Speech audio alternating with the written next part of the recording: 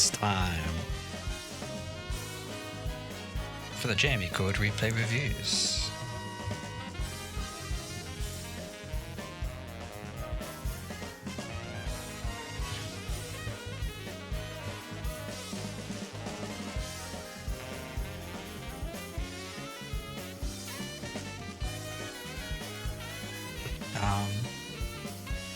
Today, we're reviewing a diamond rank Jamie player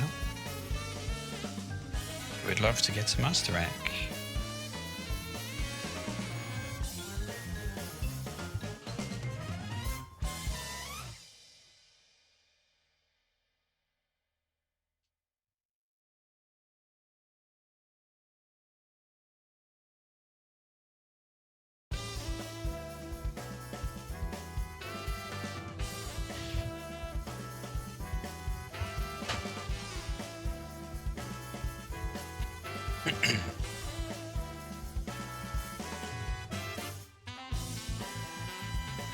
I was setting up my phone so I could read the chat because I don't have a second monitor. Anyways, I'm armed with a Yorkshire tea, so I'll jump straight into the review.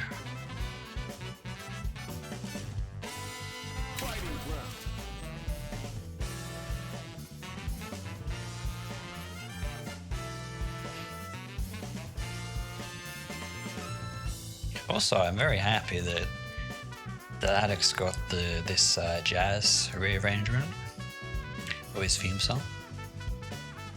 I think it's very good.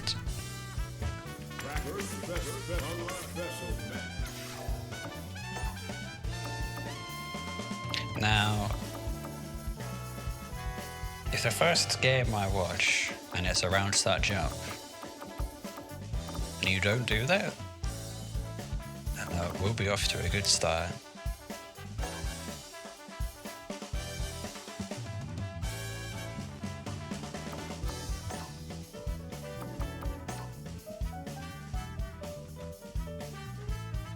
Oh, lots of Saget. Okay, the Jamiecord loves to complain about Saget.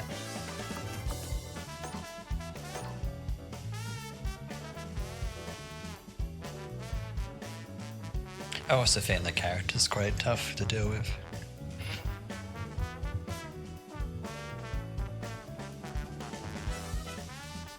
Just because of his range, you have to play a lot of mind games. You have to play very tricky to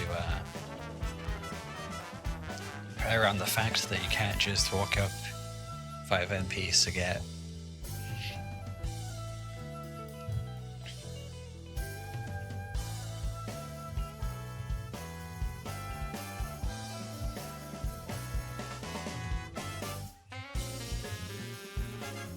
Oh yeah, the other day I found out that his wrecker is +4 in block, and he could just throw you.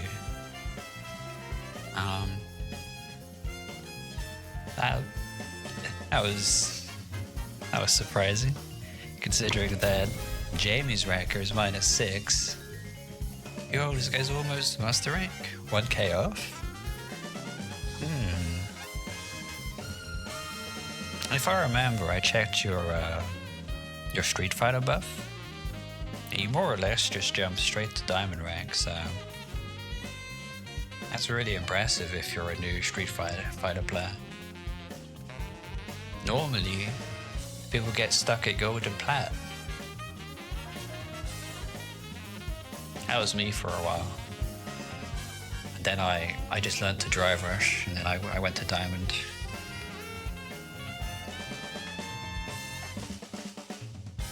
Drive Rush 2 LP is it's quite OP in diamond rank. Nobody's going to check it, which lets you force a lot of 50-50s over and over again.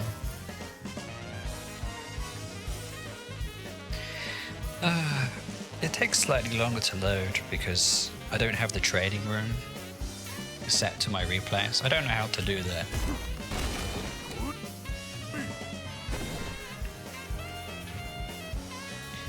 And Capcom did not make the Street Fighter 6 UI all that intuitive to work with, so I'll just have to live with it.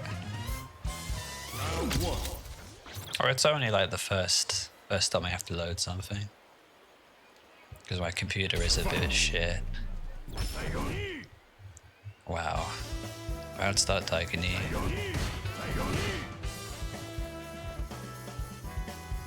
But you did block that standing up. You know, I wonder. Let's see, I want to check this. Apparently 2 HP is the answer.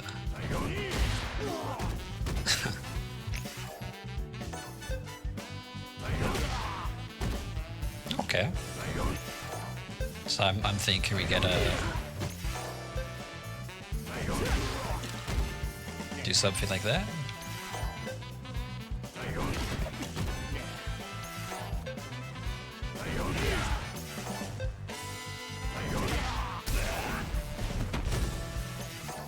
You can do this as well. You know, then go for some fancy stuff.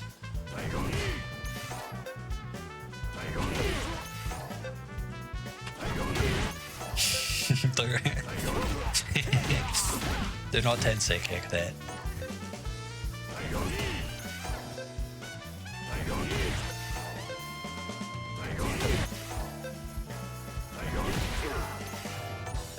That's probably going to happen a lot. Okay. So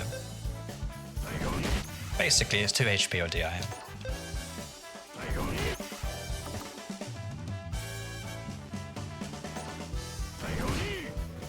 Yeah, nice block. One thing to note is that you can't just approach to get, because he could throw out some random burden and clip you, which will go into some Taikani corner carry combo, and then you'll be in the corner guessing for game. So you always want to keep your space so that you're outside of his, you know, like 2MK range, 2MP range. His standing heavy punch can't be, it's not drive rush cancelable, so you know, it's not too bad if that hits you. Okay.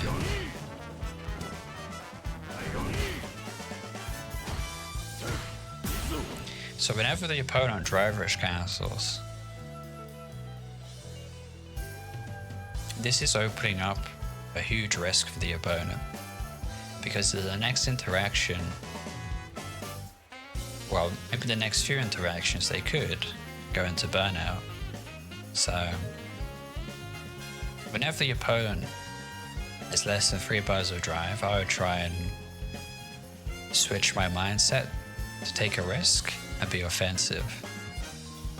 You could even dry rush cancel back and then start trading your meter with Sagat's meter.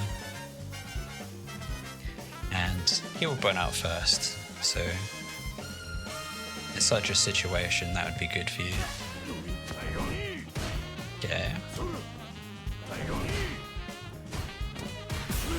Now the funny thing here was, I think he was expecting that you would block that, but it like drive rush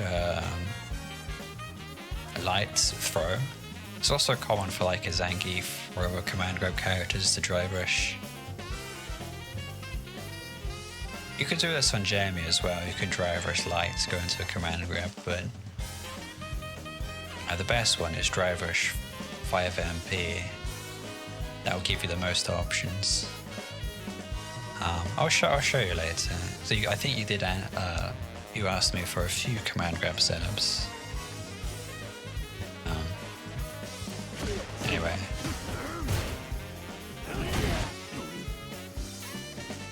So if I see a whiff throw like this, I would just back throw. I'll put Sagat in the corner. Now, that was probably the best thing you could have done there. That's unfortunate.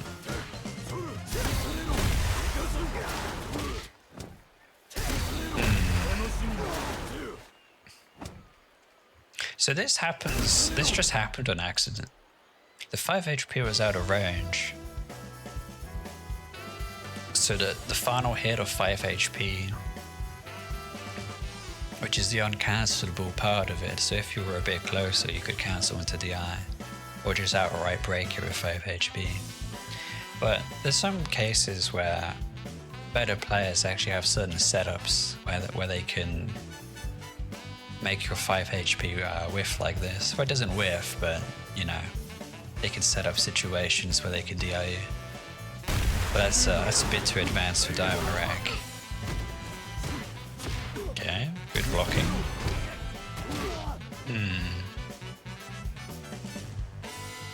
I mean, I'm not going to make a comment on you not reacting to DI because I don't react either. Because why would a good player randomly DI you? So I think it's not necessarily... Like, as you get better at the game, people won't DI you as much. So I wouldn't worry about it. Okay, on the throw.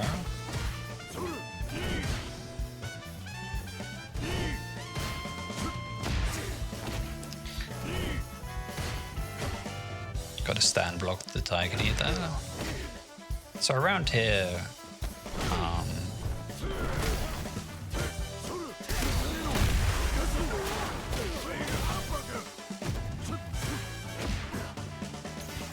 I think you had a...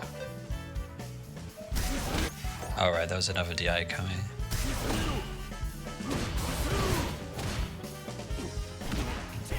I mean, sometimes you could get out that way with a driver's cancel. I rarely tell people to driver's cancel, but if you need to get it out of the corner, sometimes you just have to spend it.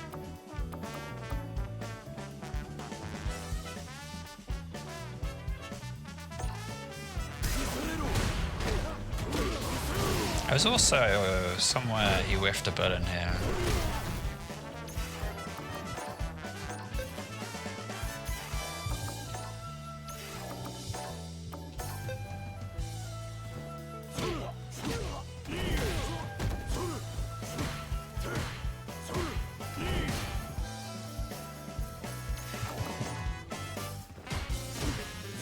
Yeah, it was there. So if you're ever really stuck on a character matchup, you can just play the character. Like I was stuck on the Gao matchup, so I played a bit of Gao. No, I think the Gao matchup is kind of easy. Not that it's mechanically any easier to deal with the fireballs, but when you know what to do, there's not too much mental stack. You know, the game's a lot easier to play.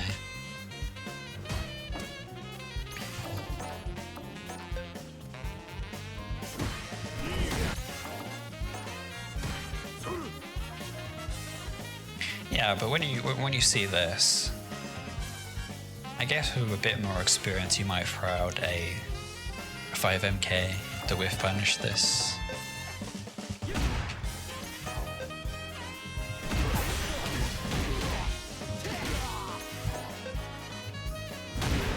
Or even better, get the...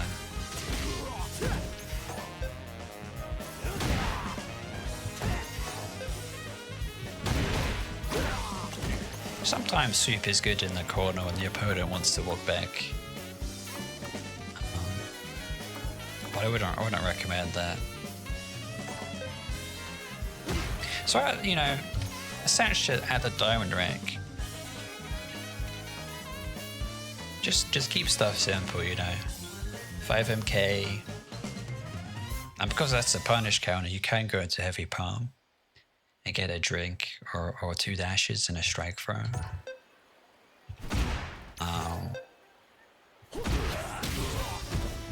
So this would have been really good. Anyway, it is one of the strengths of Sagat, is that when he's cornered you like this, there's not too much you can do outside of it guess right and perfect parry.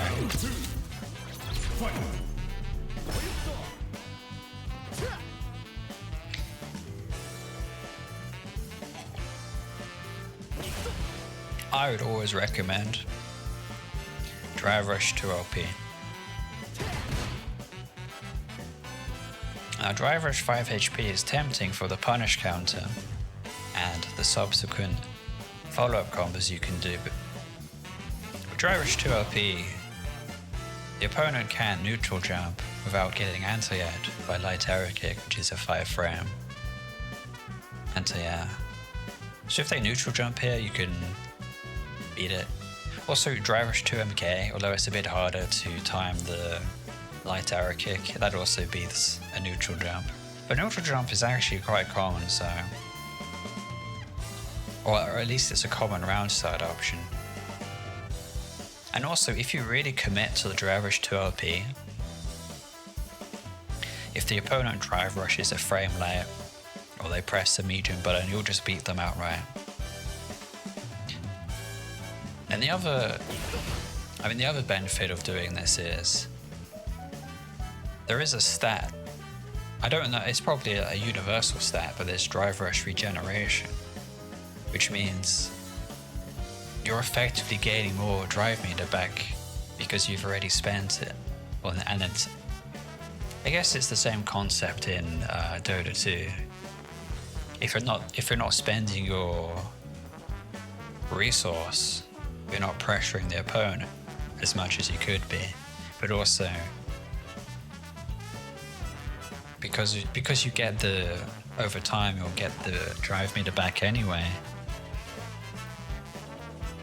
It's essentially, this is a more advanced topic, which is drive meter management, but if you can always stay between 4 and 5 bars, that's going to be the sweet spot. And obviously never go below 3 bars because you'll burn yourself out of a Drive Rush Council. That's more important with other characters, but with Jamie, you have the drinking that brings back meter on level 2, so it's one of Jamie's strengths. He can really squeeze out a lot of pressure from his drive meter and not be burnt out. Anyway. Okay, interesting choice not to back roll. It's probably the right choice in that circumstance. If Sagat is zoning you like this, you don't want to give up space.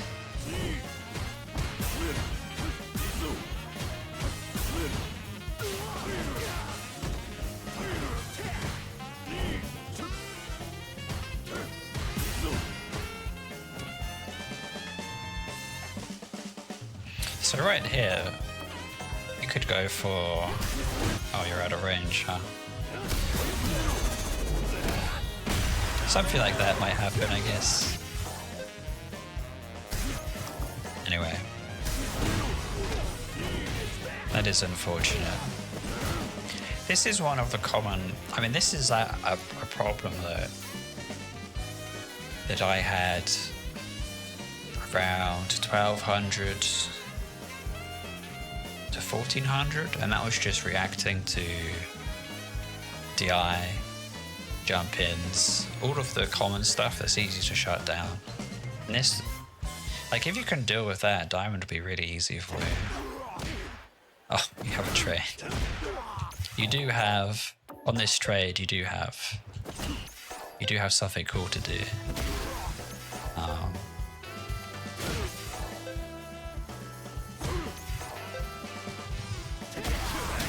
Which is this.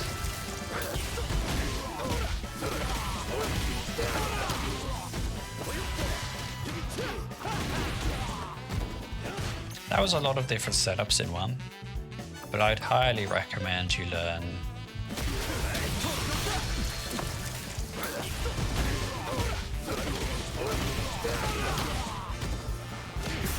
I mean, you'd probably do this at 2 thirds of the screen, where you would corner the opponent, right?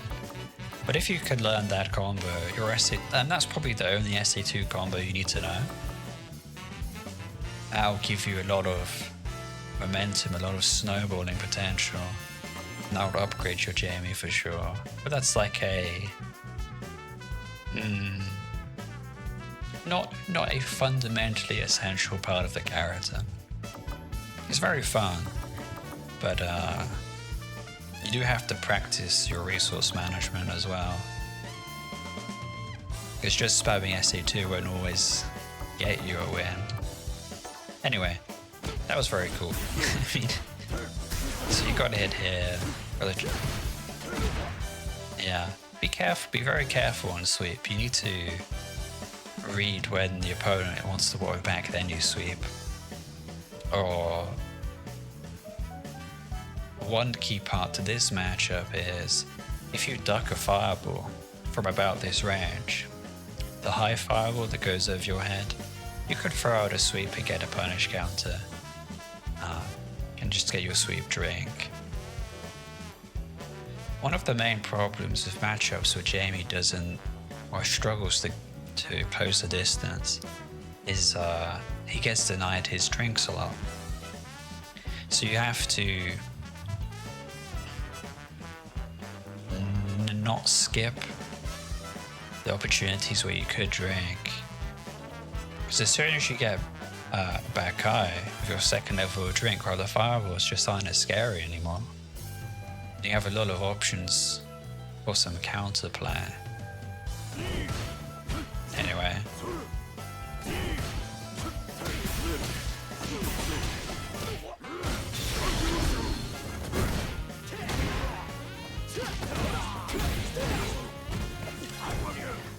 Oh wow.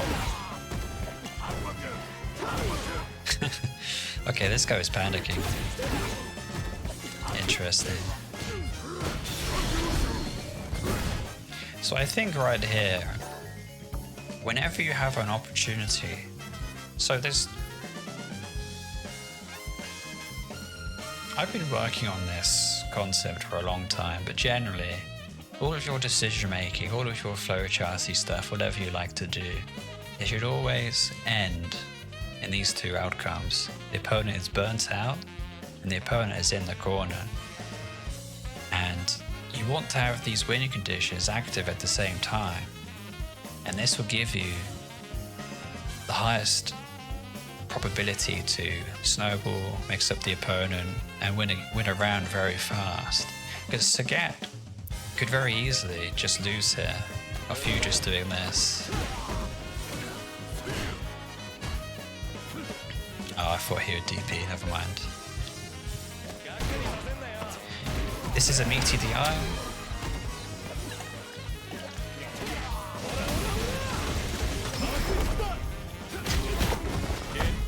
This is actually a double meaty DI. So you get the CA here, and you can DI again.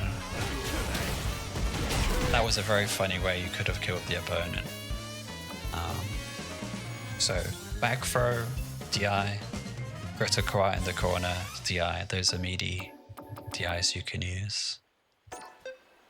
But anyway, you might do something like this and... Oh yeah, that's another very good point. Let's say you just went for the drink here.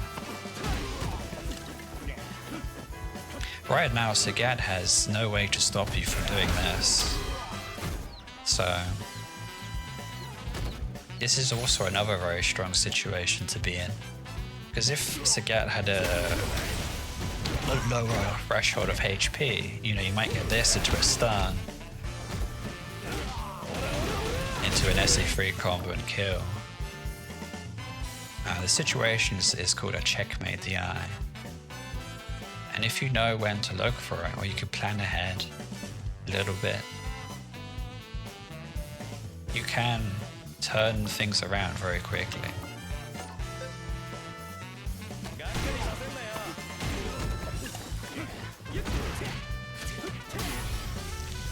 Yeah, and then you could go into safe jumps or whatever pressure. Because you don't have the resources to corner Sagat here.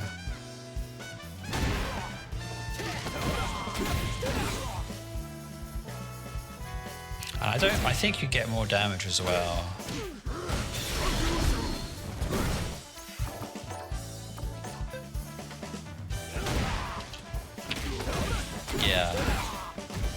So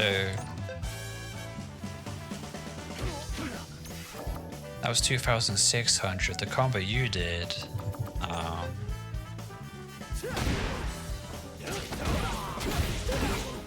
was an extra 600 damage. So learn that combo. I mean, the objectively best thing you could have done is the Shen Shao combo. It's 2,700 and a Drake. You know, and then you might get to use your dive kick stuff. Anyway, that's another important point, is that Jamie's 5 HP and target combo destroyed the damage scaling. So when you want to deal damage, you want to avoid using 5 HP and target combo, like drive rush cancelling into them. With the exception of the opponent is like a 30% HP and a critical roll to kill them outright. So you would do the drive rush 5 HP stuff or building resource, which is, it's very good to know that. Okay. So the other important thing to mention is with the back throw, the opponent doesn't have the space to walk back and they're burnt out. So they can't really throw fireballs at you. And if they get jumped in on, they're going to take huge combo damage. Because if your opponent's in the corner, you have some very high damage combo rounds. So whenever possible, throw your opponent into the corner if they're burnt out. And don't play neutral against Sagat or a character that's hard to deal with. In some cases, you actually don't even drink. That's more of a player preference, though. Generally, keeping the distance close is going to be what Jamie wants. But unlike Guile, Sagat does have more range, so it's not. It's one of the harder matchups. He has a fireball and he has good buttons, so you know, what are you gonna do? You were very lucky that wasn't burnout. Okay. Now, when you're on 3 bars or less of drive meter, I would consider holding parry. So around here, I'd be like, oh no, I don't want to get burnt out. You can just hold parry here.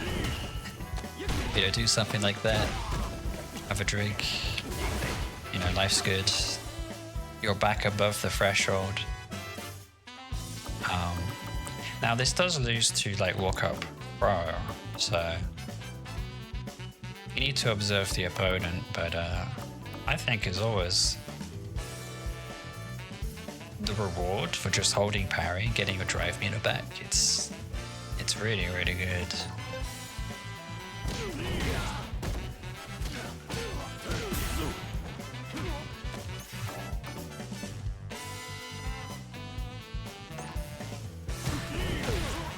Oh, you went for a sweep there, huh? Oh, this is a very good play, so... But you did it for the wrong reasons. So right here, around this spacing, this is a good sweep. If you were against a character with a dive kick, like if this was a dive kick, you would side swap with them. So you cover multiple options. You hit them if they walk back, and if they do a dive kick, you'll side swap. And taking a risk to side swap in the corner like this is a huge shift in the momentum of the match. Because if you're cornered, you could very, very easily lose, you know, to throw loops. So, yeah. Try not to manually time stuff, but in this case, I guess it's fine. Okay. That was a good try.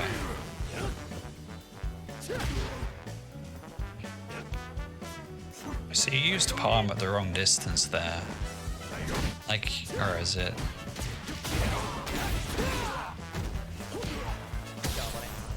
So right here you walk back. Now Sagat's like, wow, I'm just gonna throw out a fireball because it's free. There's no risk. Okay, or is it here? But if you're here, I highly recommend against Sagat just doing a light palm. You know, just doing this. And if you space it well, you're plus. So you could just do like this into...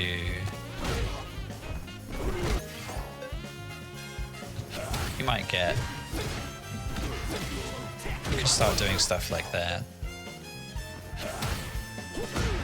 That is very effective against low ranks.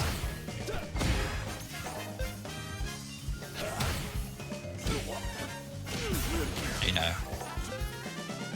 Or it's this 5MK medium punch wrecker. You can just keep looping this to get punish counters. But if you get the wrecker knockdown, make sure you whiff a 5LK like this.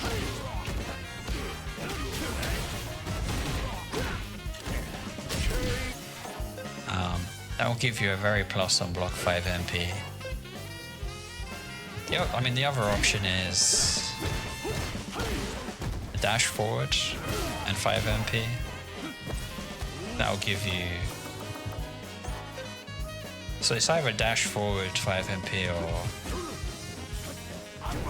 just with a 5 LK and 5 MP after a record knockdown in the corner. And that's a very easy way to continue your pressure. I mean, the other problem, which is not really your fault, but it's just the nature of the matchup, is that you need to have at least one drink in, ideally within the first 10 seconds of the match. That's like a generic goal for, is this going to be a hard round or an easy round? And if you want to do some training, just don't drink at all and don't drive rush. Then your neutral will get really good after like a month or two. I called that sober Jamie because my neutral was dog shit. Anyway, I put on those training weights as sober Jamie, and there's also some other gimmicky stuff that you can only do at drink level 0, but it's not. I mean, I'm not going to teach that to you because it won't help you improve as fast as the other more important stuff. Anyway, so light palms are good in this matchup if you use them at the right range. Okay, I guess wrong on the driver's cancel.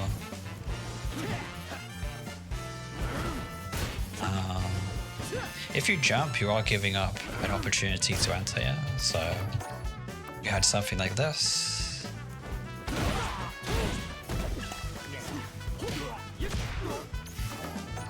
It's really important to get your drinks in, especially at drink level 0. I mean, this was also a good... I mean, things just didn't work out, did they?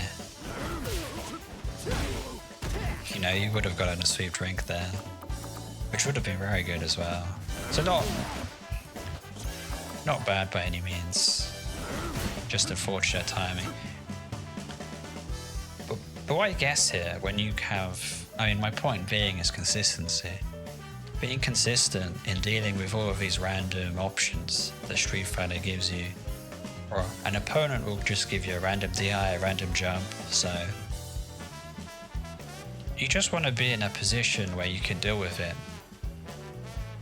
You have the best option, or the best counter option to all of the common moves. So when you jump, you limit your options. But such risks are necessary. I think it's completely fine to do crazy risky stuff if you're at drink level 0. Spending 50% of your health for one drink, worth it.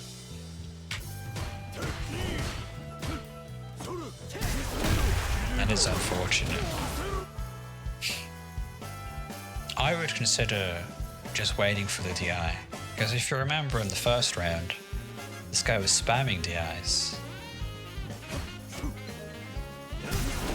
So I'd be using 5 medium, standing kick, 5 HK, and just waiting for a DI. Okay.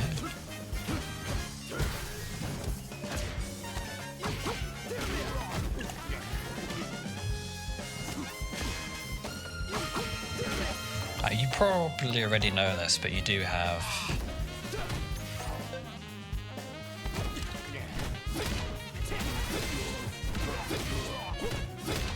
you can do this as well. This is really hard for the opponent to deal with at Diamond rank. You also have DI as well.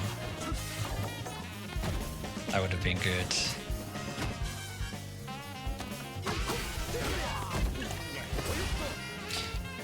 Oh.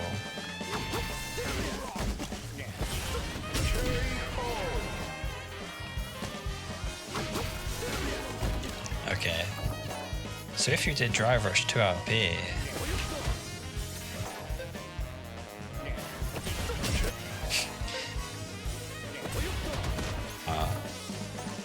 what's the timing?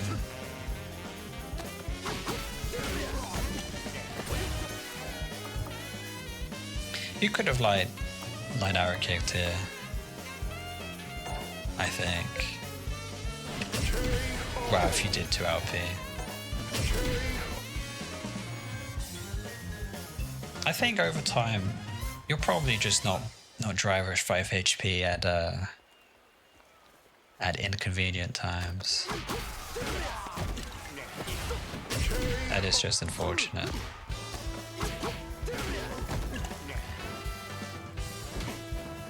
So right here, there's another cheap tactic you can do, and this will get you to master very quickly.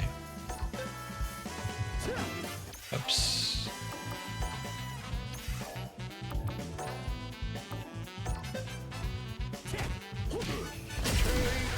Is you just do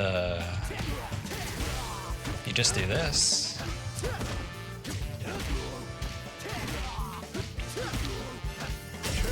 Now, when you use 5 HP, 2 LP, and you just loop that, you're basically asking the opponent, can you do a motion input?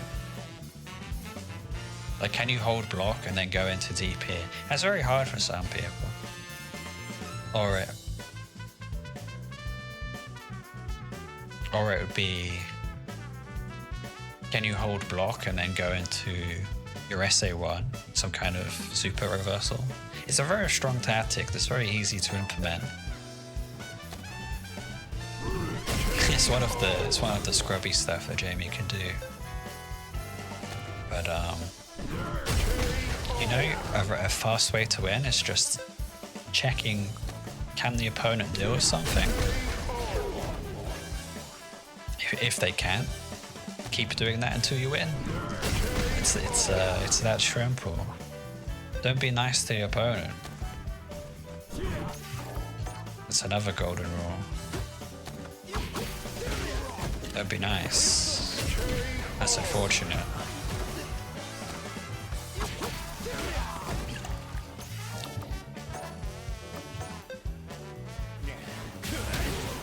You do have some more advanced stuff here, actually. Wait, time it right. There we go.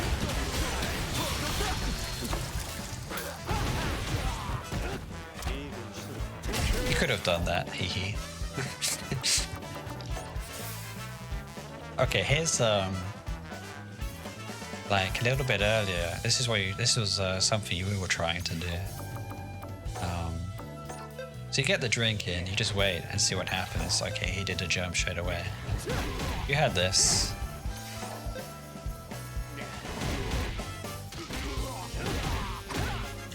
Or you could have kept it simple, you know. I do have to time this. This would have been really good to see as well.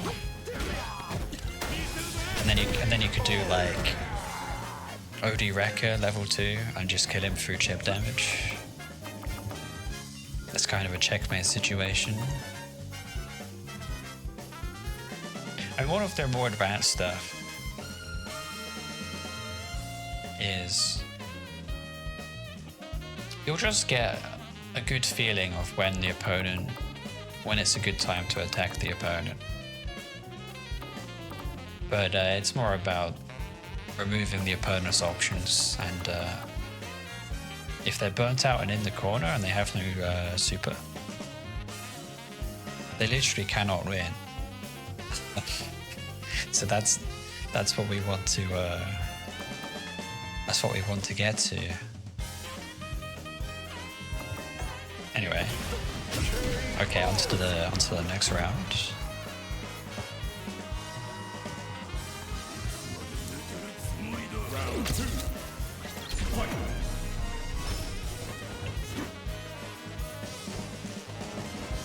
What is this?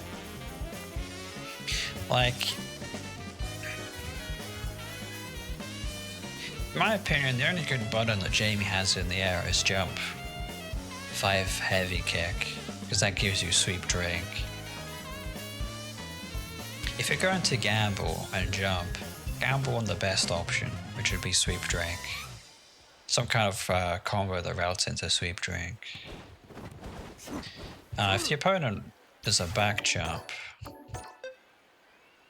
that is a free drink as well. So if the opponent is not willingly approaching you, sit back full screen and get your drinks in. The counterplay to this is just the opponent throwing out fireballs. But there isn't much discipline at ranks below Master, so you can, there will be a lot of gaps where you can just drink away. You can get to drink level 4 very quickly without being punished for it, if you deliberately look for it, which is a skill in and of itself. I lost a lot of games drinking too much. Now I have a good sense of when I can do it, and it's like, oh, I could squeeze in a drink here, or it's very important for Jamie, considering how much benefit he gets from leveling up. Anyway.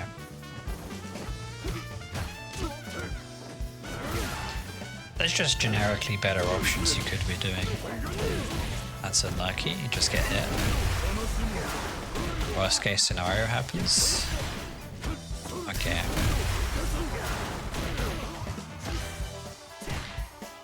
So, before you make any decisions where you're spending a resource, look at the resources on the screen. Would I go into burnout if I driver's cancel? If I use SA3, would it burn out or kill the opponent? In this case, you probably panicked and you driver's cancelled.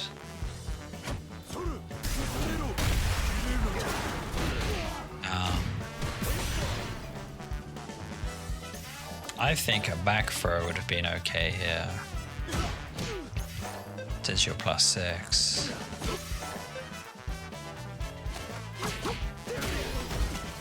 And now the match is instantly a lot easier. So whenever you risk a driver's cancel, you almost always have to go for a throw and get the throw drink.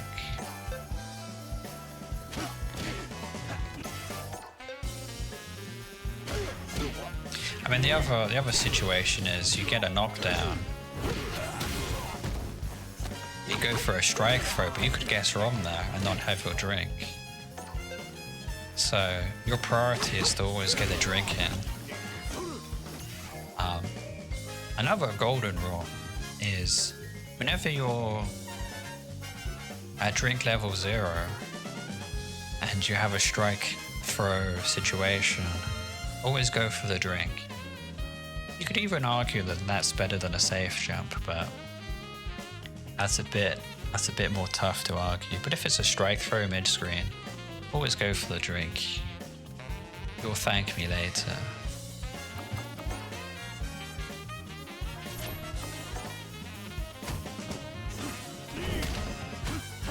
Now, I mean, if the Sagat had a better combo here, he probably would have just been dead to SA3. I mean, this is the annoying part of Sagat, but you just gotta... I guess no, like, he like whiffs lots of times there. Unfortunate. Okay. You just gotta know when to press buttons, which is... I mean, it's not an easy thing to do.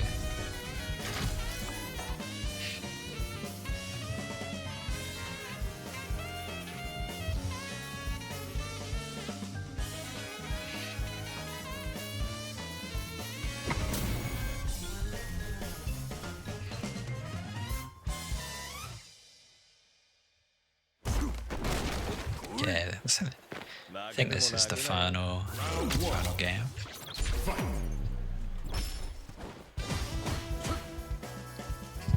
So the mistake here, this is like the impossible answer here. Which side will you land? I don't know, it's ambiguous. If I light arrow kick, it will whiff and I'll get hit. So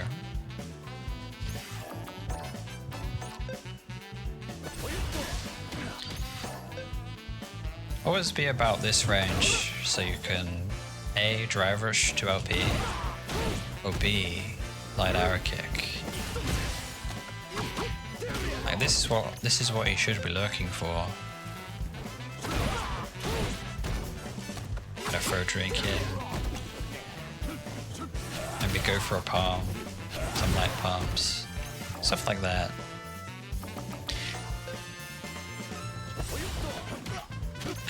I mean, you can sometimes that's a bit harder to do there because you have to react to the side swap. Anyway, so I mean, your other option, I think, just keep walking forward.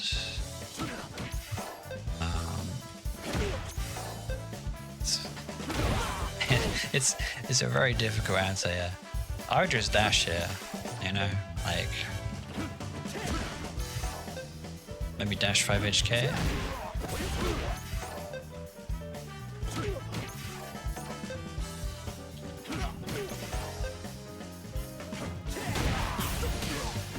This would have been okay as well. I've seen Narrow, the rank, what is it? He's like rank 1 or rank 2 in Japan for Jamie. He'll do that combo. Going for the record drink is another excellent way to get your drinks in. So risk, you will get the drink.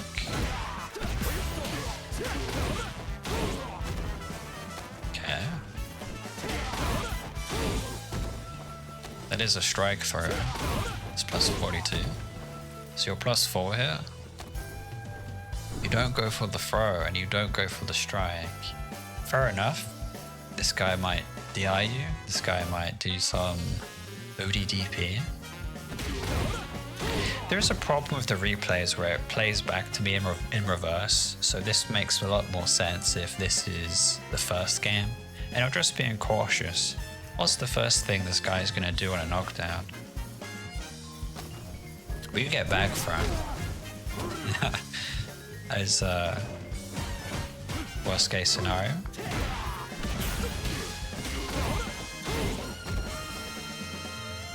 So make sure you actually commit here to a decision. Like if you do nothing, like if you want to do nothing. Oh right, you can't walk back. I just remembered.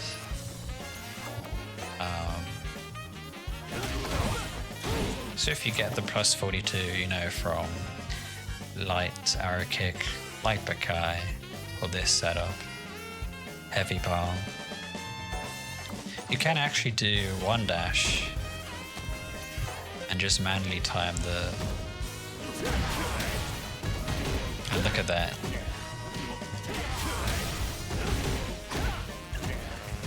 And then you do whatever you want. You can snowball the game off of that and win. Anyway, I personally still stick to the 2 dashes because it's easy. I can autopilot it. But if you want to practice doing 1 dash and then just walking up in the throwing, technically that would beat the wake up throw. But not too many players, even at high ranks, bother with that. I haven't seen them do it. That was an okay sweep. I would do that. It's only a bad sweep if you get punish counters or DI'd or something. Or the opponent blocks it. Unfortunate. So the other problem is, because you don't have target combo, it's quite hard for you to fight back. Because you could throw out some 5 LPs and try and go into target combo, light arrow kick. That's a very good way to get your drinks in as well. Ooh. Ooh. Okay. It's going so well. So.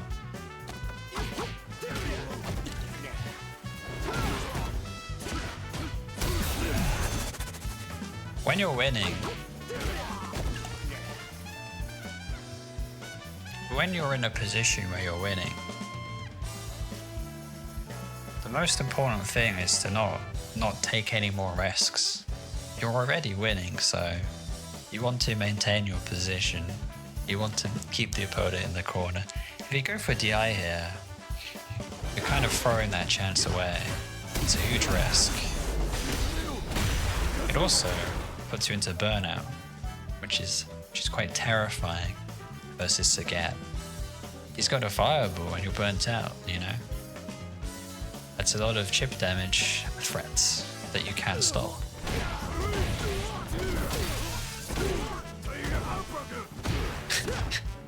Okay, this guy's dropped a lot of combos. Now here's the interesting thing, can you kill here?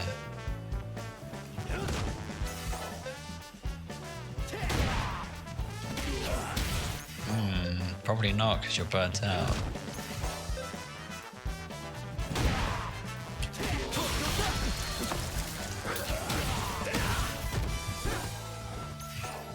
Ah, it's tough. And I guess you could do that.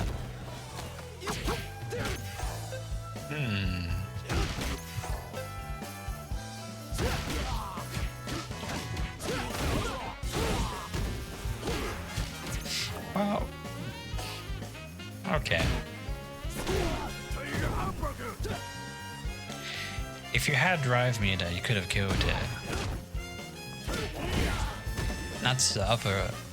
So I like to think of it as you never want to be in burnout because you want to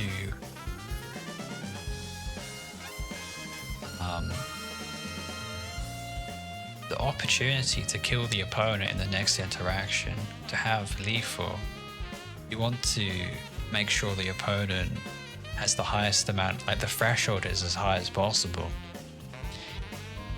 The opponent would have to have like 20% HP in order for you to kill them if you're burnt out. But if you have Drive Rush, you know, that could be 50%, 60% and you could kill them, especially with SA3. So saving a drive meter where you can is going to be very important for removing the amount of interactions it takes to win, and thereby reducing the risk. Okay, I think you do have a light arrow kick here.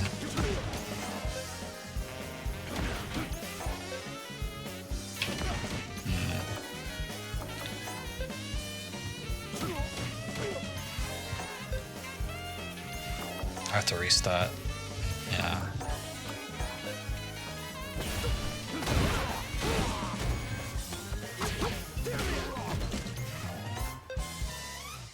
I mean, the other outcome is they hold back and they get hit by the drive rush to MK. I should probably write that down. Essentially, there's a very strong round opening where you drive rush cancel to MK, go into the Shen Shao combo, and that ends with a sweep drink in the corner. So it's a mix up in the corner at round start, and you have one drink. You've unlocked one win condition straight away, and you've got a drink in, so it's probably like a perfect outcome for a round start anyway.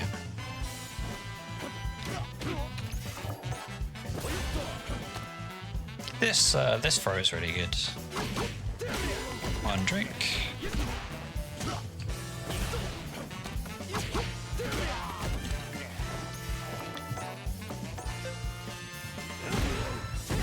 I think you missed the 5HK here.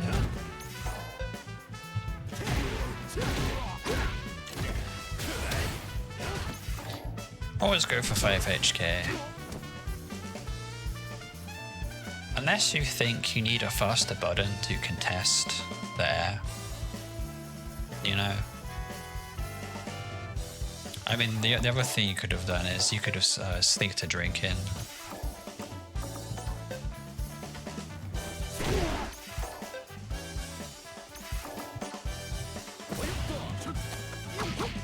You could have sneaked a drink in. Yeah. When you land, get a drink in. Unfortunate you walked into that.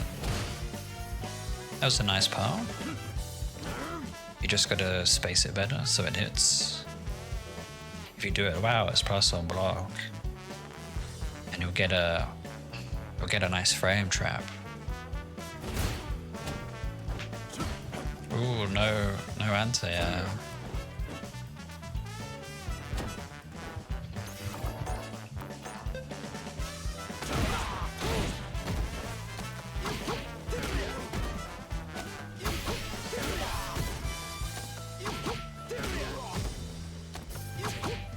You could have just won the game from doing that. Anti-airs, and this is why jumping is a huge risk in this game. And you have to plan it out carefully. Because you get a strike throw here and they're in the corner. They could lose the game off of that straight away. Okay. A gamble on the sweep almost paid off.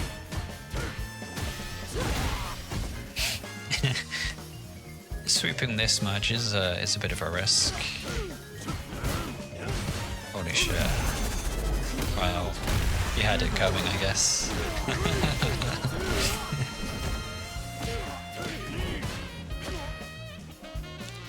If you can hide your drive impacts, hide the intent behind when you're going to do it, they'll hit a lot more often.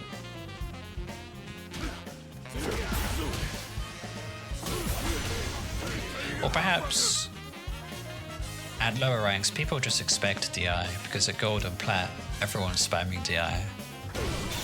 So they expect that option a bit more. Let's say a master rank player. Okay. Unfortunate. SA3 is a thing in the game. You have 50% less HP at all times for random SA3.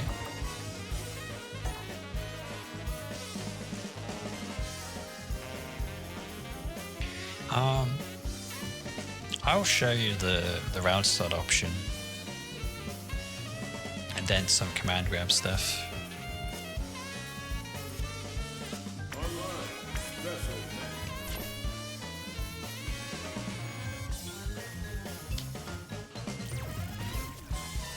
Or I'll give you a flowchart actually, like my generic flowchart that I was doing in Diamond. Actually, I haven't changed.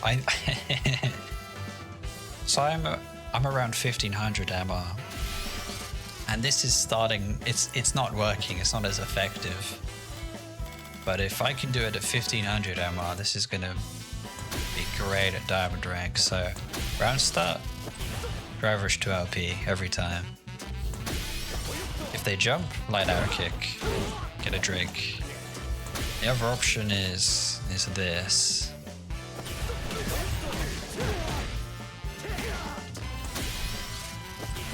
And hopefully your computer doesn't lag when you go for this. Look at that. It's like 5 or 6 seconds in, and now they're in the corner guessing, so this might happen.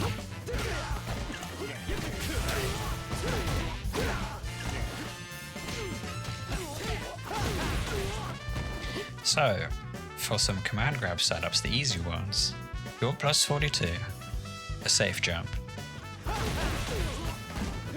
You can whiff a 2 HP and be plus 7, so you have this.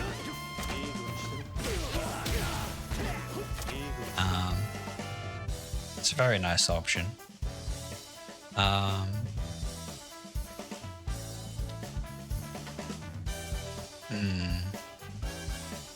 The other command grab setups are you can whiff a 5 MP and you're plus 17, and that gives you enough time to go for 5 MP, a driver's 5 MP, or oops.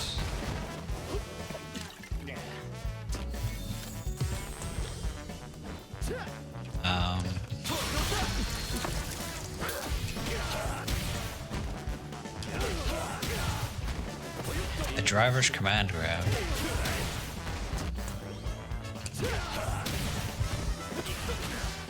I actually made a guide on this. On all of this different corner pressure that you can do. It's called the Jamie Blender guide. And I just put together a bunch of small videos of different setups you can do with command grab. I mean, another one that's quite good that I was testing out was Zodi Palm. And you're plus 8, plus 9. There we go. You can also do that off of DI.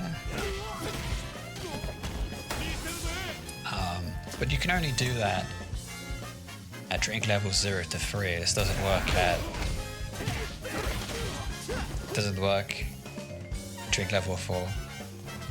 That's just one of the many gimmicks of Jamie you'll have to play around.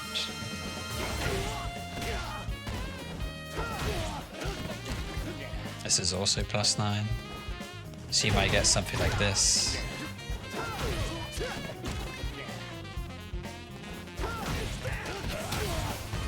This is plus 37, which means you can go for a throw. Plus 18 is the perfect timing for a driver's command grab. If you happen to get light or medium palm, you can whiff a 2 MP and be plus 16. The benefit of plus 16 is that you can have a meaty throw.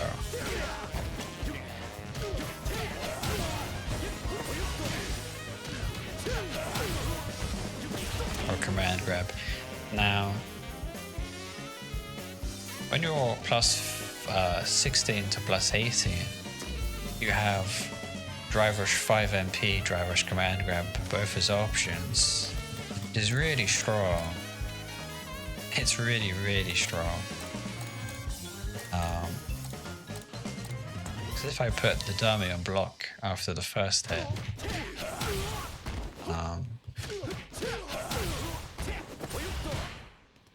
you're plus 6. So you get a double command grab essentially. It's a double mix-up. So you can do that.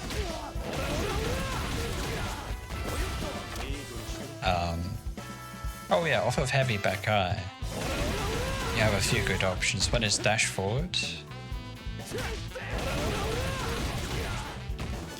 You'll be plus 15. So you'll get Now this will happen a lot in Diamond Rank, by the way.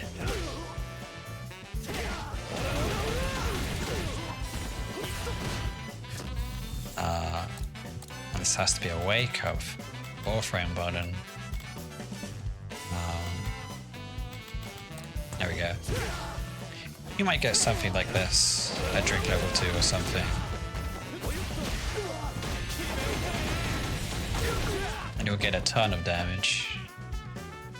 You can also do that. Oh no.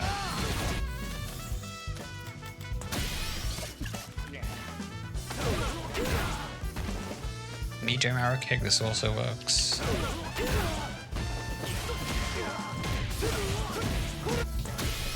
Yeah, it's some cheeky stuff you can do. There's also this. I wouldn't recommend it though. If you're +4, you can medium arrow kick.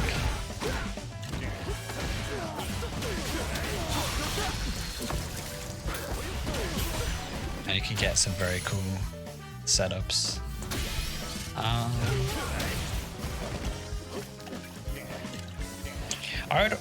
When it comes to command grabs, I would almost never use the OD command grab. It's kind of a waste of meter. It doesn't really serve much of a purpose other than to troll the opponent.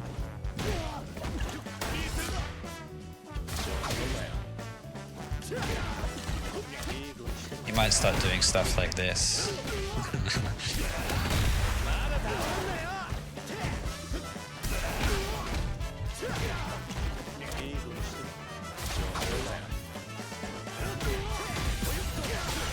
You can look cool, that's about it, but you have better options for damage. OD command grab is not the way. Like, I'd much rather just do this for damage.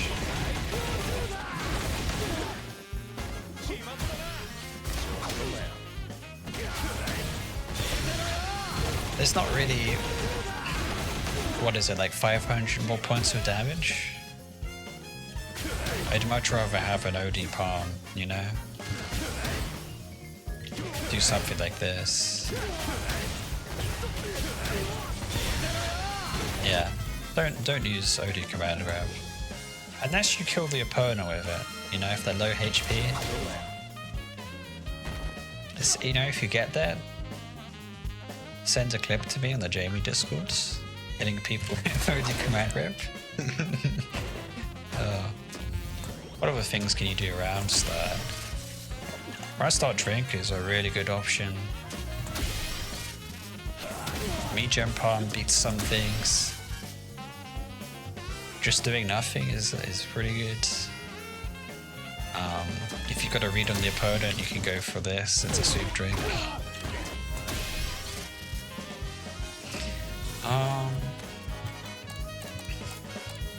There is another thing around start. If you want to experiment with level 2 a bit more, you can do this. But on block, if you go into SA2, you're +15, which means you can go for some interesting setups.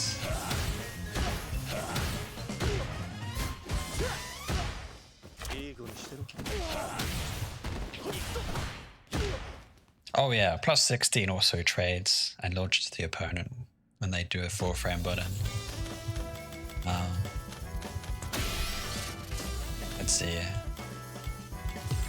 So this might bait out a reversal. They might drive reversal here, and then you just 2 MP light arrow kick. You can go for a command grab. Oh, that also trades as well.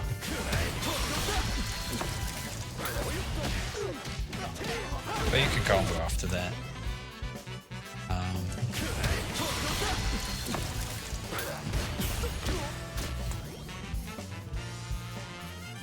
Yeah, you can go for a driver's command grab.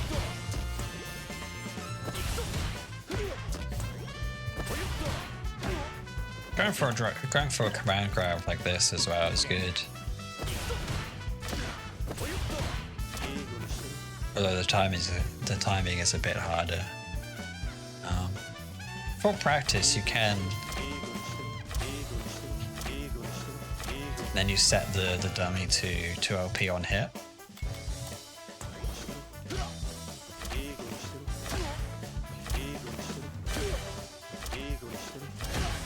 This does work.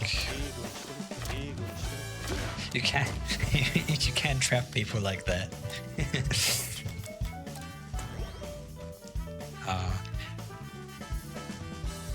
There is a I have a playlist where I have these advanced combo trials that I made up or katas just for level 2, and there is a use case for that where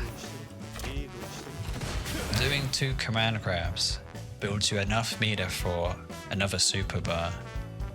But yeah, I would not recommend doing 2 in a row. But here's the thing though, if I was to do a command grab twice every time, normally people get hit by the command grab and like, okay, I'm getting comboed.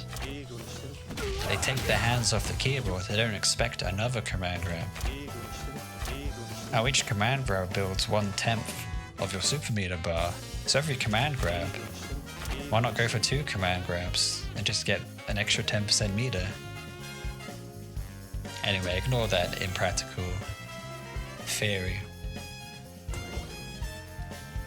Yeah, I mean round start, you're probably just looking for this, or you know, just walk back, look for a good punish.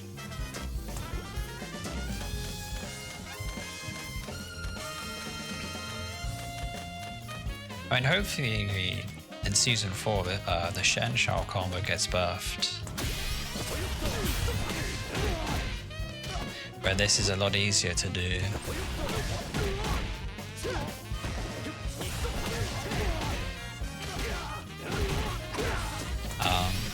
I'll probably make a guide on that. It's actually not as hard as it seems. A lot of people worry about all of the different options that you can get. You can get a safe jump. So you might get a... I'll try and do it for you. It's the bread jump. There we go. This is plus 42. So if you happen to mess this up, although messing it up deliberately,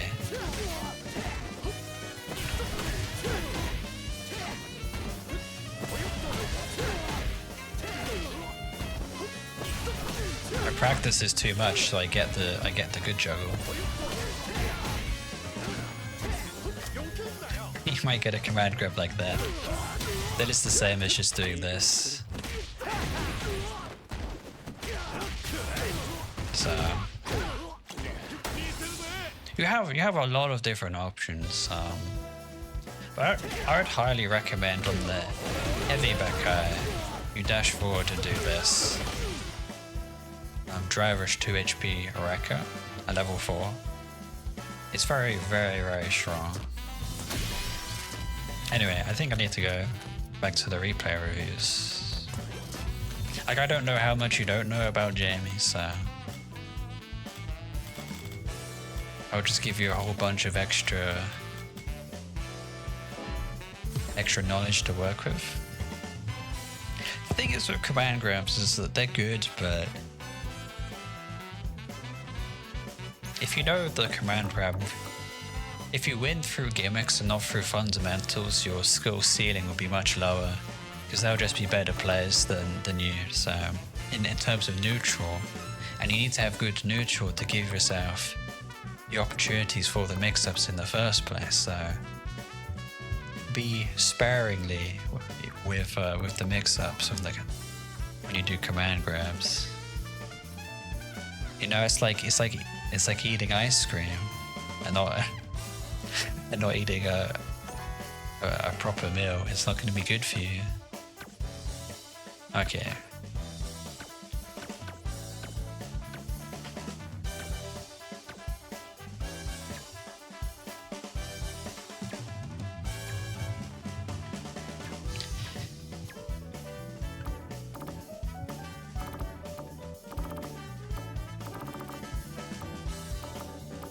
Oh well.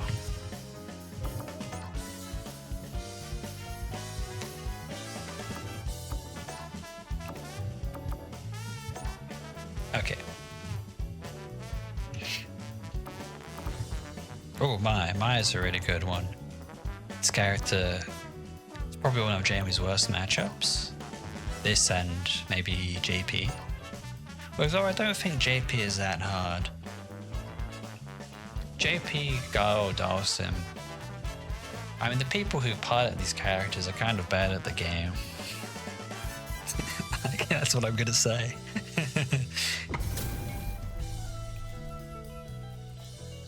It was the same argument I was making with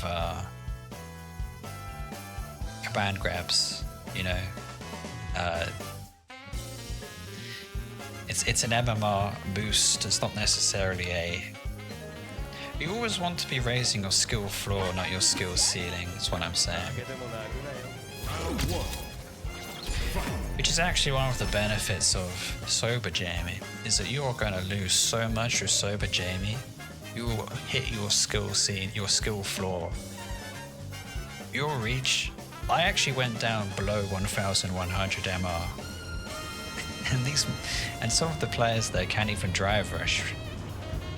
Maybe they got a new controller, you know, they swapped to a different type of controller or something. Maybe they're just having fun, you know, they don't care about ranked. Anyway. Okay, love to see it, drive rush. I'm gonna start drive rush.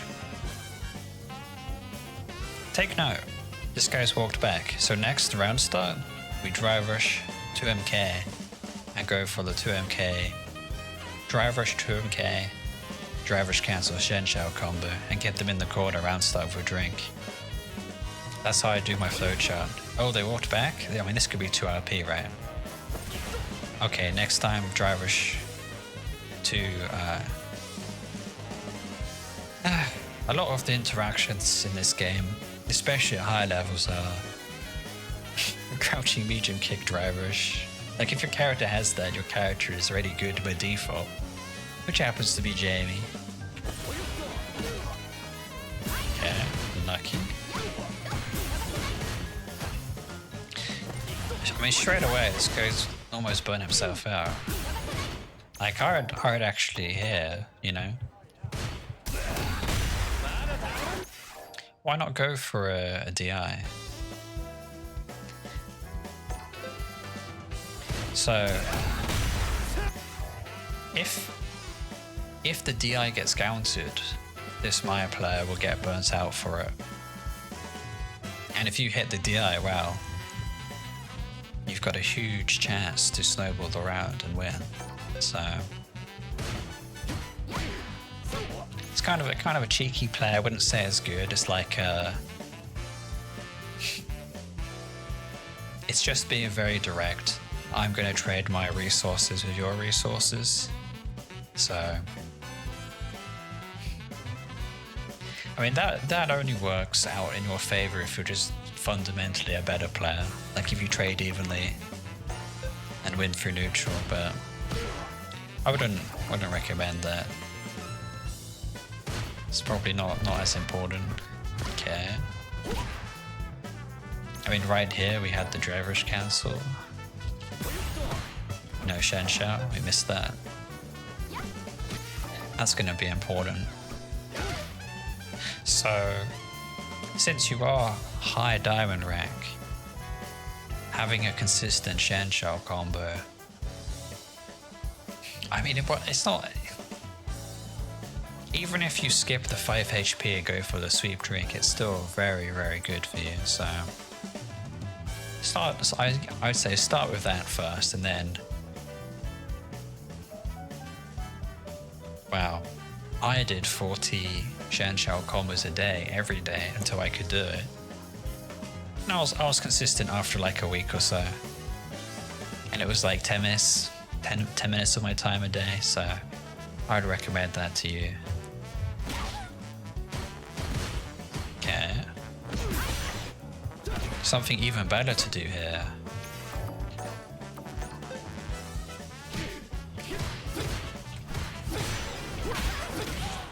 then we do this.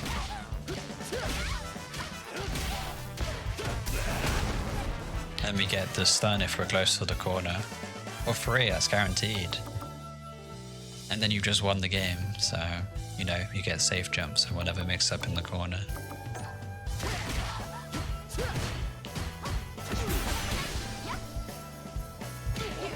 Another trick to 5 HP is block 2 light attacks and then 5 HP. That will counter hit a lot of generic pressure for you. Okay. Holy shit. Walk up overhead.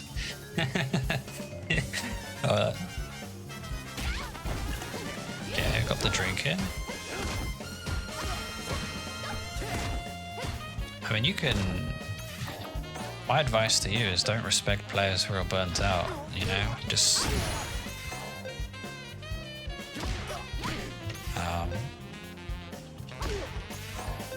So you could do stuff like this. Ideally, you want to be like looking for target combo. Here's another cheap frame trap you can do.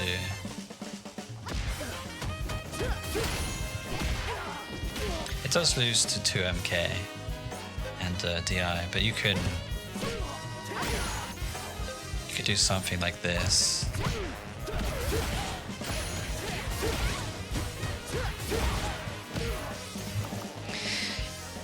It beats players who are mashing light attacks, apart from Ken. Ken can hit. For some reason, his light kick, his 5 out K goes really far. A bit like Sigad, I suppose.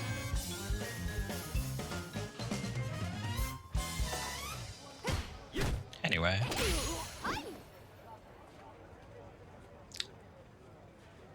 So Mai burnt herself out once. Unfortunately... Yeah. Okay.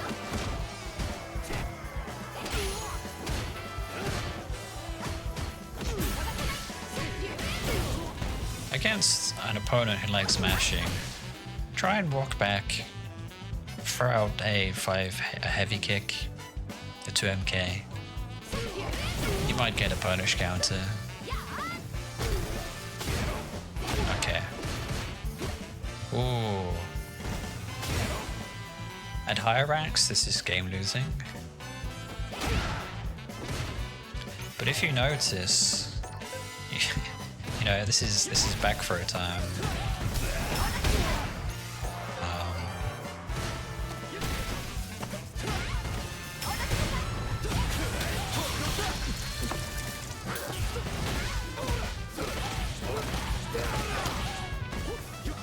And then you can do a command grab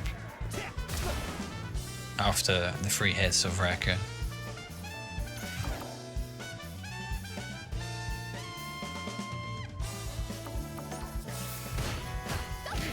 I do have a lot of clips on my Twitch actually of me doing that setup. I would highly recommend it to you.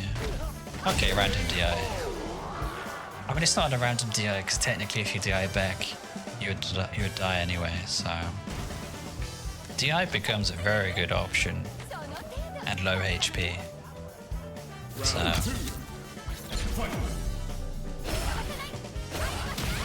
Okay, we drink here.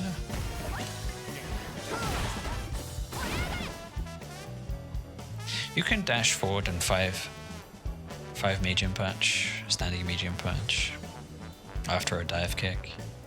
What do you do here? No drink. Yikes, can't miss the drinks.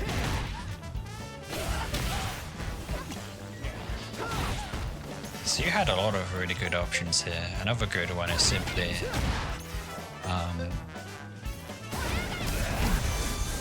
holy shit.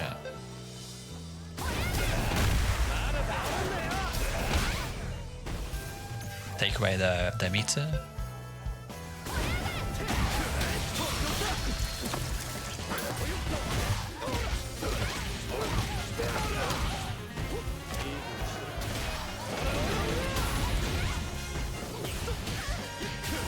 Something like that.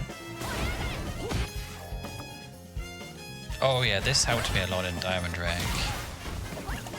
Is that whenever you get a free punish counter, always just do this. Always go for this combo.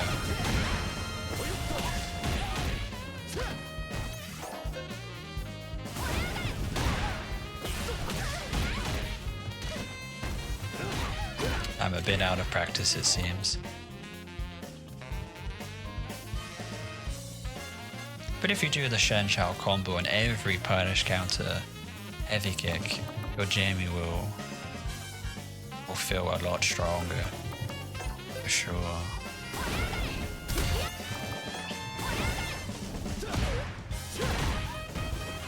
I mean, 5 MP does, on the counter hit, does link into Sweep Drink. You just missed it there.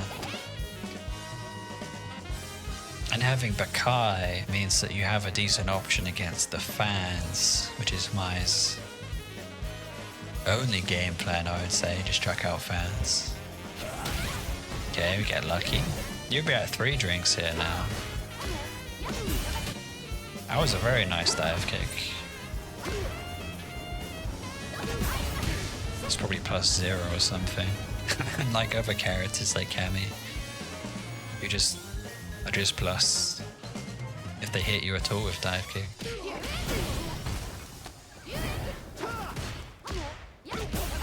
That's just lucky, he walked back. I wonder if he just...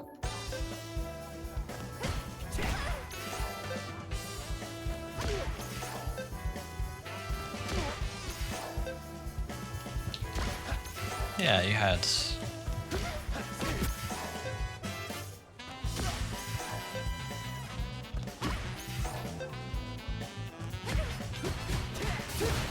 Maybe you could have started. I don't know. There's not too much you could have done there, unfortunately. I would be looking for target combo into safe jump.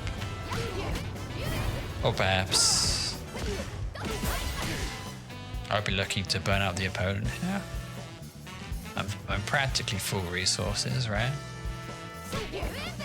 Like driver's cancelling here to burn out the opponent. Okay. Guess strong on the strike throw.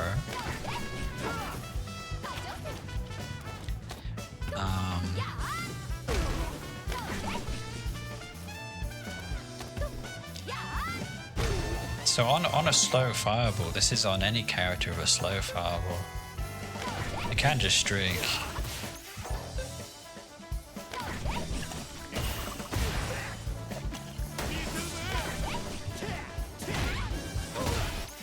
Yeah. It's the fast fireballs that actually stop you from drinking. If the opponent throws out anything, like Ed has to do like a wind up before throwing out the fireball. If anything like that happens, you can drink full screen. You don't have to risk anything, you know, like getting hit. I'd also recommend, I mean with my, generically you should never be jumping fireballs, just parry. Parry every fireball. Another good training exercise to do is to, instead of parrying the fireballs, you try and perfect parry the fireballs. Dry rush 5 HP. You dry rush 5 HP the fireballs.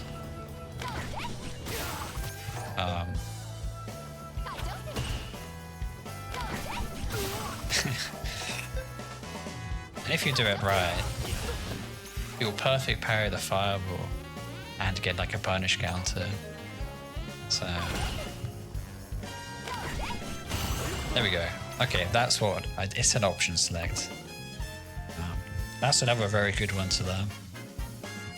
If the opponent just throws out fireballs, you can do that and you'll shut down their game plan. Which might happen at Diamond Rank. There might be a fireball enjoyer. Anyway.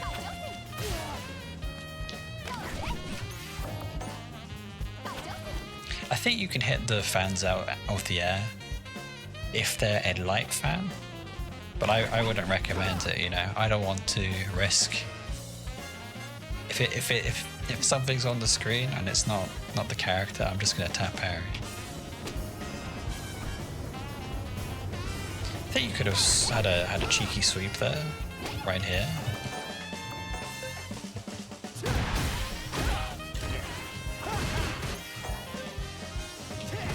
Possibly a 5 HK. Wow.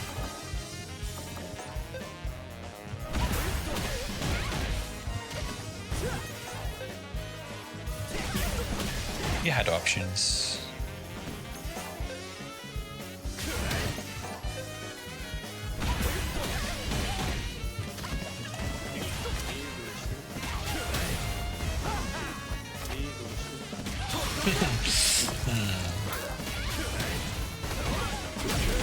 After that heavy arrow kick, grab into command grab. Yeah. Anyways.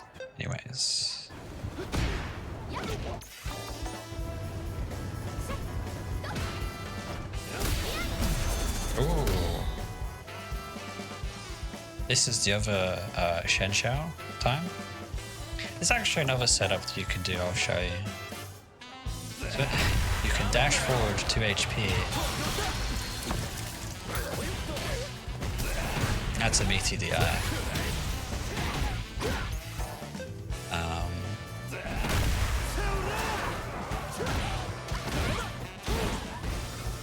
That's useful in the corner, although it's very hard to do. I got lucky though.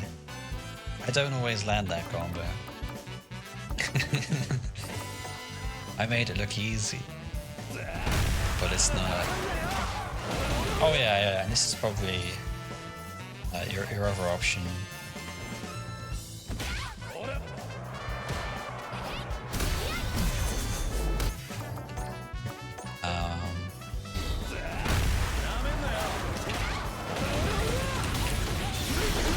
I think this is burnout. I'm not sure.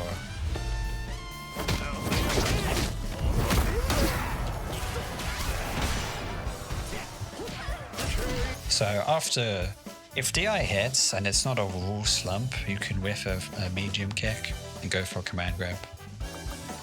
Anyway. You know, you could do like a DI setup or a safe jump with SA3.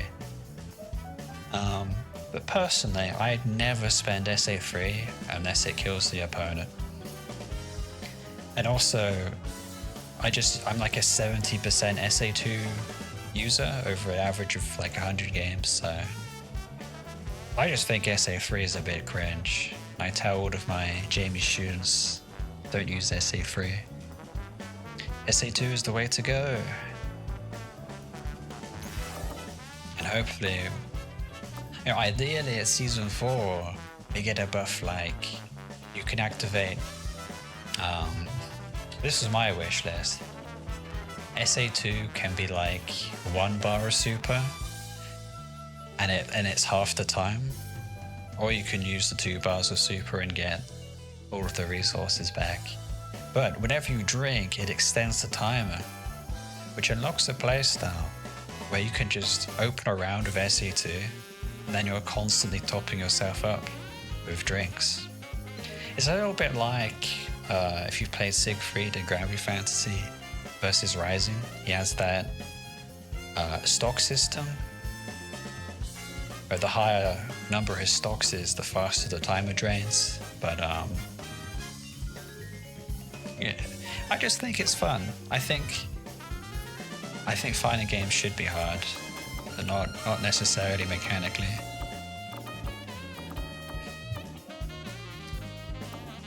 Like, fighting games should be mechanically fun to like do the inputs and stuff, but not to the point of alienating players who can't do a DP input. Oh fucking hell. Oh hey, how's it going? Harriet. Okay, well. It would be very nice, Capcom, if we had a... Are you sure? Are you sure you want to quit the...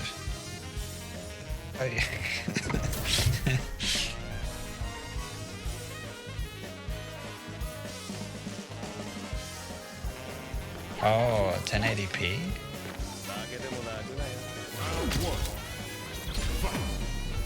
Can you... Okay. Is there not a setting on Steam? Not Steam. You know, on YouTube, right, you can just set the quality to be lower. Or is it the case that...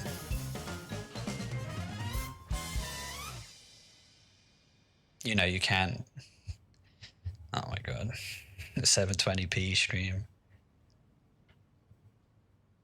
I'm not sure I can just change that on the fly. You know, when it comes to OBS, I'm a complete noob.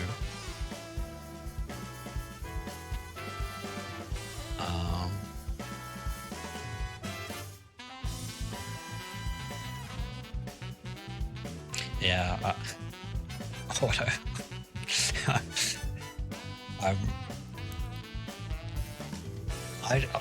I mean, I could stop the stream and then restart OBS at 720p. But I'm on a bit of a roll here. I'm in the flow, so yeah, I'm not gonna stop. I gotta spread the command grab setup knowledge. You know, imagine if Bolt Strike starts using my command grab setups and he starts winning Saltman League. You know, he gets into the Capcom Cup. Wouldn't that be cool? And he goes, I wouldn't have done it.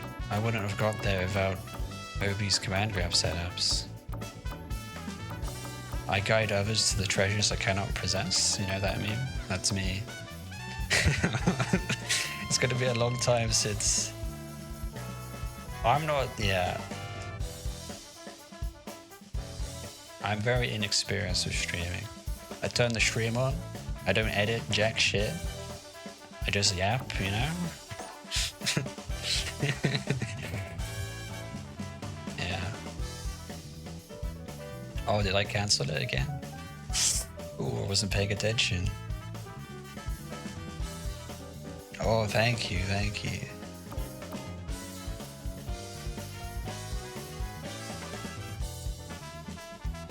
Warframe startup.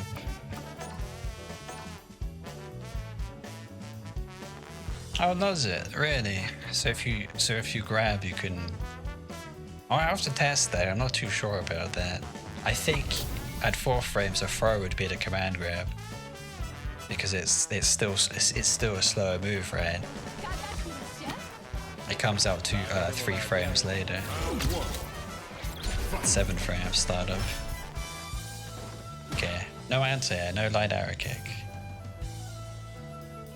Now, basically, if you can light arrow kick, if you shut down the opponent's forward jumping options, they have 50% less HP.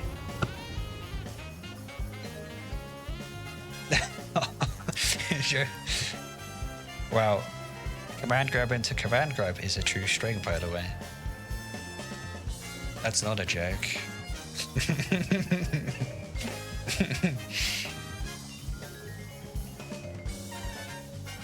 I've done like, I'm not joking, there was a Marissa player. I did that command grab loop like 10 times in a row.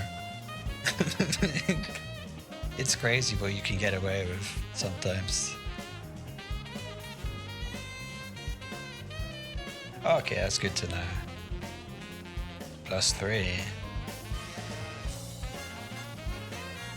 Well, that's drive rush 2 MP on block. That's +3.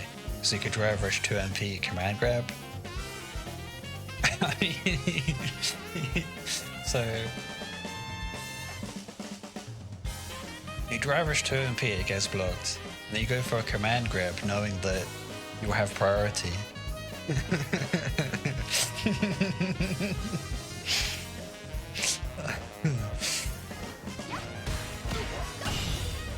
Okay, alright.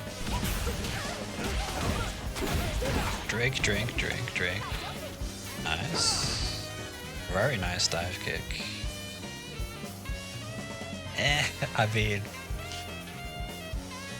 of course, yeah, of course he'll lose the jab, but it is what it is. We go with the flow, roll with the punches. If the command grab whiffs, they just read it. Okay. You know, sometimes another of my personal rules is one DP around. No, not around, a game. Right? At least show the opponent you're willing to do a wake up ODDP. Like just one, like maybe in the first round, and then never do it again. Just to throw off the opponent. So that they don't walk up throw you, show them they like throw loop you. Ooh, Shen Shao, you missed it. Like even if you don't get it, you know, second best option.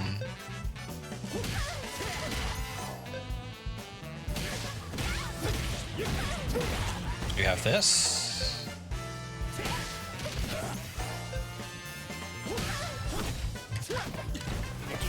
That's a midi throw, by the way. Or you could do heavy palm and drink. You have a few different options. The warning reversal, yeah.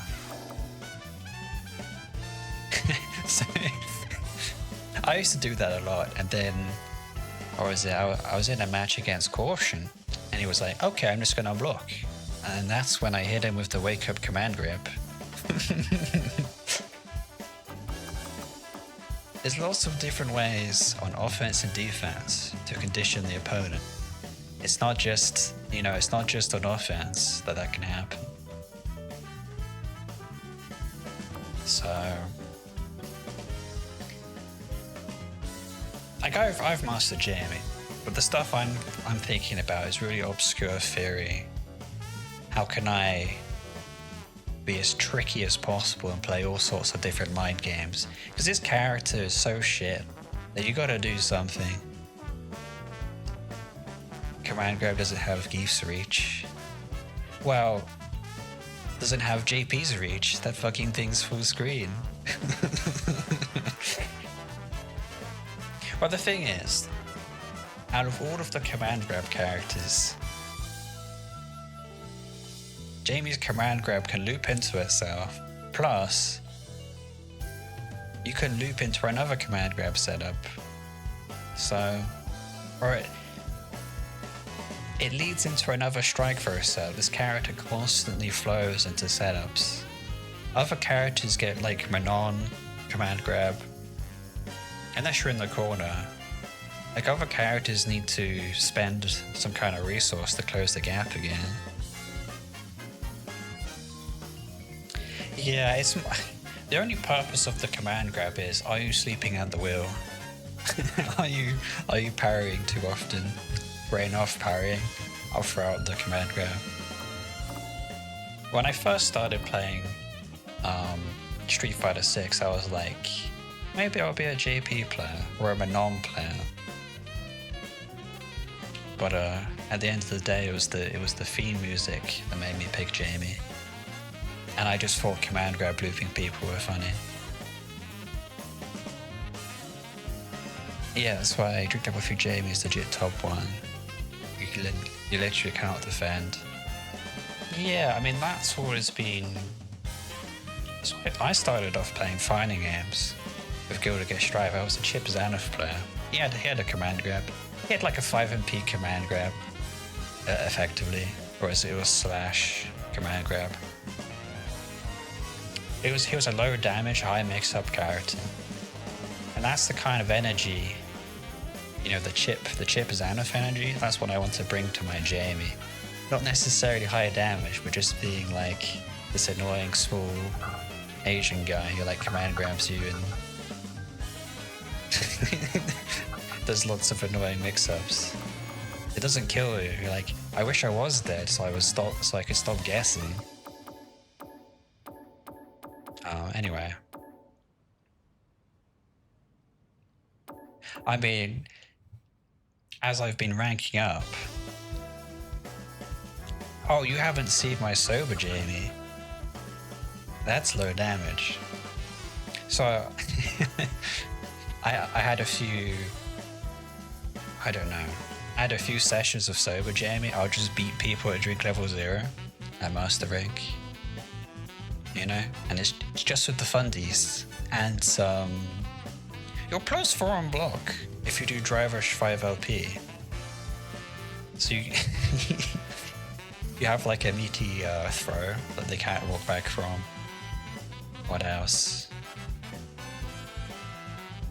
There's some very specific new frame kill routes you can do with 5 LP. Sober Jamie. Yeah, I think I do actually have a playlist actually a while ago that was just Sober Jamie. For some reason, it tilts the fuck out of people. Like they like, I lost to a Jamie's not even drinking, and then they pull the plug. That was another one of my, you know, game plans. Other than command grab mix-ups, it was like, how can I just have fun? Sober Jamie. I actually incorporated the playstyle into what I currently have now, where I'm very comfortable at drink level 0, and then I'll just go into SA2, and because I've labbed out this character for like years, I already know all of the stuff that I can do at drink level 4. So it's like a 0 to 100 switch in the playstyle. And I was like, how can I time it so that I play very defensive, use SA2, and then swap to 100% offense? Throw caution to the wind, you know? drink a few brewskis myself, and, you know, just DI. It's the optimal round 2 or round 3 game plan, so it's basically just capturing the momentum of the match, right? That's all you need in Street Fighter 6. It's a chance, and then some kind of momentum to keep winning, keep your offense going.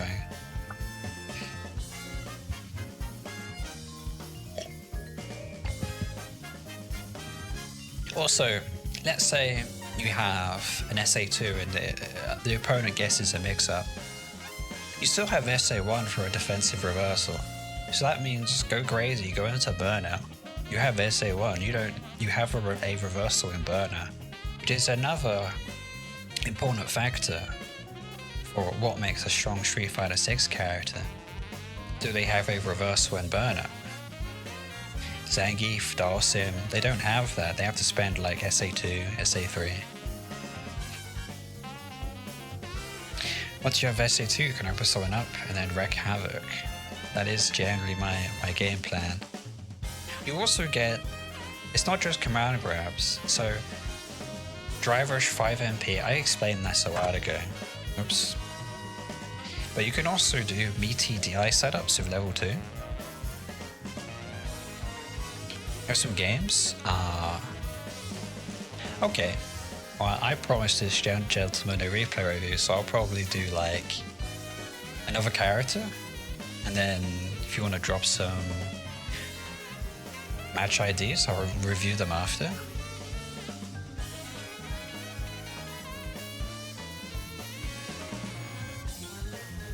Alright.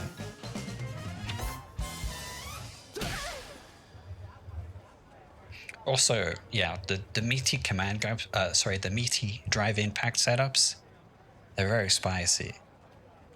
And they also give you a whole bunch of different options as well.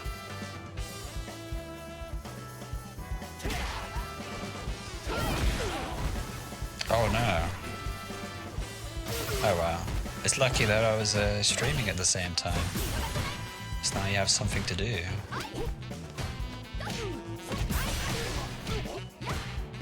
driver's low. I love Street Fighter. Oh wait, it's not, it's just 2MK. Driver's cancel. Okay, I guess wrong. Lately I've been thinking that at higher levels of play, you just don't put yourself into situations that are bad in the first place. You can light arrow kick this. +9, you know what that means.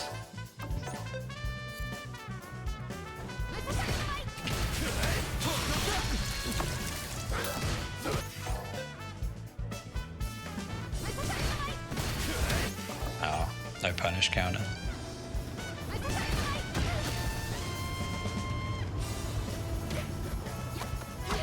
Okay, that was 2 interactions though, what you really should have done.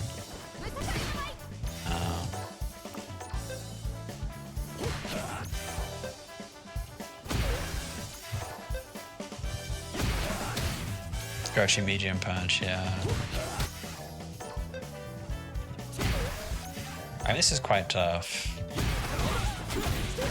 There's a tip to doing this. This was another thing for Jamie, is that there's a difference between 2MP and 3MP. 3MP lets you cancel into heavy arrow kick, whereas if you do 2MP, you'll get SA1. It's very annoying.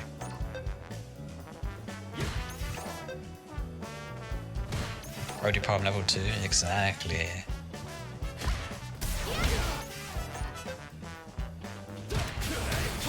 You know the drill.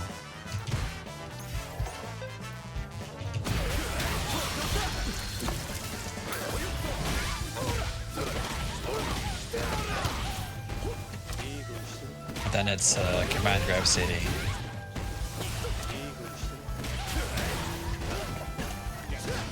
You know, into whatever. But it's also important for the optimal SA1 cash out combo, where you do OD palm,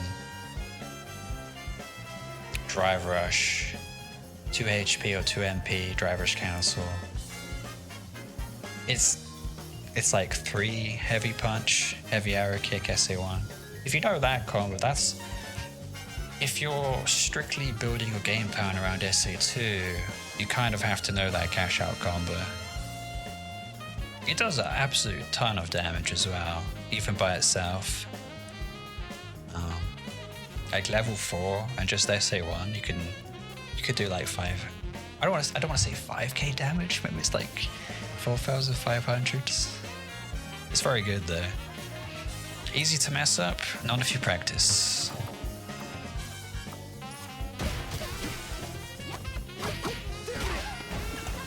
I actually dropped the SA3 combos because I don't do them anymore. Okay. You hit the dive kick, less time to drink, or is drink after palm, knockdown, or... I mean, one way to think about drinking is that your opponent effectively has 15% less HP at drink level 4.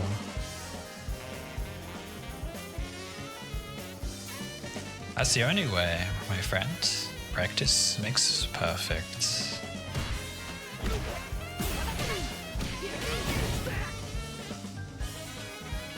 You know, the community finds optimal combos and then you lab them out, perfect them, put them into your game plan.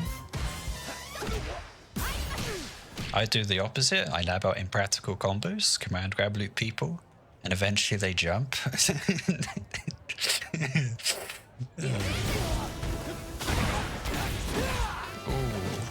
ODDP. You can 2MP driver's command grab after an ODDP in the corner, by the way. If you want to be a bit unhinged and play like I do. Okay, time to get my pillow and sleep. SA3, just putting me to sleep.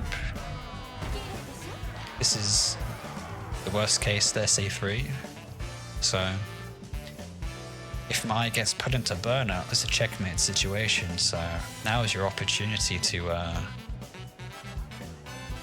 you know, maybe back up and look for a side swap, or, you know, go for a jump in or something. To be honest, you could jump a little bit more. It's like doing the wake up command grab in the first round of a game. Show the opponent that you will jump at them. But like do it once, you know. And then gradually adjust your options based on what they react to. You know, if they can't react to jump, just jump with them all game. It's not up to you to make it easy for them.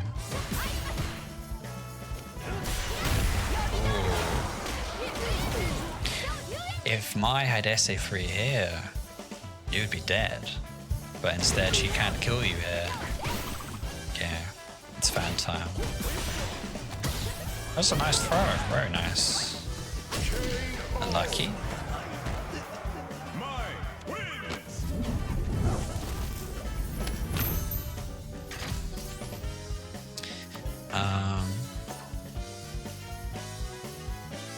Mai is just a more annoying fireball character.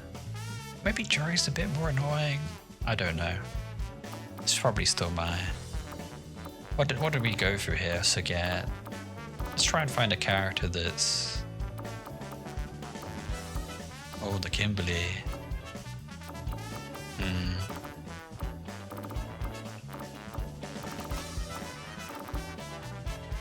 Oh, Marissa is a fun one.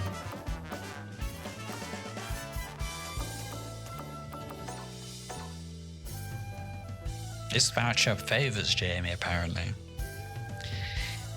It's you know, it's Drive Rush 5 HP, shutting down Marissa's armor. And then the matchup becomes, or at least against the more experienced Marissa, they're actually neutral jump more.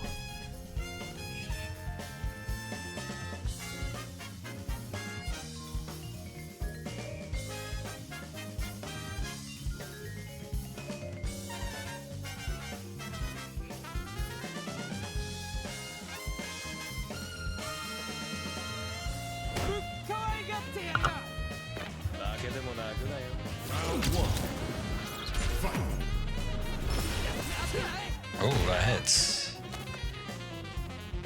You had some better options there, I believe. I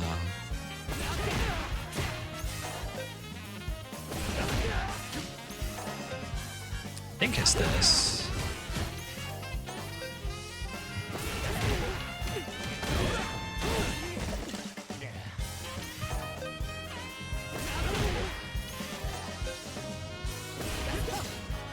That was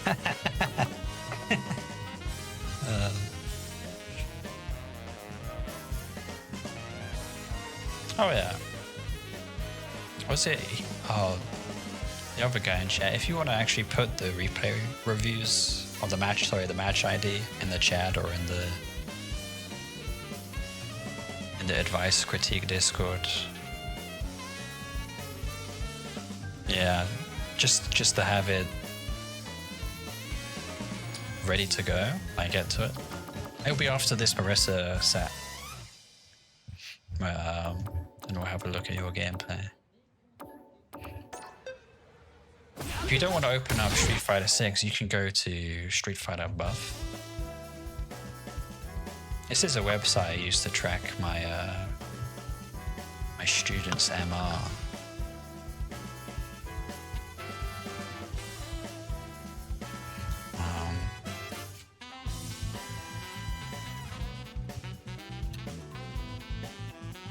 So you can use that link and you can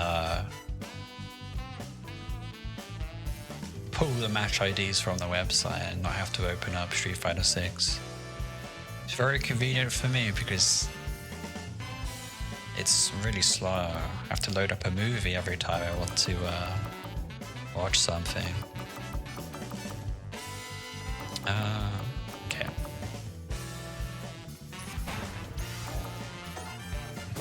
Let's see. Okay, 6 HK. One drink, excellent start. The game's already open? Nice. Okay, that should be 5 HK, soup drink. If you're going to gamble, gamble for the best reward. If you're going to shimmy, go for punish counter to HP.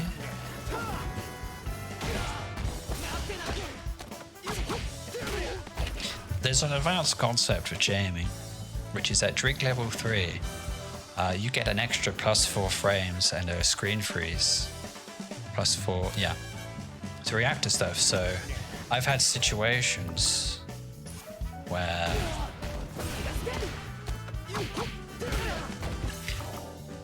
here I would consider a double drink, then react to a DI, react to an anti-air like that. Something to consider when you're at drink level 3. There's also some variations in how you end your routing, and it shifts your O-key from plus. It's like +1 O-key sometimes. The +9 setups become +10, which is great for 5 MP.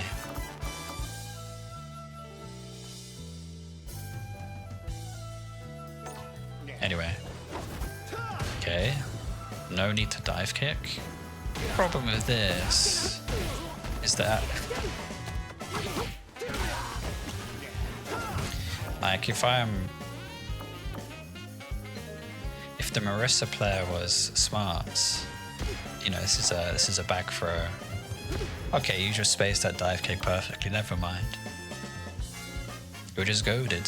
Variable hit rate. In fact, all of your dive kicks have been on the toes. They've been very good. But just know there is a risk of a minus unblocked dive kick with back throw in the corner, and then you lose the game. One throw. Quick level 4. Why are you parrying here?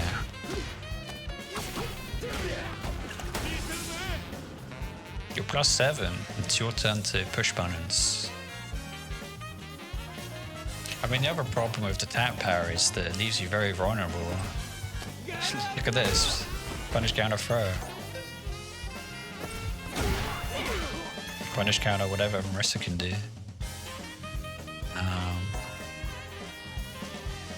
So this tap parry made you like -30 when you're +7. That's terrible. Huge risk you didn't have to take. And also, it's the round start. So, I don't think Marissa has an OD reversal. I mean, she might do, but she doesn't have SA2 or SA3, so what are you scared of? What are you trying to parry?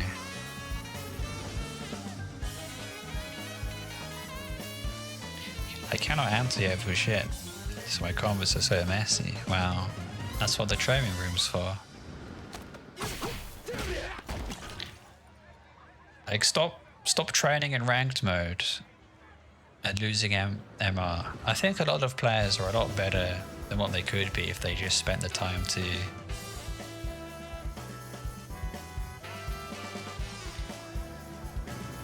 reach a level of mechanical execution where they don't drop combos they shouldn't drop.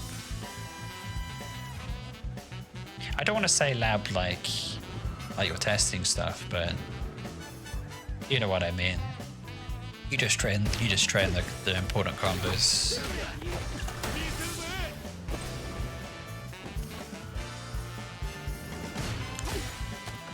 I actually swapped to it's a mental stack issue. I mean, that's solved by just having the autopilot stuff that you've trained. Like, if you know the... I mean, there's other ways to combat.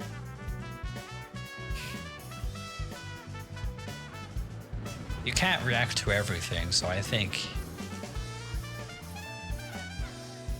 you like try and react to two of the most common things that the opponent does. I see, random. I mean, that just comes down to discipline and sticking to a game plan, which was something I was trying to do. You know, playing in a textbook way, playing like caution, just... I've seen him go up to 1700 just doing anti-ass.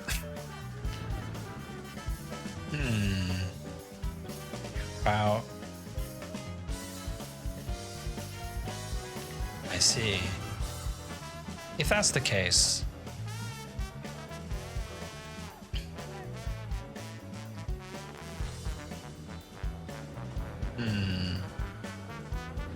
I mean, managing your mental stack is a very complicated topic, but you solve it by training all of, like, you have a default response to everything that's optimal, and then it's what my opponent's doing.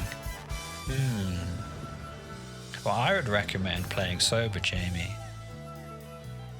and putting, so you don't worry about drinking, you don't worry about all of that other stuff you have to manage. Just look at, literally just spend the whole game doing nothing and just see what the opponent does and only be defensive.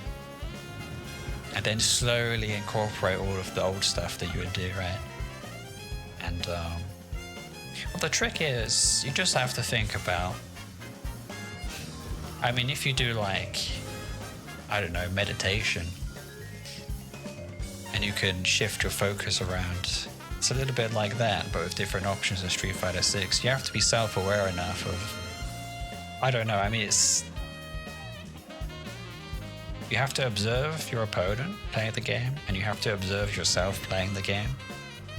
And there's a way to shift your own mental stack around where you could be like, this opponent loves to jump, I'm gonna focus on anti-air. It's very difficult. There isn't really strictly,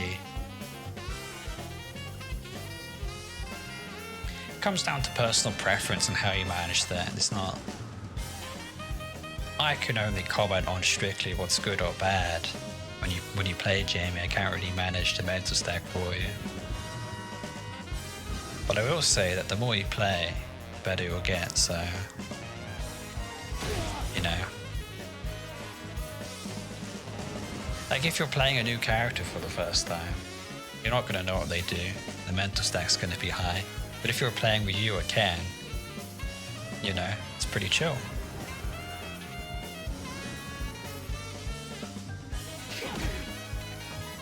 I guess that comes down to matchup knowledge.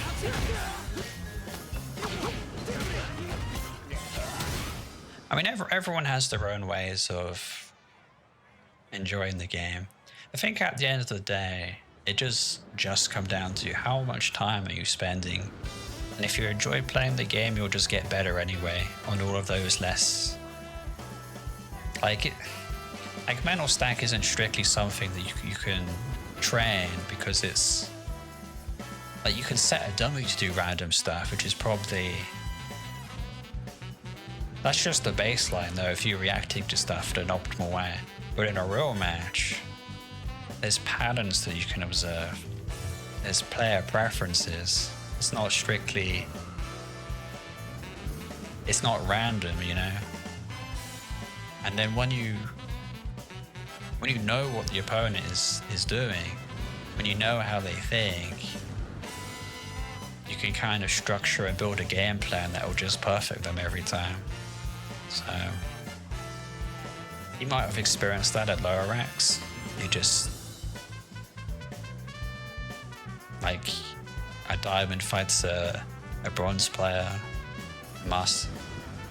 you know, like a grandmaster fights a master player. They have to try not to, they have to try hard to lose. Anyway. Okay, on throw. Back to the replay review.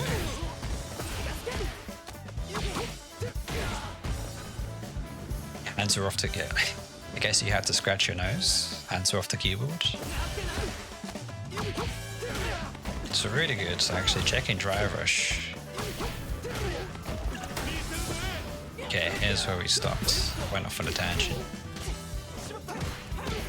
Saved the 5 HP for burnout.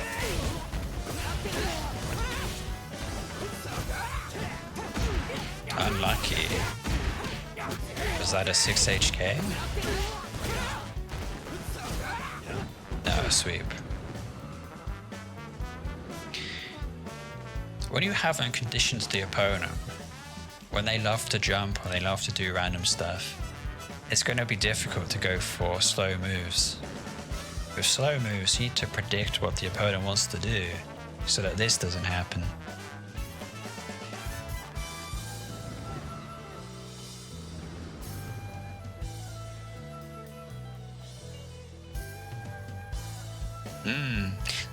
Interesting, Yoga. So, I've noticed what I like to call jet lag decision making. This is another mental stack issue that I've seen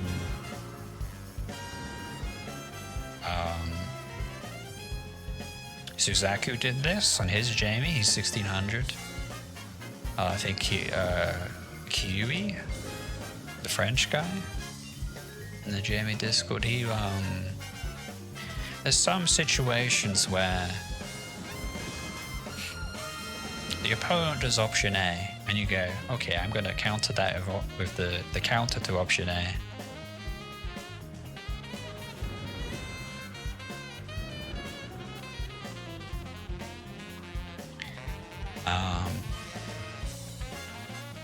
And then the moment passes, and then the next situation, you go, okay, I'm going to use option A, but it's a different situation completely, and you had that counter on the top of your mental stack, but you didn't refresh it, and you got some decision-making jet lag.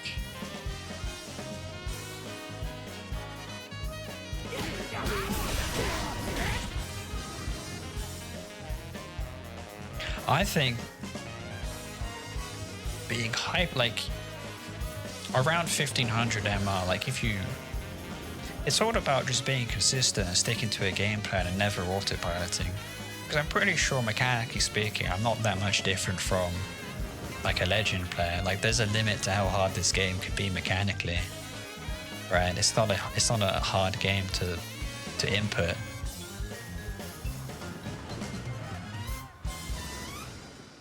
There are two kinds of reads. Yes. There's also another interesting topic, which is listening to your intuition, where you get a stupid idea. I'm going to randomly DI, but it's not random. It's your subconscious telling you now's the perfect time, and you listen to it, and then you get a counter hit DI, right? A wake up super, and it works. Listen to your intuition, and if you get good at that, you could be a good gambler like me, like full screen heavy Bakai shit.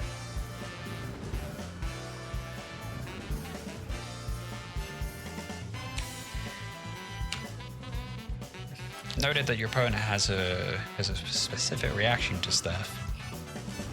Possibly. I mean, imagine how you train in this game, right? They might just have like a, if you whiff something, I'm gonna 2MP, OD palm, so they throw out lots of 2MPs, and then you could be like, alright, I'm gonna space around that 2MP range. You could play around how people train, and I don't know, that's just me speculating. You could cash out once in a while. You sure can. But this is what makes, if you play long sets of other people in the Jamiecord, past the 10th set, there's going to be some weird interactions where both players are reading into each other a little bit too much, and the game gets very interesting. But that's really good practice for just understanding the flow of the game and how people change their game plan. Before, I only had one game plan of Jamie, which was command grab, but now after doing all these replay reviews, getting advice from lots of different players, I kind of rounded out my Jamie game plan. I have lots of different styles of Jamie that I can flex between and mix. So, which is one of the, that will probably carry you above the higher ranks, right?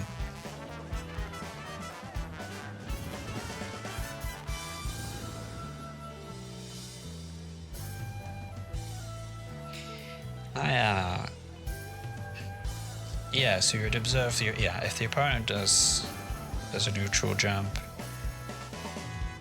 hard reads are guaranteed.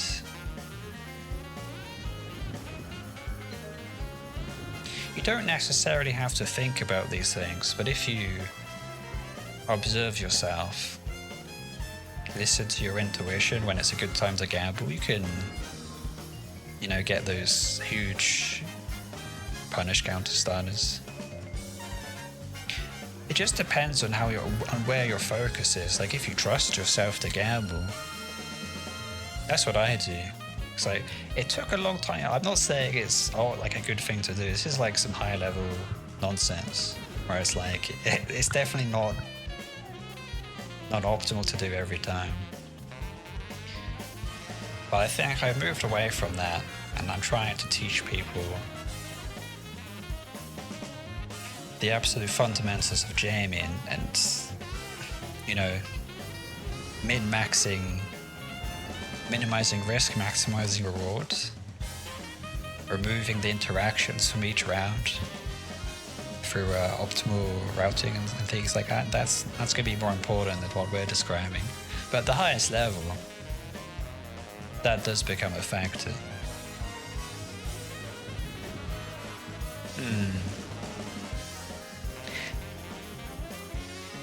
But let's say that's the first round that you've won with a gamble. Now you're just up a round, or you're up a game, so there can be situations where it's worth it. It's very context sensitive. I can't really say that.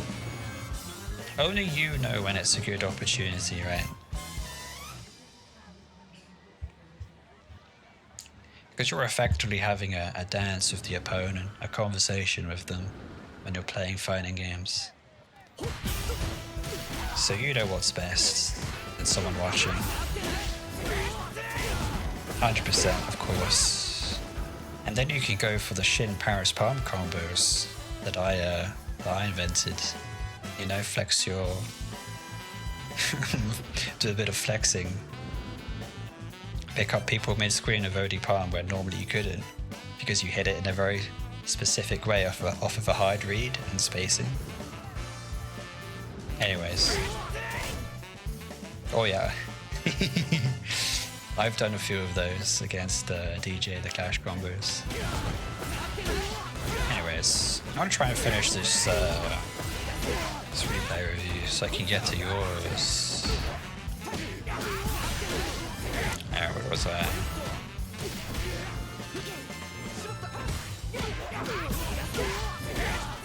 Ouch. Marissa hit you once, so you take 50%. You gotta play slow against Marissa, it's a bit annoying. You don't really have the health to spare against Marissa, so you have to be careful. Okay, no drink.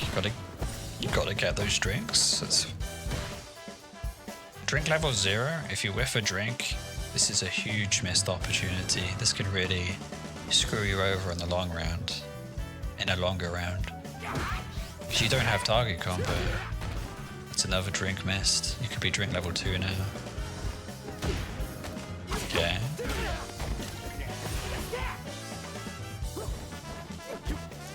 Breaking space is good against Marissa. She can't close the distance very well. Ooh, this was very, very good. So,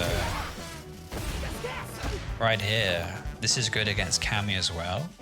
You can use 5 LP when you're above drink level 0. You can get a sweep drink here.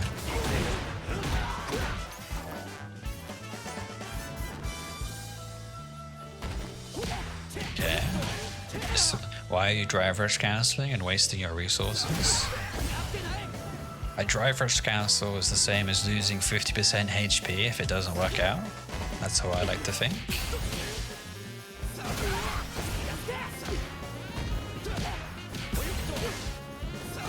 Like, you had way better options. One of them being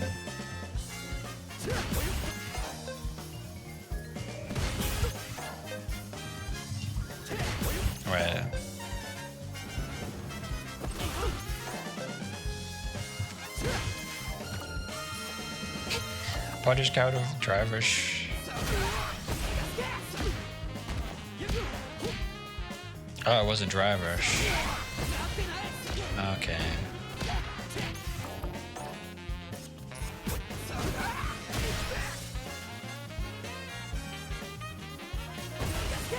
That's right. We always want to convert a situation in neutral. If we win neutral, the best reward is a mix-up, right? A strike throw.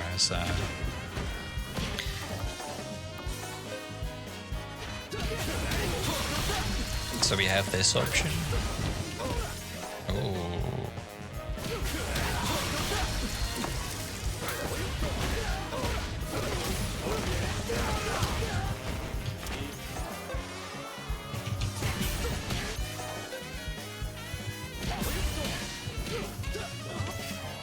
You could do this if you want to be a bit more fancy. This is a waste of time, actually. I'm just showing that you can do this. There's a micro walk in.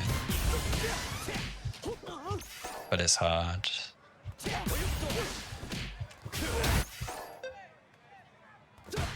Anyway, I won't go into that with this replay review. But yeah, you could Shan Shao there. I mean, the main point is safe jump in the corner.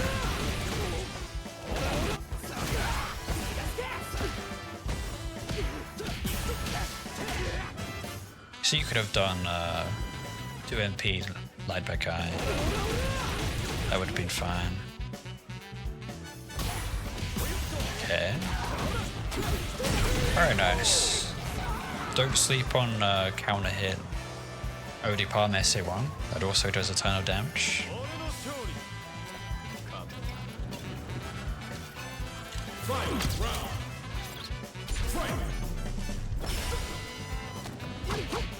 Okay, 1 drink, very nice. Seems to be a bad habit that you're going for a sweep here. Gotta be careful with that. Try and... I mean, you want your opponent to walk back first, or you're punishing something that's guaranteed to sweep.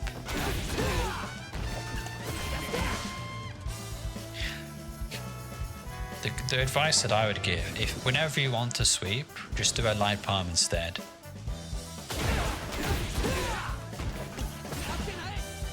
It's plus on block if you space it nicely, and on a knockdown you still get your drink. It just seems like to newer Jamie players, the sweep drink is a fast way to level up, but don't rush the drinks. The drinks will come to you if you don't try and get them. The less you try, the faster you'll level up, is what I'm saying. Don't try and force it. It just makes the game harder to play. What do you do if your safe jump gets blocked? Well, you burn them out with 2 HP OD rack at level 2. You take away 3 bars of drive. That's the answer. If you know they want to parry, you can go for a fake jump, where you do the 2 HP early, and then you get a punish counter throw.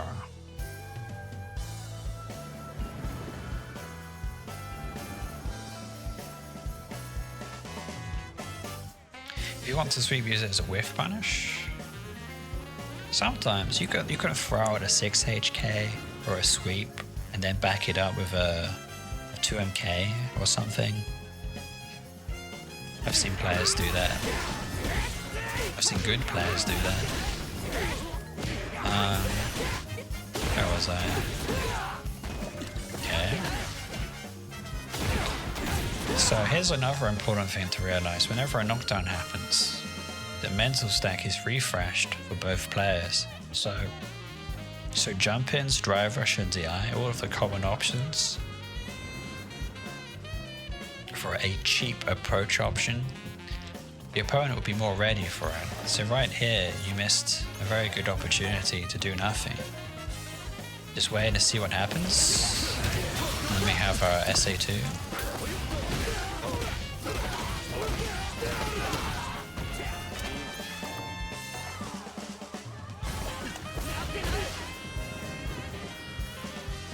2 HK. If you don't want to dash forward 2 times, you can 6 HK or 5 HK and you'll be +4 after a safe jump. If you want to be lazy.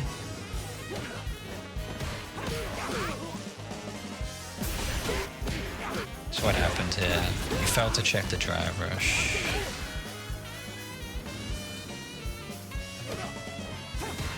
Missed the anti-air. I'll show you this. There's a funny technique you could do here. So, if you time this right, you can 2 HP SA2. It's tricky.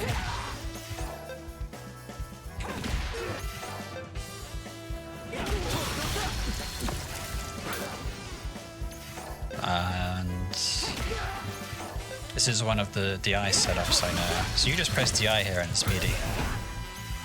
If you space it right.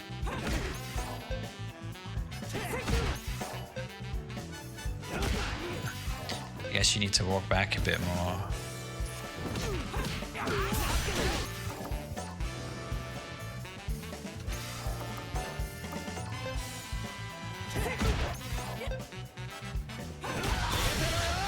Oops. I mean, you had that, I guess, which is also an option.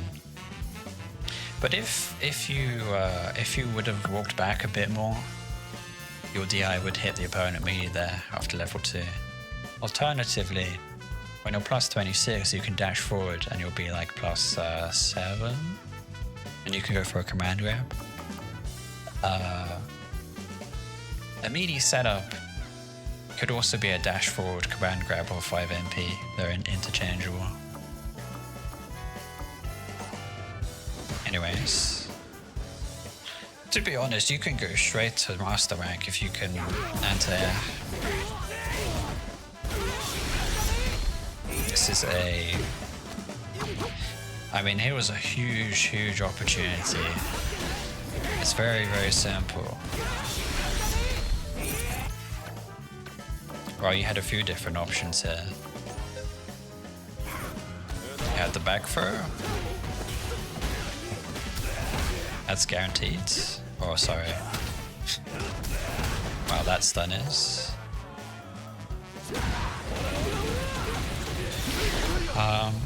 You had the punish counter 2 HP back high, which is very hard to pass up on.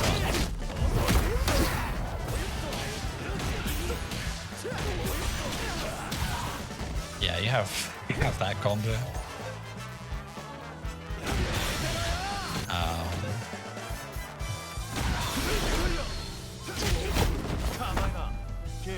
There's also some other tricky stuff you can do.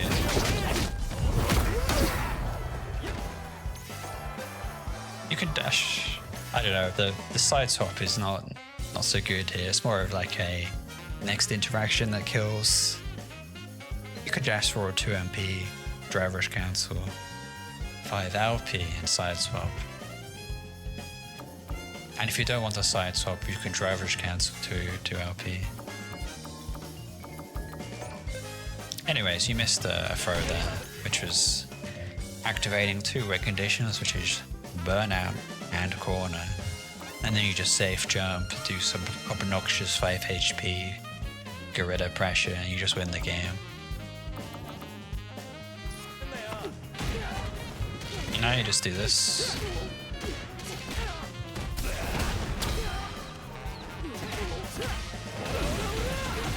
And you kind of secured the round right there.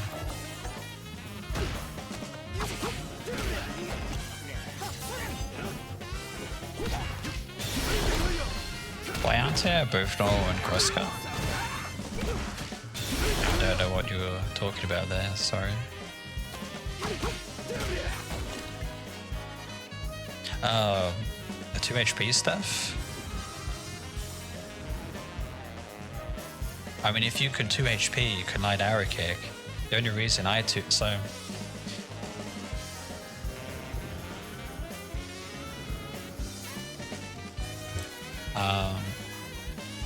One Jamie, I forgot his name. hang on. Oh, he streams, but he was saving 2 HP for certain matchups. But I think you just light arrow kick everything because you get the better Oki.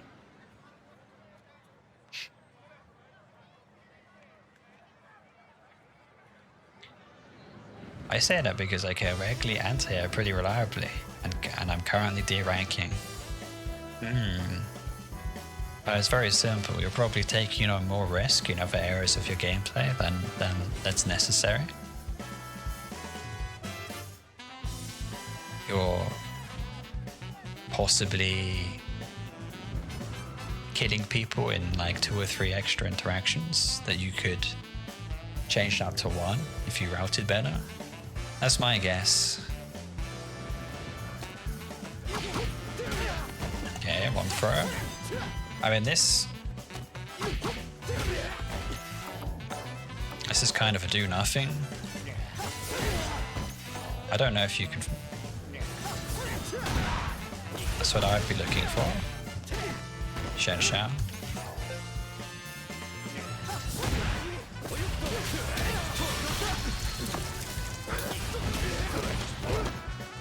No drops.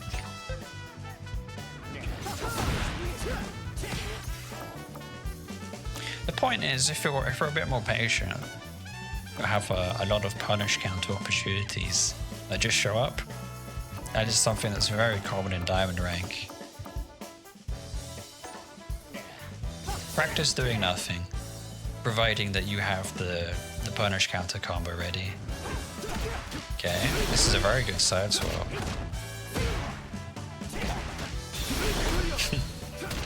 We've all been there. SA2Fs. And now it's a scramble. I mean, realistically, this should never happen. And it's a huge scramble now.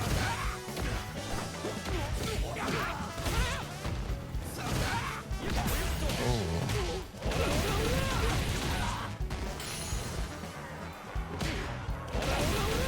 So you did have some Oki here as well.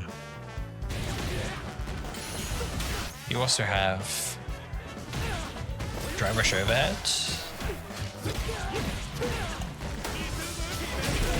You had some good options there on heavy Bekai. A lot of Jamies do nothing on heavy Bekai, but you have Oki options that are pretty good. Driver overhead is one of them.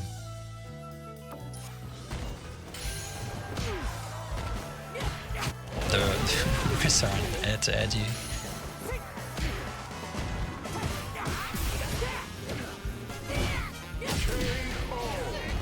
Okay, you pressed the button and got a bit impatient. Unfortunate. I mean, overall, your Jamie is pretty good. It's just probably a matter of not dropping combos and severely punishing the opponent when they're in burnout and pushing them into the corner at every opportunity. You can use level 2 if you want to skip to the advanced parts of Jamie. How would you train a combo routing? So you would use the dummy and you would say have 3 different wake up options, and then depending on what wake up option happens, route into the correct combo. So a common one might be safe jump 2 HP. If the opponent holds parry, you just stop. And then if they block, you go into OD Wrecker level 2, things like that.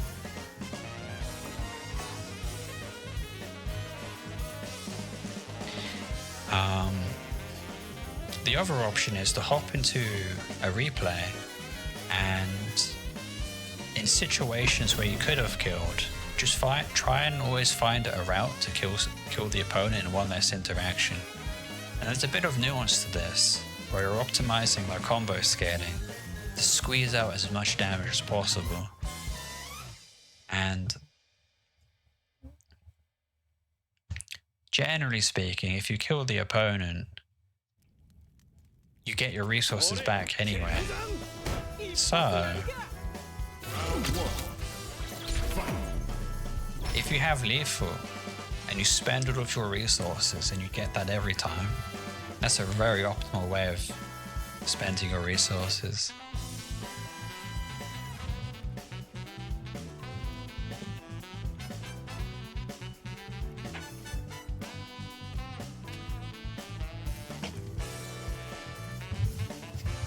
Well, that is a more advanced, you know, okay, missed the light arrow kick, anti-air. You can 5 MP. Whenever you go for jump, medium kick.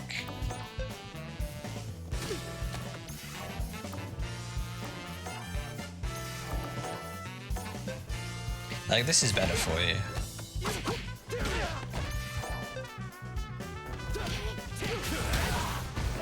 I think we get 2 drinks against Marissa and Zangief.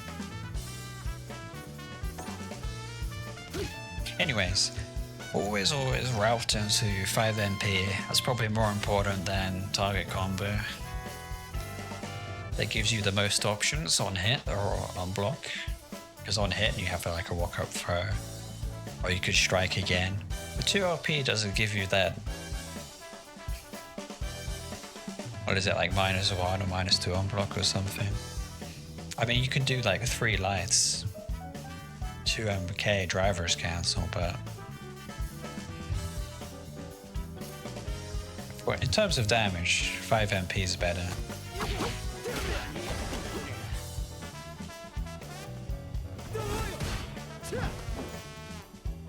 If you're at this range and the opponent throws out a slow button,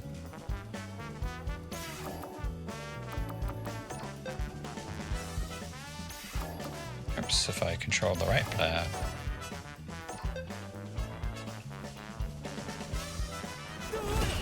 You can look to just parry that. That's important in the Ryu matchup. And the guy's throwing out donkey kicks and stuff. Saving your drive meter is a key part of this game. Okay.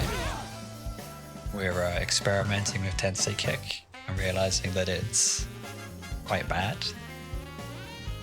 It's only good at anti-airs and frame kills.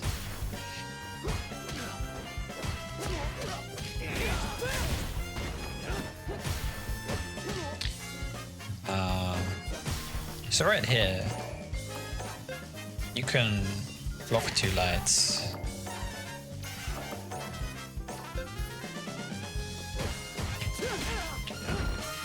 Yeah.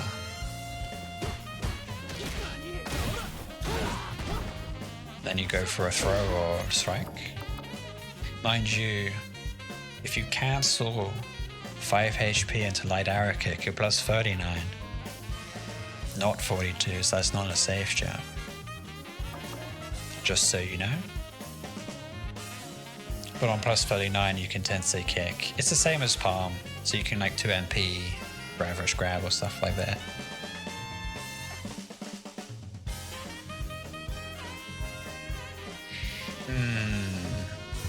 I would say I'm the same. The thing is, I don't really react to stuff, I just assume that things will work out. I gamble on the best option. So I have extremely good, it seems like I have extremely good reactions, but I'm just doing the combo as if it would hit anyways. This technique is very good for managing a mental stack as well. So, when you're throw looping, always expect that the throw loop will whiff. Why? Because if the throw hits, you have the time to think anyway during the animation. But when someone jumps, you're ready for it because you're expecting it to whiff. And if it throws, you'll just acknowledge that anyway if the throw is successful. And in the same way, if you gamble, or I have a very complicated flowchart.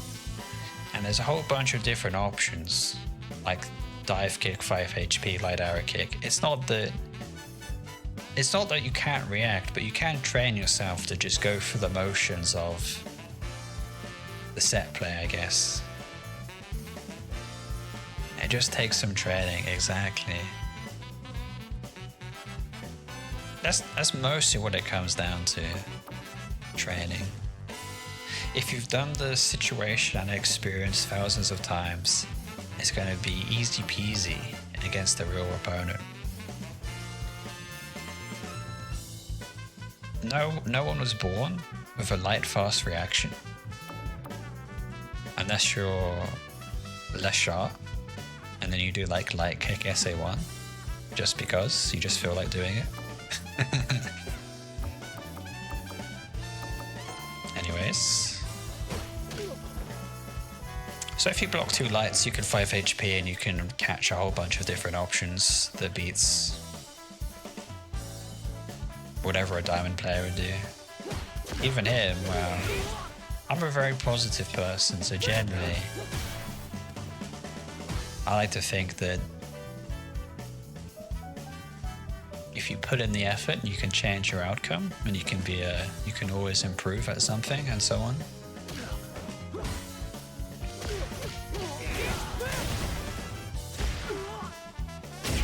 Okay. Unfortunately, you will have to block in Street Fighter 6. That is a part of the game. Oh,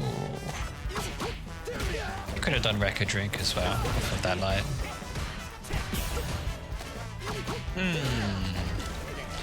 That driver's council is only good because of the threat of a throw loop that comes after it.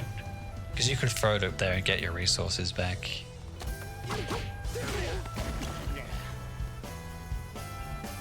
There is a trick to the light kick confirms. Yeah, you just buffer SA1 behind every attack.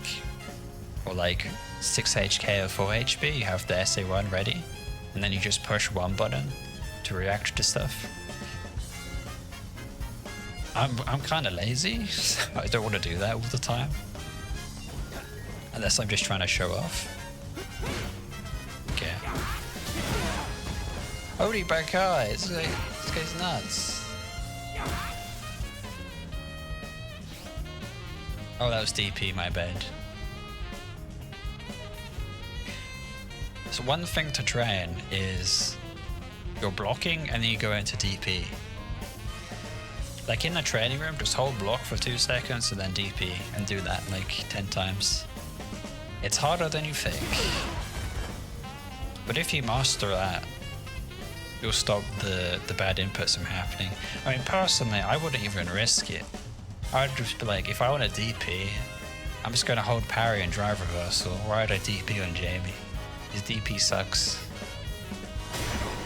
You get a bit more damage in Oki, but it's not worth it. This guy's in burnout again. See here, your neutral is generally better than most of these players. Oh wait, he's in burnout, never mind. Alright, it doesn't feel like you're getting unlucky, missed the anti-airs. A very funny thing on these replay reviews. I generally ask, you know, what's your general game plan? And I'll be like, oh yeah, I'm good at anti-airs, and then they don't anti-air.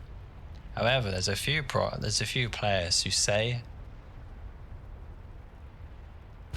what they do what they say.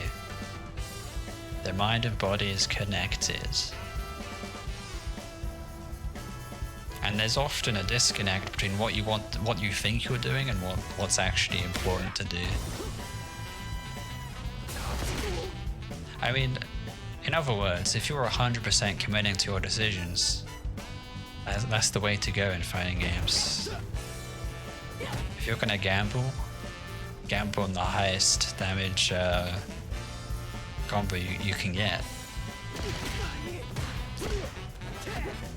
Okay. Alright, this has been great for this Jamie. He's in burnout and he hasn't lost, or he's recovered and hasn't lost. So, It's very simple.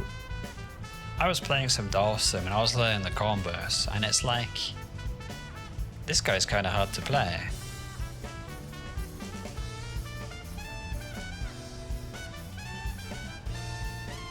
Never having to say, why did I do that? I think that's a natural response though. In ranked, I'll get sloppy, I'll get lazy, and I'll be like, why did I do that? Or perhaps the question is like, I chose to do that. You know, I'm like, it's better to rephrase it as, I won't do that next time, I just thought it was funny. You know? Often my gameplay with Jamie is not necessarily what's optimal. I just do whatever's the most fun thing to do. In that, and people who are too competitive, who stress out too much about this game, they don't expect it and they get mixed up. The player who's having fun will have the best mix-ups. That's a fact. You know? Make sure you're having a good time and listening to the Jamie theme song. Or whatever music you like. You know, maybe you like JP's clown music. If that's your thing. Maybe you're one of those players. Okay. We're in burnout again. Never mind, you're dead.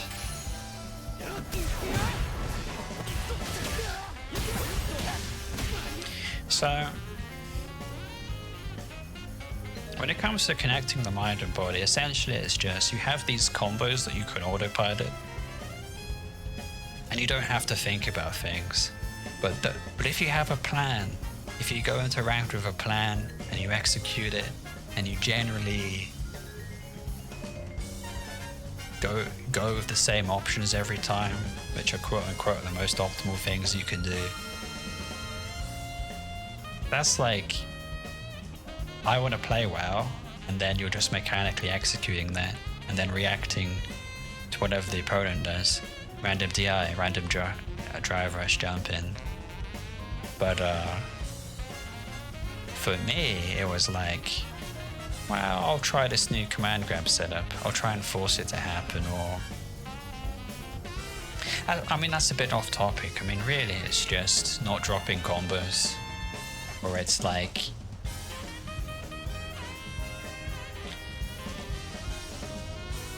whenever you make a gamble, there is some thought behind it. Or, like I said with the intuition, sometimes the full screen heavy back home will punish counter full screen if you trust yourself. That comes with time and experience though, so... I mean, you could just try it until it works, and then you know when it works and when it doesn't. That's what I did.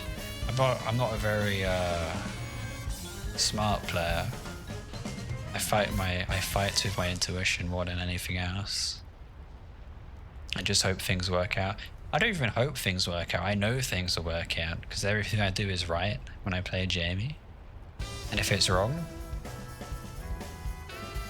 then I go to the next match because I'm probably dead. You know, job 2 HP, SA3, whatever. Maybe I just don't play enough against real people. That's a huge problem. Why would you get good at playing against a dummy? Or it's like, you can whiff punish on reaction, but there's a bit more to it when you read into the opponent's movements and so on. It gets easier. Or it's like the skill of observing people and then kind of positioning around what would make it easy for you to whiff punish. But you can't do that against a dummy because you have to like reprogram it every time. If you want a minor change in how it functions. But against a random player, that's just going to happen moment to moment. But you just gotta trust your fighting game experience to do all of the pattern recognition for you, and then that's when you get to gamble and have some fun and go for some slightly more optimal combos. Like, I spent a lot of time trying and not end up being able to use what I labbed. That's the exact problem that I had.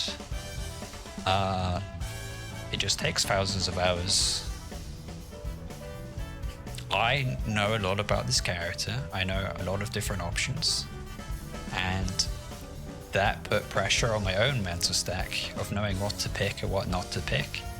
You know, it's very easy to be like, I don't know, a modern Zangief player and be like, I have standing medium punch, I have one button SPD, that's all I need.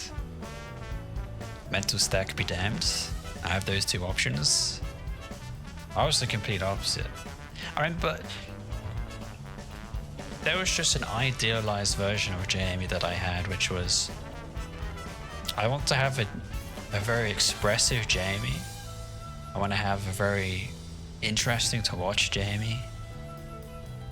So if I was in Capcom Cup, people were like, oh, it's Fish and Chips Jamie, he's gonna do something crazy.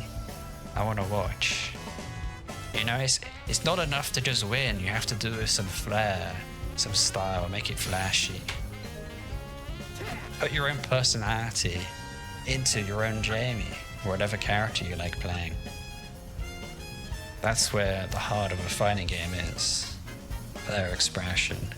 Not that there is that much in Street Fighter 6, but there's some.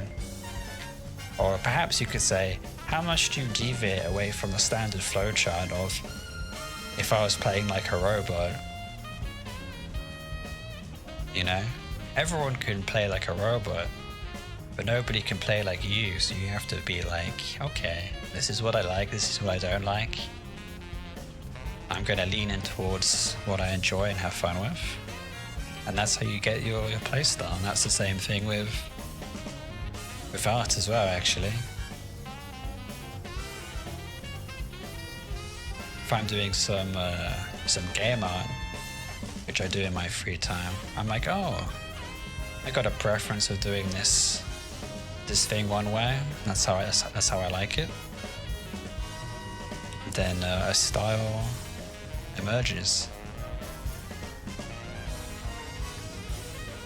Never using the same type of combo 2 times. Exactly. That's one of the JB mantras, you know. Having fun is looking cool is more important than damage. Driver's 5 HP. Drivers cancel 5 HP, 5 HP, etc.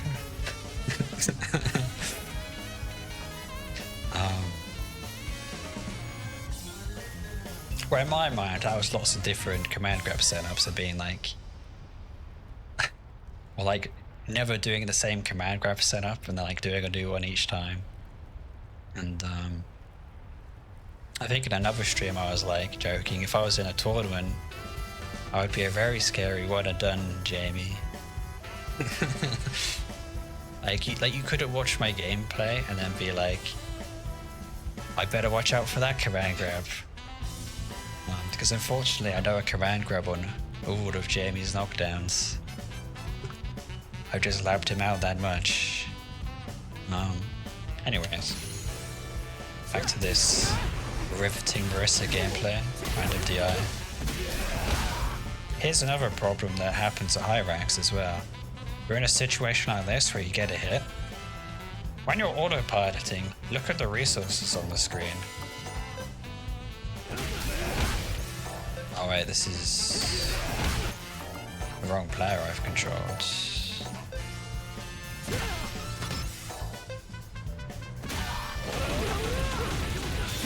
I can kill here. Go for the kill. This happens a lot. Or even better, don't spend SA1. Oh, that does kill.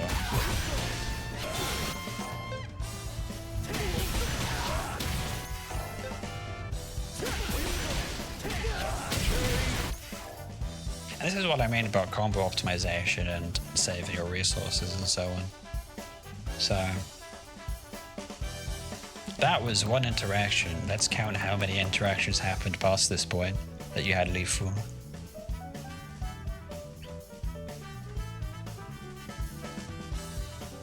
But I end up with Driver's 5 HP target. Wreckage Rig. Well, You do have to try exceptionally hard to find new routes in this game, trust me.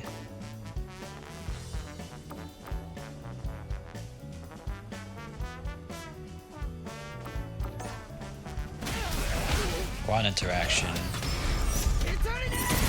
Wake up SA3. Okay, never mind. But that could have been 2 or 3 interactions. I mean, that does highlight the point. You could have killed there, but instead you lost to SA3, so...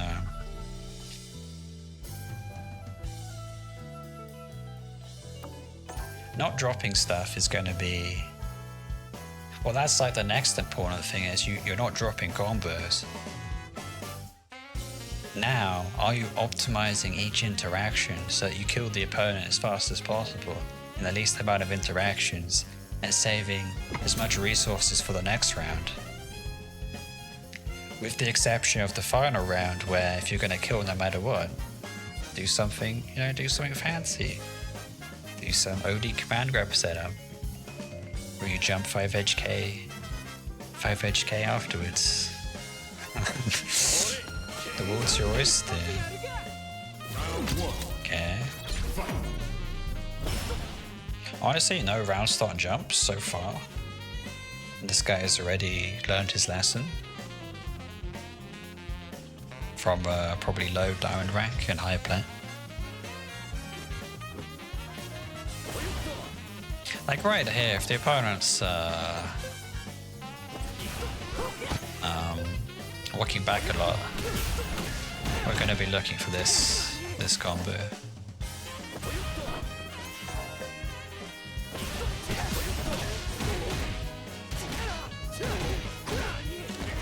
And against Marissa, when you safe jump, go for the light kick because of the armor move will make you minus if you 2 HP. And also it's the same against Honda as well.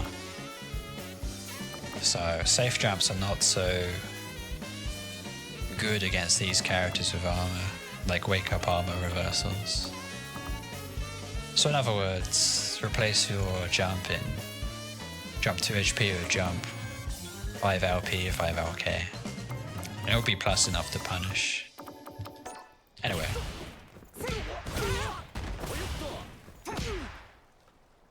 Walk up throw.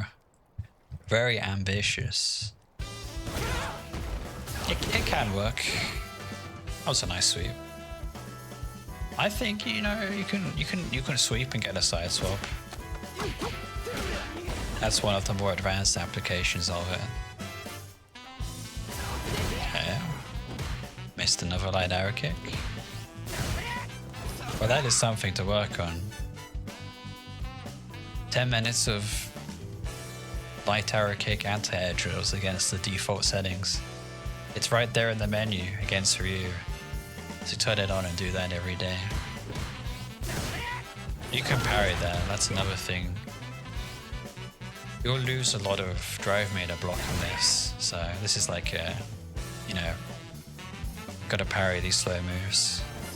Otherwise you'll run out of drive meter very quickly.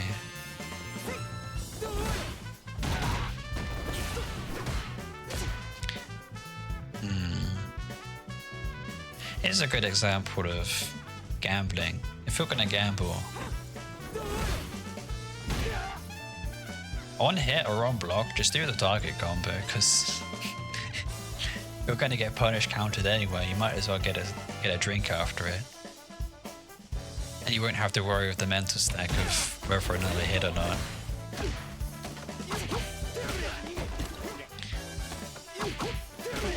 There is some setups that you can do, like palm.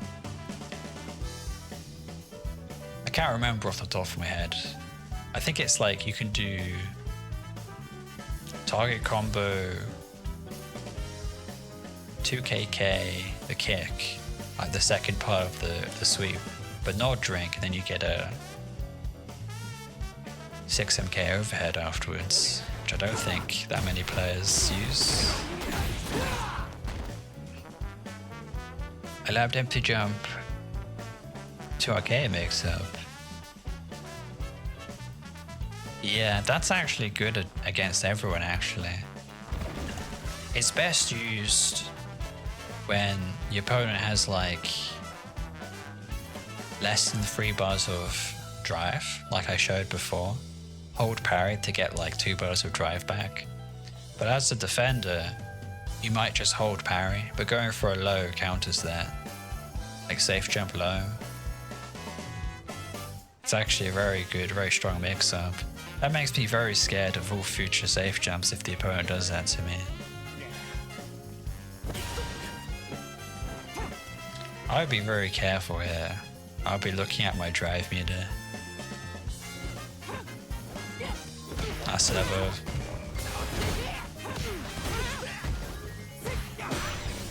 Essentially, before all of this happens, like, oops, wrong guy.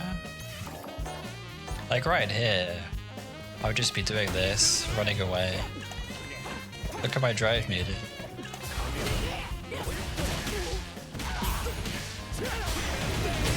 You know, I'll be doing that. But instead, you walk forward and you drive rush. All of your decisions have to be, how do I save drive meter? How do I stay above 3 bars of drive? What do you do when you're very low on drive? Oh, okay, I just showed you. You run the fuck away. That's what you do. You say, I'm not playing the game. This actually tilts people as well if you just run away. You know, hold up back. You have 2 options. You walk forward and hold parry and hope that the opponent autopilots and gives you like 3 bars of meter. Or you just run away and drink. Which is very effective at low ranks. Ooh.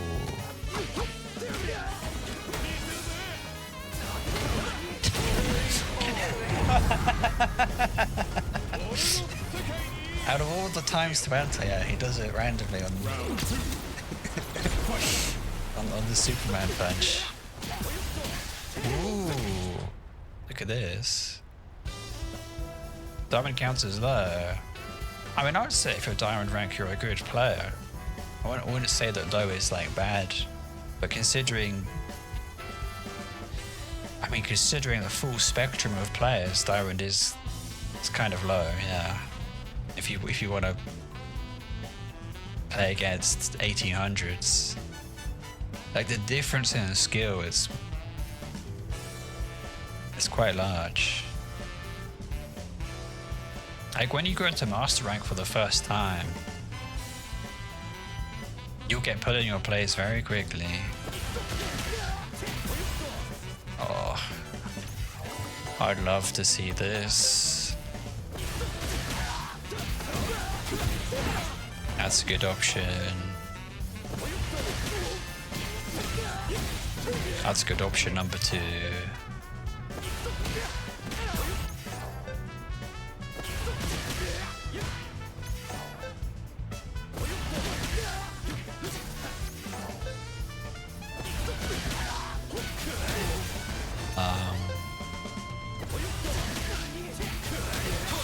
So you do this combo.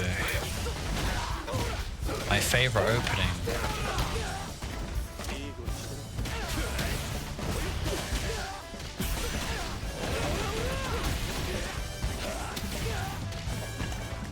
Into, you know, whatever combo you want. You see how you're wasting time and the opponent is like, here, you could have 4 drinks and command grab. You're already up around, so you will build back to super meter anyway.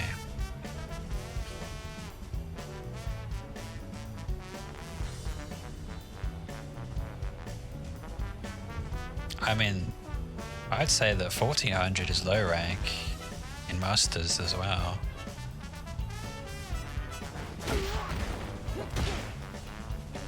It's all about your perspective. Like, I'm sure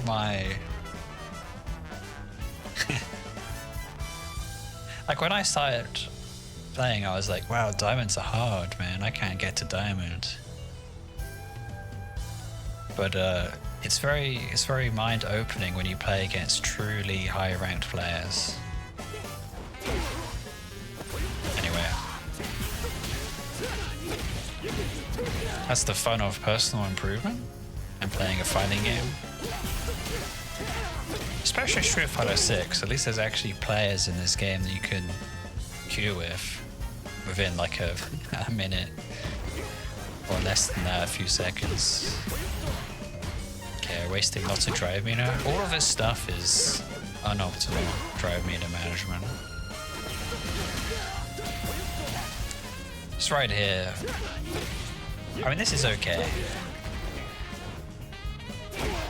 Ooh. It's very common to jump in the corner, so you could have done this. Option number 2. I messed it up.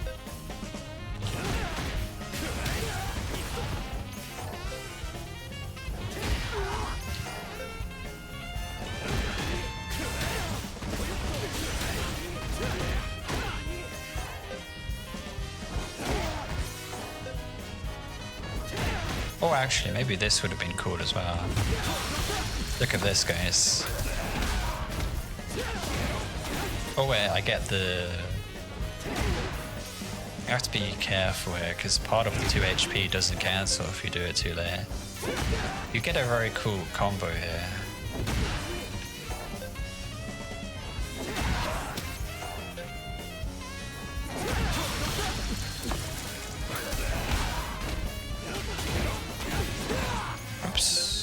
I can't remember, I think it's... Is it heavy arrow kick ODDP? It might be.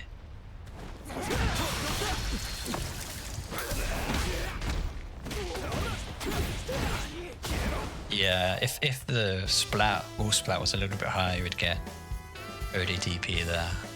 And that's like 3k damage.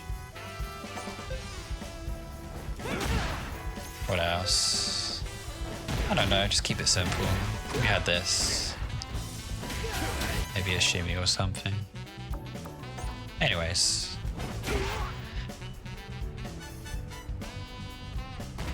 You have to convert all of your decision making into command grab setups is what I'm saying, or safe jumps. Sorry, not command grab setups. Strike throw and safe jump setups. I mean, the way to start is just anti-air safe jump with light arrow kick.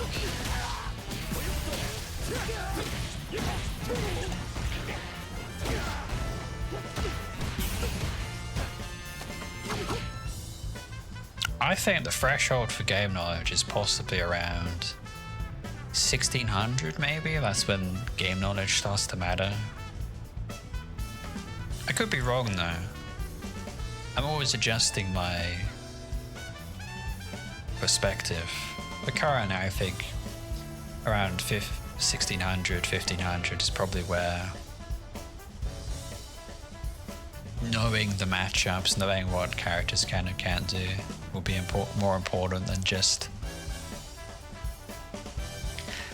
It's simple things like, that's not a safe jump, that is a safe jump. And if you know that much, you'll make better decisions, therefore take less risks. Therefore open yourself up for more counterplay options and so on.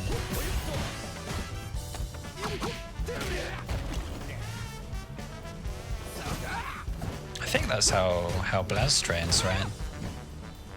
Like he has a coach or something that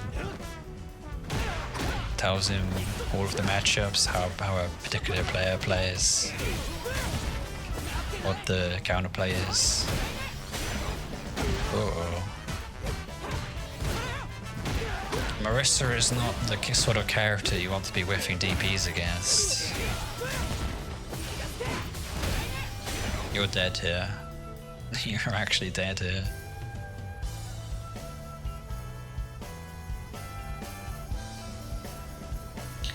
Sometimes I feel like people that got to master in Season 1 had to think that safe jump and anti-airs just gets you to master. Well, I mean, it actually kind of does. to a certain extent. But that was Season 1 though. I think people were losing to DI more so than anything else in Season 1. It was probably like, I can react to DI straight to master. People are more wise now, it's like season 10, so... I suppose it does get harder and harder to get to master the longer the game's out, as people get better, but there's enough players of Street Fighter 6 where you'll probably always be playing against someone of roughly your rank and skill level.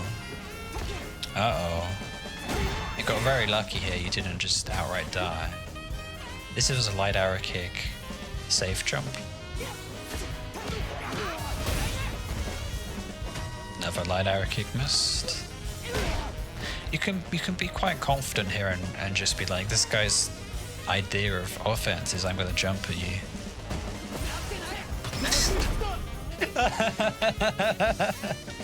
I mean, you can't be doing this.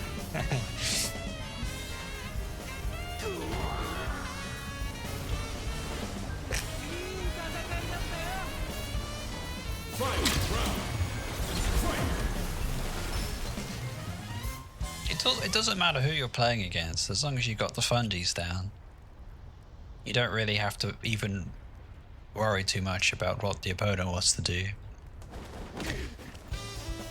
If the opponent's first, especially in Diamond rank, if their first strategy is countered, normally they can't adapt and lose. So that is another quick way of getting to master. It's not so bad to walk back here, but think of the screen space as a resource that you're spending. You can only walk back so far before you're in the corner.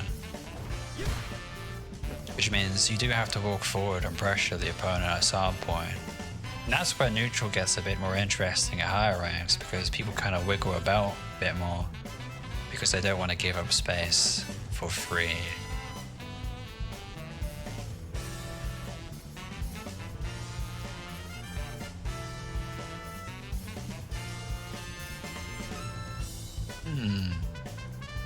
Well, everyone levels up different skills of this game at different levels. Some people have good neutral but bad combos. Some people like me have good combos but bad neutral. And I'm only just catching up with the neutral side of things.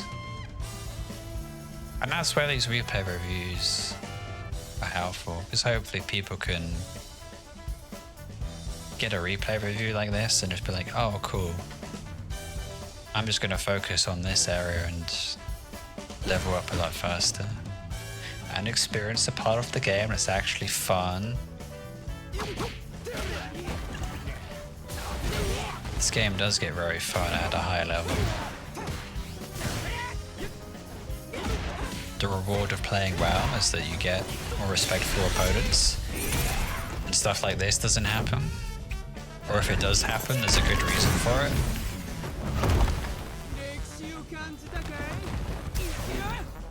Yikes. Can we jump this?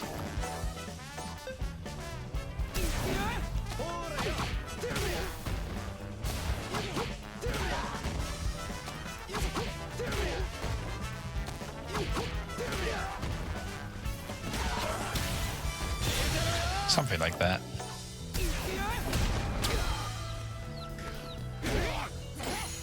Wow. I can't believe the Marissa didn't kill you there. Never mind. Press the button. Marissa players do love to just throw out buttons. Like right here, you had your punish counter. Maybe you could have reset the game back to neutral on 1. It's very difficult though, but Marissa is a test of your patience more than anything else. Same thing with Sagat, some of these other harder matchups. Anyway.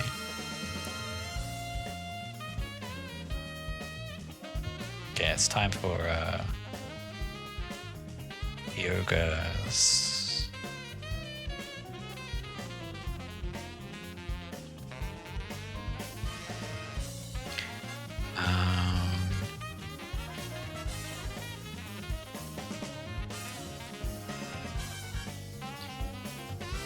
I can't copy and paste from the Twitch chat. That's annoying.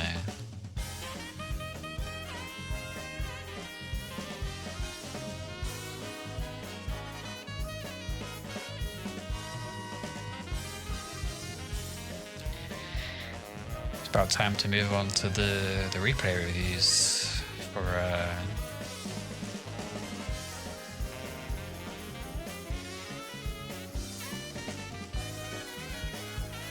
okay.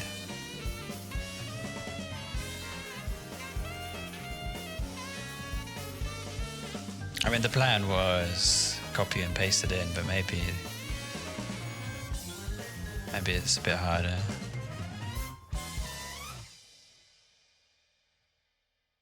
Oh no, I refreshed the Twitch chat. I lost the... Oh shit.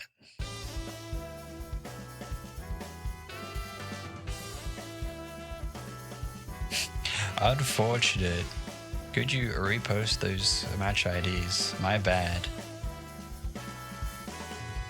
Oh, it doesn't matter, man.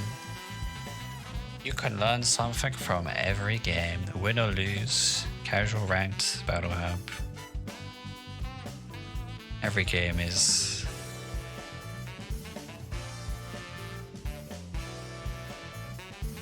I was afraid of playing ranked as well. Let me show you something. This is how scared of ranked I was.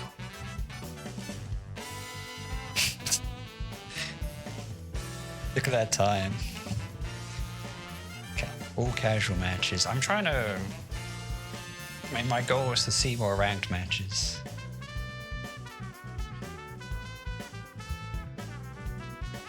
Okay. So... Oh, I can't copy and paste.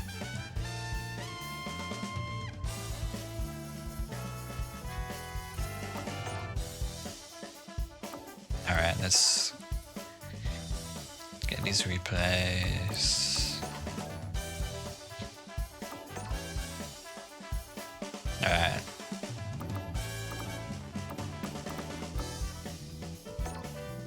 Okay. I have you as a friend request. Interesting. My CFN is fish and chips, by the way. Add me, so I can search you up in my friend list. It's a little bit faster for me when I go through replay reviews. Anyway, is that my own convenience?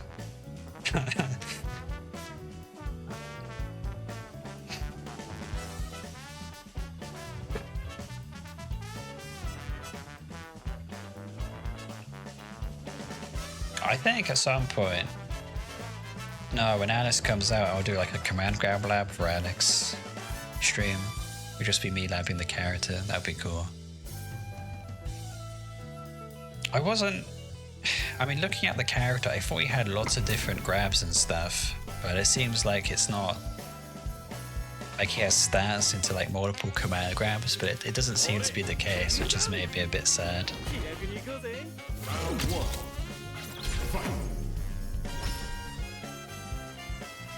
Okay, 1600s.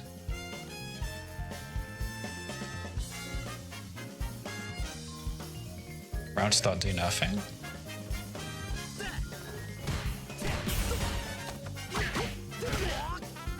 That's a very good outcome. Going for grab there, you kind of have to. And in the Jamie mirror match, you always tech the first grab. Always tech against Jamie, because he wants to throw drink you at drink level 0. I mean, when a knockdown's happened,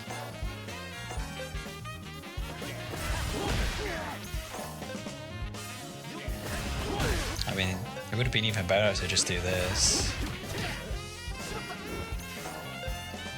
Sorry.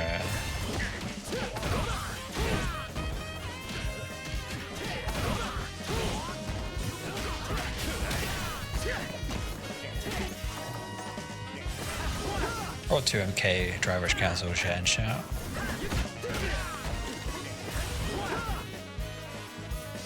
You should play against DJ. He's got a decent Rashid.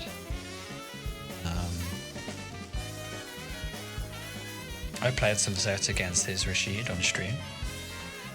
I'd recommend that you play him as well.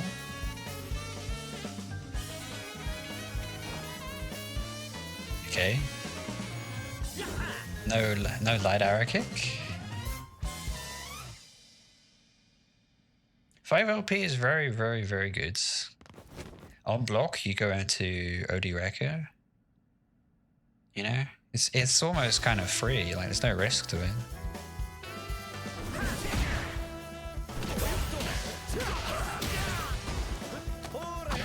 Just kind of throw. You can dash and throw again. Just so that you know, you could do this mid screen.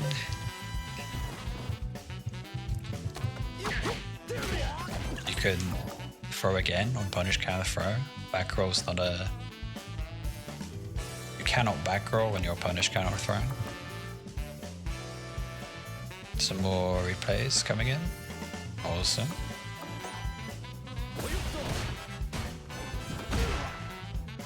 Gotta be careful here.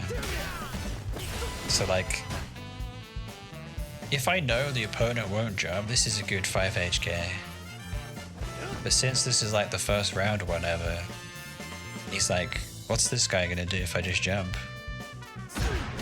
And now you're in a very dangerous position. You're in the corner. This is one of the win conditions that both players are fighting for, and you've given it up.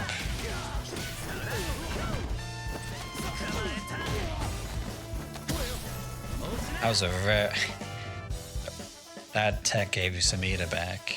Very important considering your drive meter. Moments away from burnout. Burnout and corner equals auto deuce.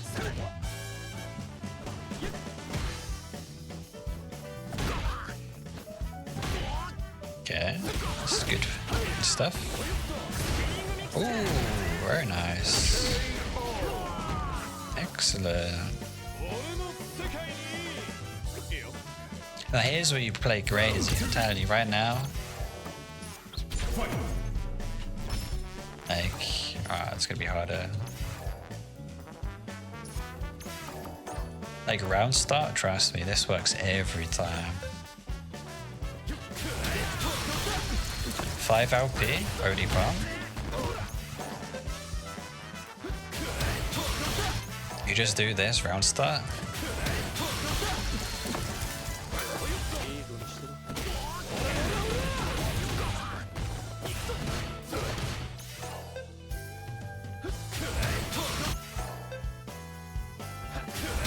Anyway, now's the time to spend SA2 because you're up a round. If you lose this game, you'll get SA3 back anyway at some point. So, another important philosophy I have is if you hold SA3, you're not building super meter anymore. You're losing a resource. Which is why I think always spending SA2 is important, or spending SA1. You want to be in a constant flow of gaining resources and spending resources. Never be at full resources and put yourself in a situation where you could gain a resource. You can't gain drive meter if you're full bar. I mean, technically you can. There's a bug. You can get this weird interaction where hang on. It's very interesting. I'll put a link to it.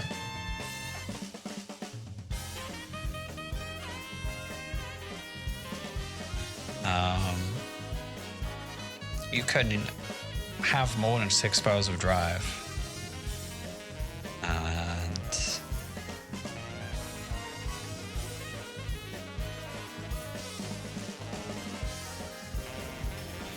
alright. I don't know why this works, by the way, but it does.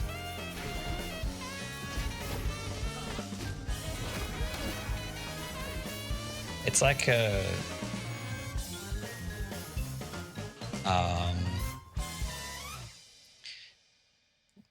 The other case is DI stun, jump.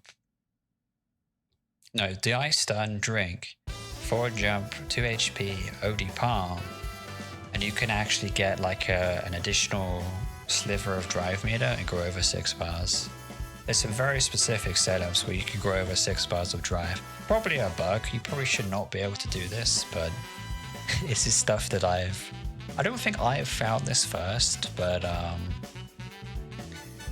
definitely labbed it out and found some more interesting applications for it. Anyway, there's always something gimmicky in Street Fighter. And this is what I mean, you have to try so hard to like find interesting stuff in this game. Okay.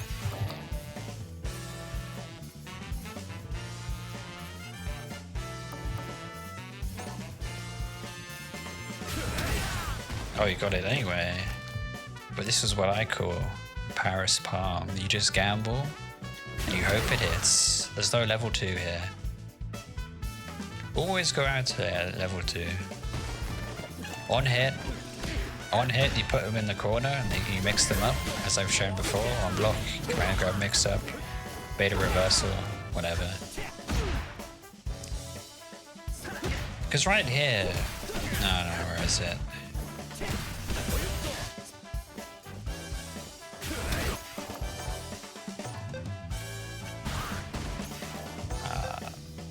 Well, the point is,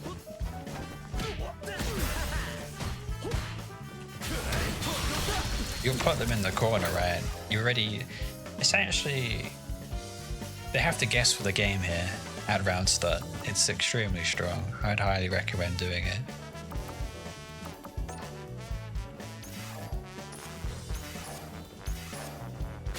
Okay.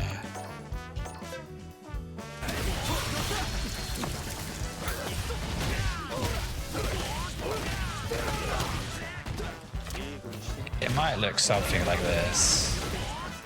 Beta reversal.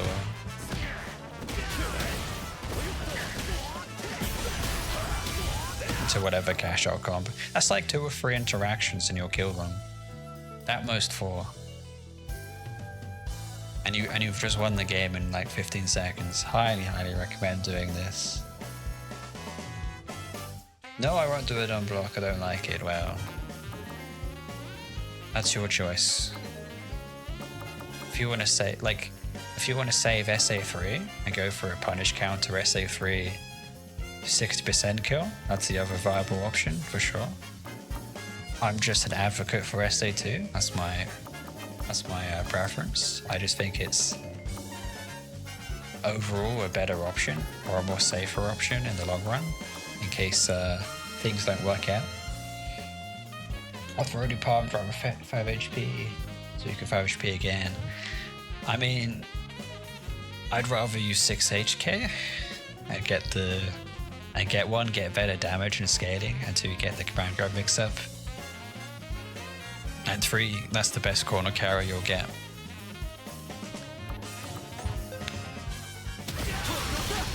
I mean, you can also do this, I guess.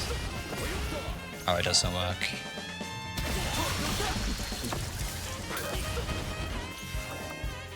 You have some options.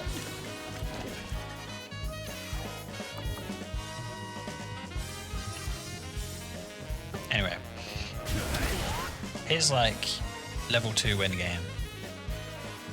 If you choose to do so. I mean, that's how I would play. I mean, you're higher ranked than me, so what it really comes down to is I'm just giving you a different perspective on Jamie. You can try it out, try different things. That's how you improve fast. You know, don't stick to one playstyle. Learn every tool, every mechanic of the character, and leverage all of it properly.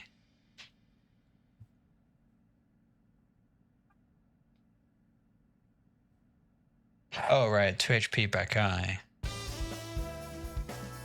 Yeah, but 5 HP hurts your scaling a lot.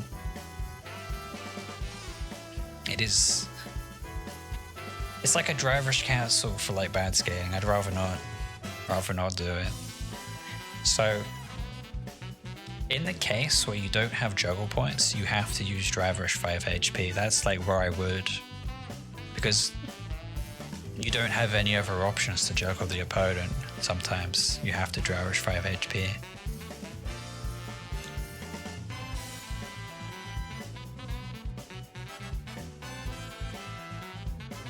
I would just hit confirm. Yeah, of course. Yeah, like you would buffer it and hit confirm it. So I don't do that because I could just go for a command grab setup, but you are right. I agree with you. You hit technically, it's best to hit confirm that. It's very true.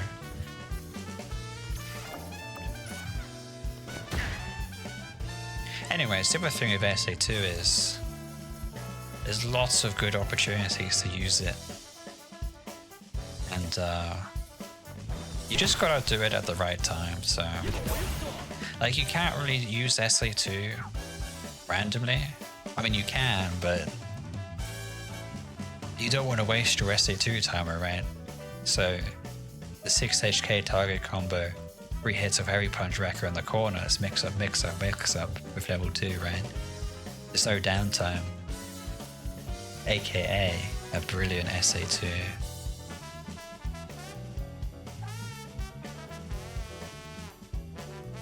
Whether or not it's like if the opponent has one hit away from lethal, like 30% HP,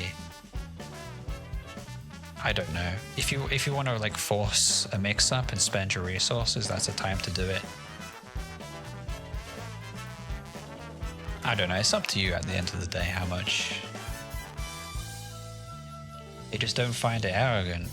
Wow. I think the round start activate SA2.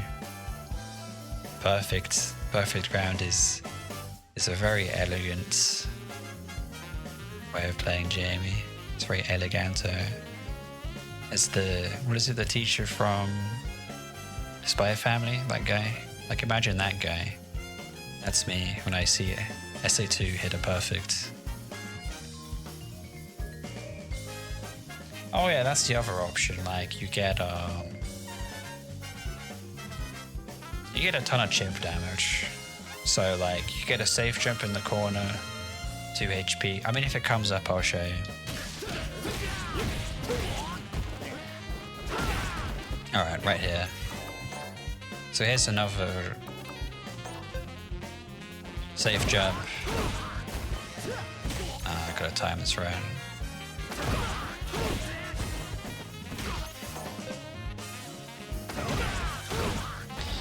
Oh, I tell what.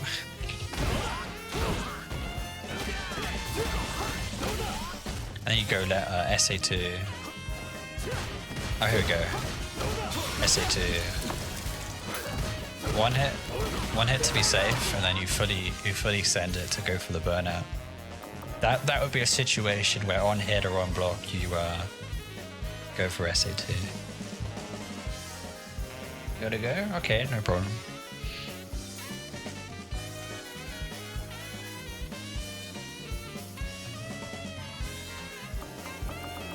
I think at the highest level it does become a bit more situational when you make these decisions. And it just comes down to how much drive meter do I have? How much drive meter does the opponent have? And then you just make the decision to burn out the opponent or not, generally.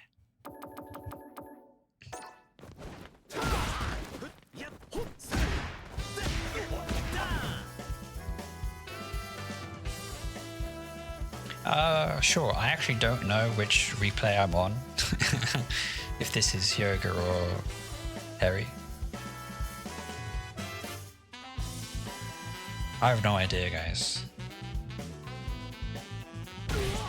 I'm just on autopilot review mode. Alright, so I'll do another... Yeah, I'll just do another Harry match until he gets back. Hey DJ, how's it going? This Harry guy needs to play you, by the way. He needs to learn the Rashid matchup.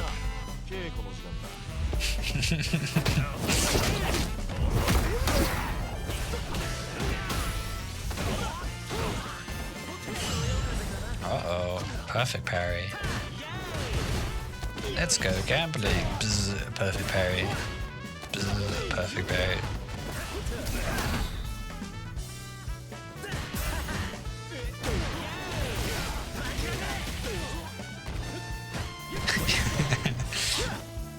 Ooh.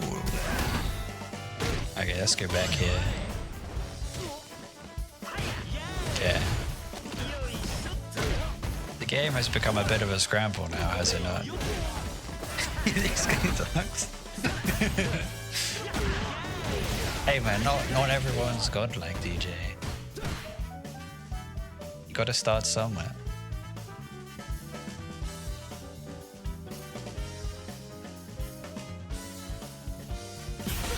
Oh. The thing is, I'm the best Jamie player in the world. That's the difference between me and you guys. I don't say I'm trash. I am the best player. I will win Capcom Cup with Jamie. I mean, I probably could do it if I threw caution to the wind and took a huge risk and was just like, I'm gonna play Street Fighter every day. And like lived off donations for the stream. Wouldn't that be fun? But I can't do that. I have to be a rational person, unfortunately. Also, I think the gap is probably a lot. A gap between me and the rank 1 players probably quite the mountain to climb anyway, so I mean that's why I do the replay reviews, so that maybe someone else will get there before me, you know, win Capcom Cup with Jamie. Okay. Now hopefully... No, was this? Yoga. What was this?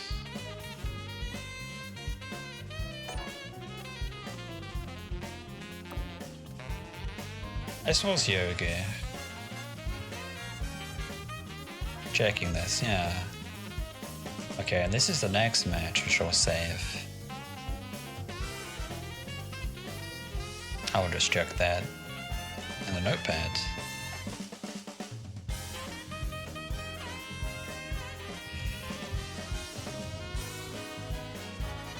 Yeah, that's me or something? Well, you're too busy playing Valorant.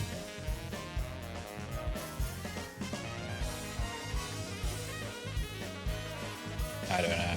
What do you think, DJ, if you put more time into Street Fighter or Valorant?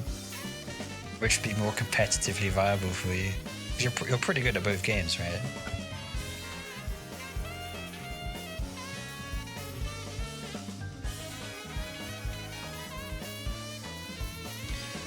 Yeah.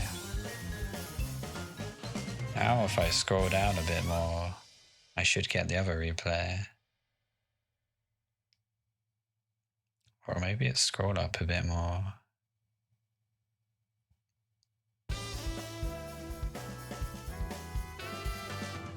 Time-wise, Valorant, but viability-wise, Street Fighter 6. We're very close to figuring something out. Is that something Wake Up DI? Have you tried that? That might be it, DJ.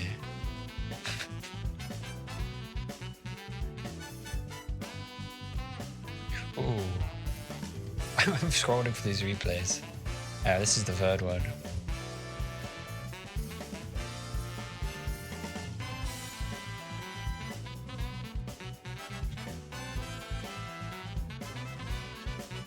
Oh, maybe I should do like a Google Doc or something. Like, and you guys just fit it out of replays in an order.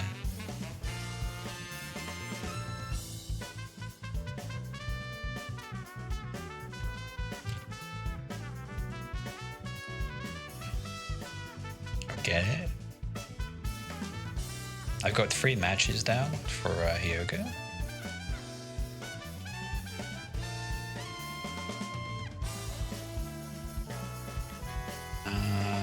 can't scroll up enough. Yeah, maybe it's probably best to drop them in Discord, like the advice and critique.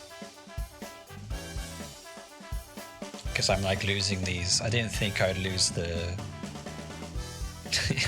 I don't expect anybody to be in my Twitch chat actually talking, but apparently today. Now I'm losing the replay IDs.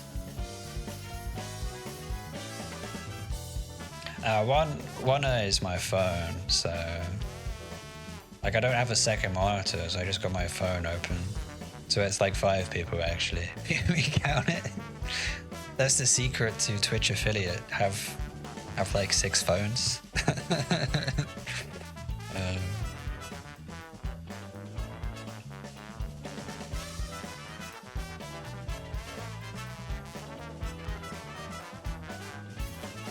Alright.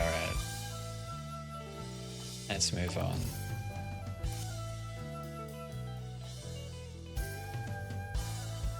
This is yoga, this is match number 2.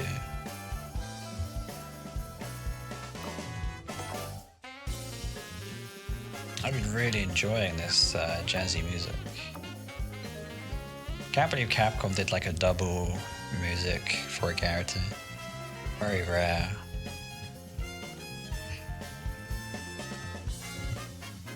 Oh, come on, let me copy and paste it.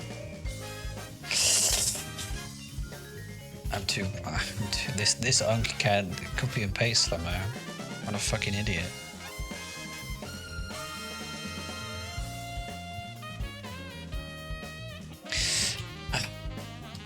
Okay, there we go.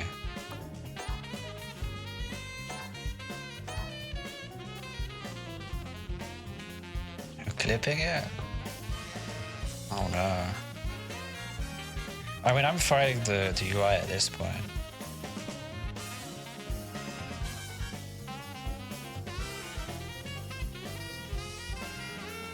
I've run out of tea. I've run out of herbal tea.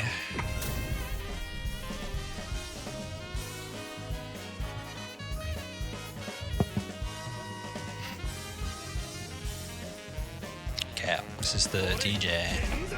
Second match, I assume. Okay, Rasta jump.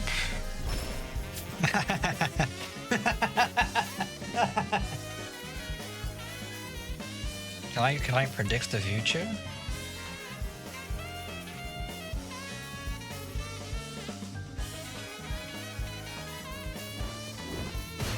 I guess I can. Oh, I put a Blaz to win the Capcom Cup. That's the only player I know.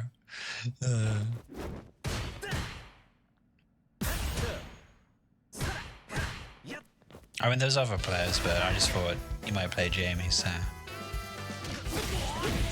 1 drink in before 90 seconds. Let's go.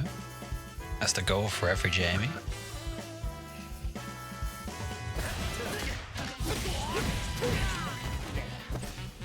This guy's just saying, fuck my drive meter. Burnout, I don't care. I'm Rashid. Rashid doesn't care about burnout.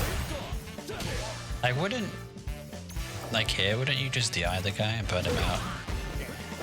Oh, sorry.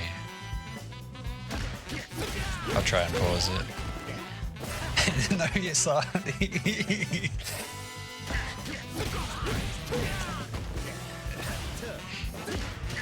Yeah, this guy's playing like he has level 2 to like bail him out.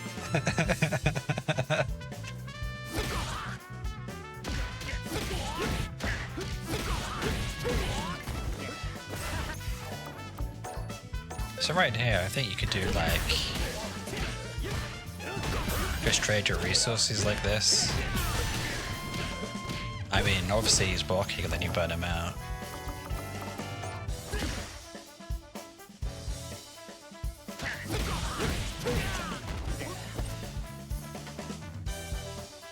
Yeah, wait for the burn. Well, you know, target combo ranker, you know, go for that. Right? That's what I was trying to do against you, DJ. If you were low enough, you couldn't do the ODDP option select. so that becomes a bit more viable. 2k driver cancel, 2 HP TI. There we go. Yes, that would be good.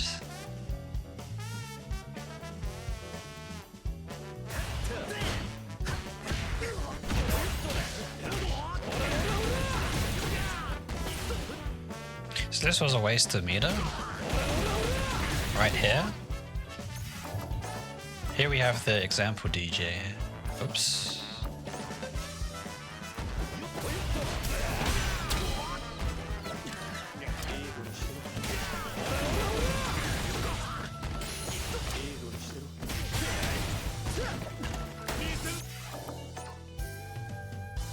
There we go. You're plus 15 after heavy back eye. Knockdown. So that's a dry rush, 2 HP that trades with a 4-frame button for a ton of damage. Or in this case, it's just dry rush, 2 HP the eye. So.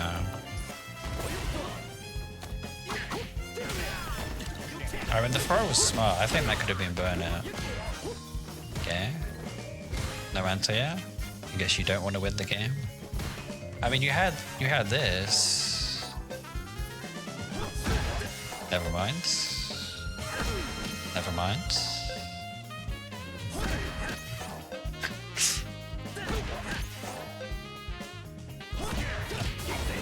Okay, I have to delay it. Here we go. Just DP, but it would be cool, would it? It'd be boring. Well, here's my other mindset. Like, obviously, that's correct. Going for strictly the safest option, playing in a fundamental way. But I think you should always go for the hardest option every time and push your skill ceiling higher and higher. Always do the hard stuff. And that's how you'll grow as a player, you know? Oh yeah, ODDP, let's see.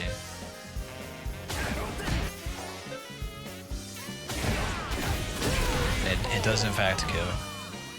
Good shout. I mean, how many interactions was this away from kidding?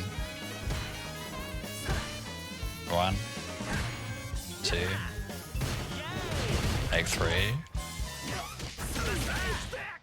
4. Okay, I'm not counting anymore. You could have won the game there. And now it's just a matter of whiff punishing, and yeah, there we go.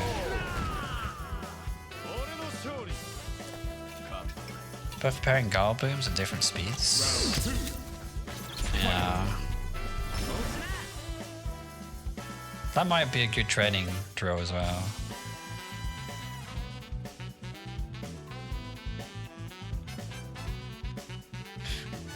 I like boring characters. I like playing boring stuff.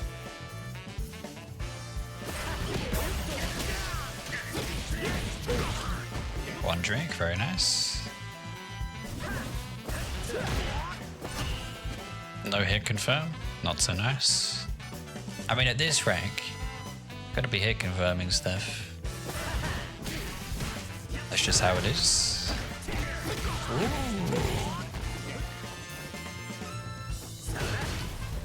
Right here, you can go for a heavy back eye. I think this would have worked out. Wow. This is like gamble time. If it doesn't work out, I say 2. Anyways.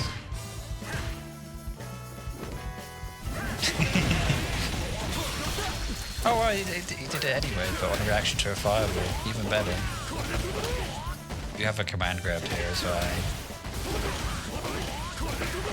At this height, you have 2 MP command grab. Oh, it's plus 10. So it's 5 MP then.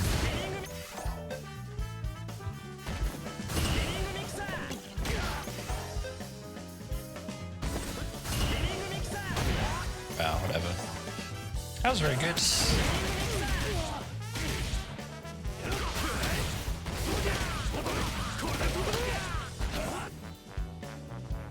Plus 18. I think you have to be plus 33 or 34 for a meaty palm. Meaty heavy palm. So that would be after like heavy back high. Oh, look at that. 52 frames. Crazy.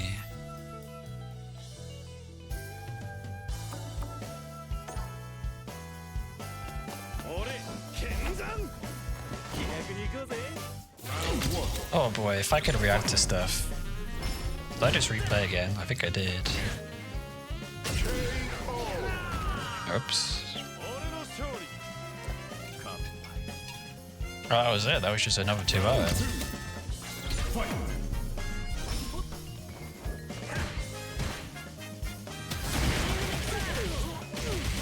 That's what happened here. Okay, she hit his breast.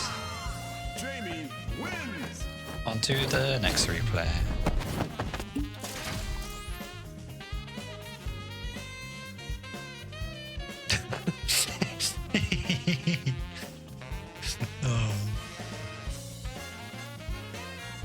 I also wanted to do Kiwi at some point, or I don't know how, you know, if I was French, I don't know how to pronounce that name.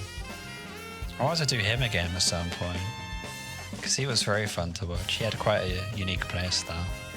He loved doing the safe jump lows in the corner, and random OD palms. This is game number 3, Mr. Yoga. Or Hetri, I don't know. Maybe they're the same person.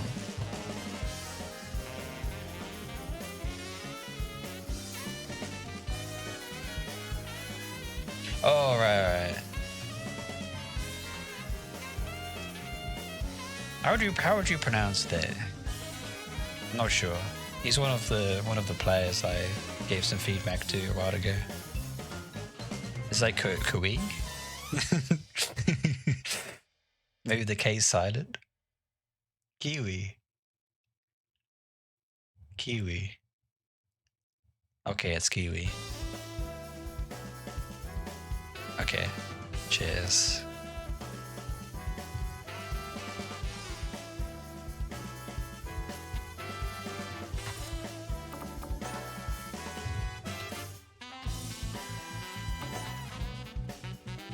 Ooh.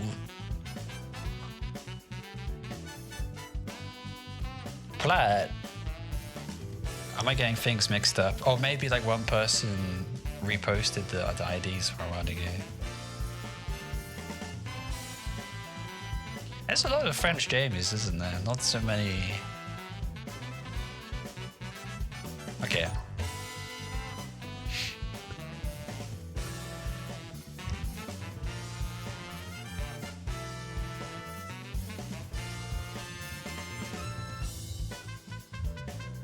Yeah, I think one person posted the other person's match IDs, so I got a bit confused. Oh wow.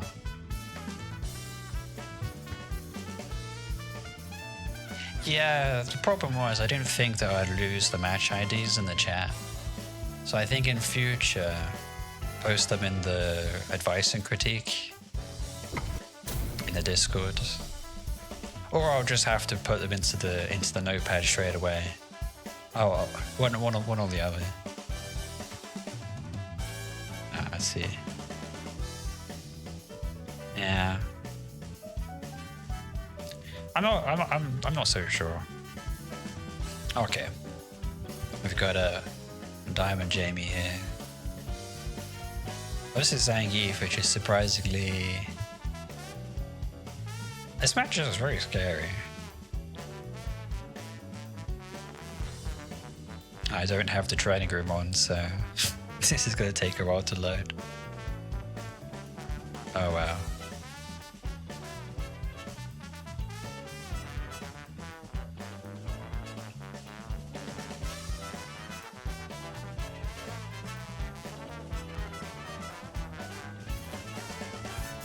It's probably because I got Chrome open to put the Alex music on. That's like eating up all my memory. Right, start jump. Imagine.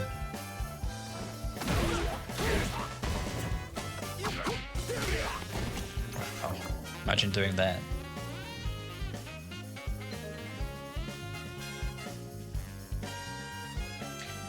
Don't do dry rush 5 HP, the dry rush 2 HP, don't listen to DJ. It does all of the same things that dry rush 5 HP does, but you're safe to neutral jumps, which is also very common in Diamond and low ranks, or ranks below Master. I mean, I could even say anything below 1600 people do random jumps. Everyone does random jumps. I haven't experienced enough with Street Fighter to say, when do people stop jumping? They probably don't. Anyway.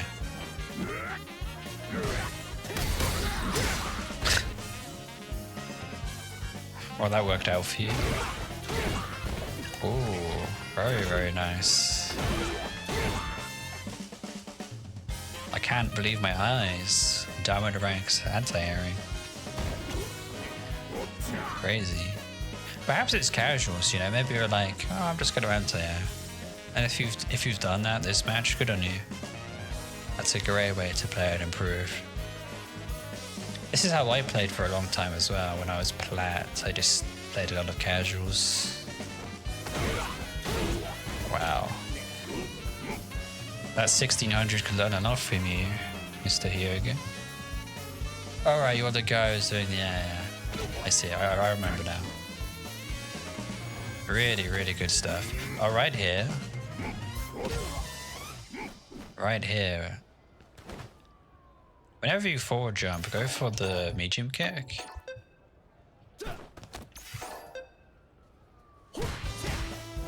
Because it also crosses up. And also, this light attack, jumping light, crosses up as well. Yeah. Always go for 5 MK, jump 5 MK, 5 MP. And then you can go into whatever combo you want. You could even go into that one if you want to, that's an easy one. 5M. It's not easy.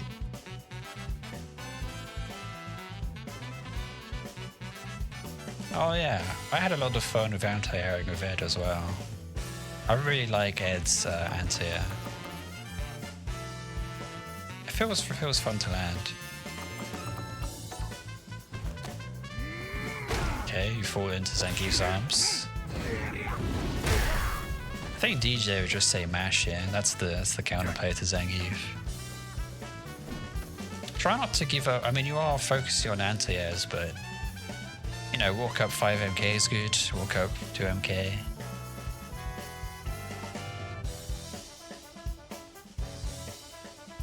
You went jumping with 5 MP a little. I think either way, you probably. If you think the opponent will jump, you jump 5 HK, and then if you think they'll stay on the ground, it's jump 5. So if they jump, it's 5 HK, and if you think they'll stay on the ground, it's 5 MK. Oh yeah, that's a good shout. Just look at the. I mean, the Salt channel is basically the Zangief channel, isn't it, DJ? Yeah, look at the Salt channel, the Zangief channel for the matchup. Like, how do I beat this character? This was a waste of drive beater. Like, here's the thing. Like, you could be around this sort of range and then be like, oops, wrong character.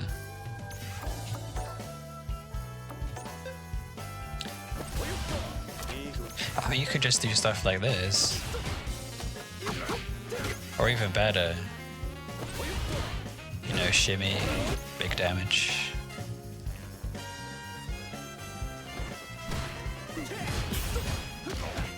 Oh yeah, here was a good opportunity. Where was it?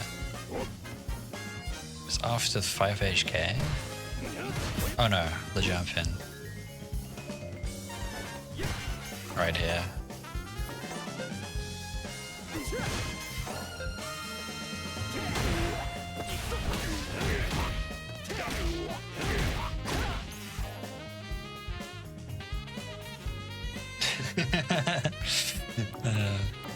I kind of want to play modern Zangief. He seems better than Manon. Like his like one button DP does more damage than motion input, which is a bit strange. It's like 100 more damage.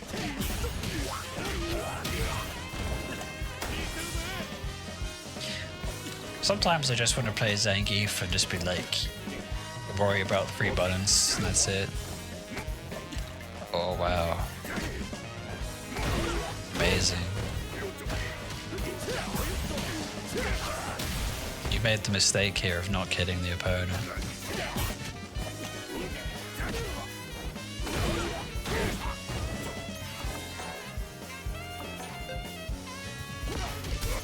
So he's mashing it.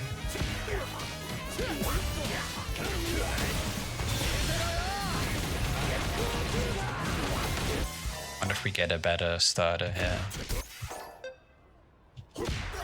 It's probably this.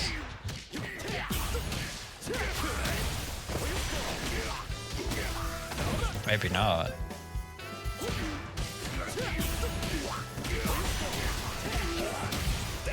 Is there a way to kill here? I wonder.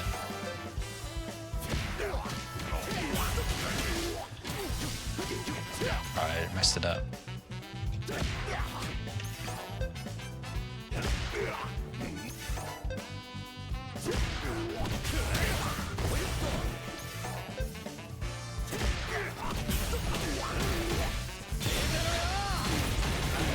I guess you could do it that way. If you know they'll mash, that would come up so often though. Anyway, you got to think about these things at maybe not at diamond rank, but definitely at 1600.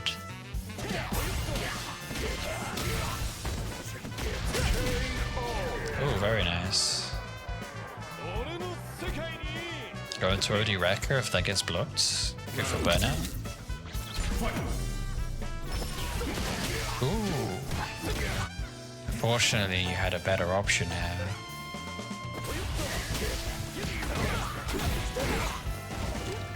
I've already showed those different options before. But you have 2 MP there. The more you dry rush 5 HP, you'll get a better feel of when and where you could. You'll be like, I know this counter hits, I know this punish counters, and then you can just autopilot the best combo for the situation.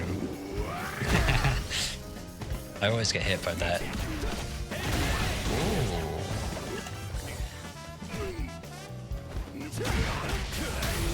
You made a mistake here of not kidding the opponent.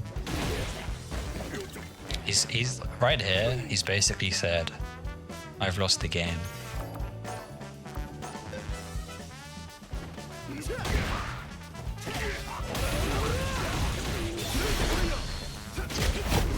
And this is like really easy stuff.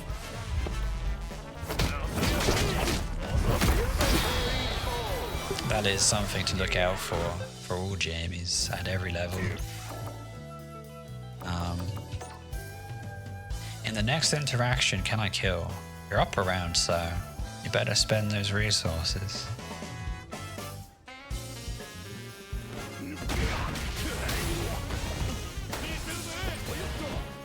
Oh, this is a mindset problem. Look, he's like, oh, I need to level up to drink level 4. It seems like Mr. Hyoga is more worried about drinking. So...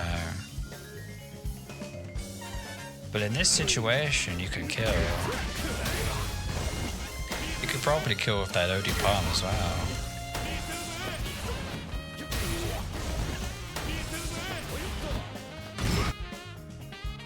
Oh, I heard something that was interesting.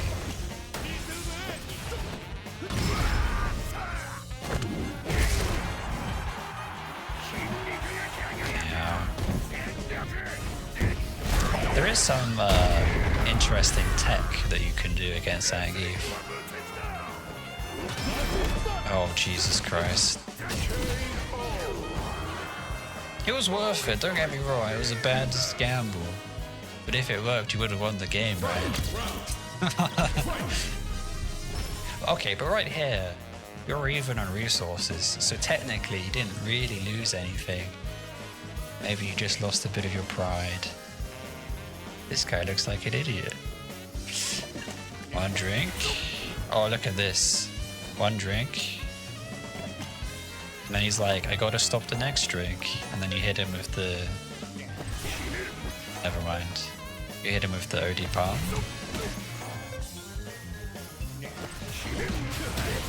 Double drink. Maybe another drink or whatever. Don't be scared of Zangief, man. He's like drive rushing at you. He's like, damn, I can't jump. I can't jump. Okay, I'm gonna drive rush. And then you shut down the drive rush. And then he's like, I'm gonna DI.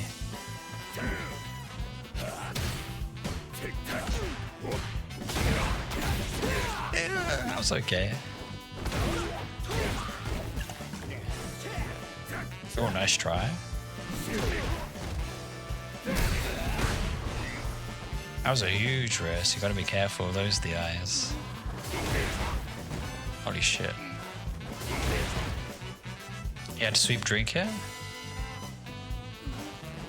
This dive kick.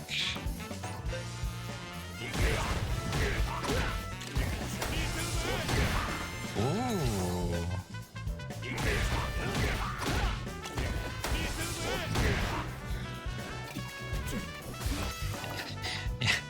Yeah. You can sweep trick on OD dive kick, just so you know. I would not dive kick the man with a 1 button DP. That's, if you have to learn anything, don't dive kick Zangief. He doesn't have a fireball, you know, so what are you dodging?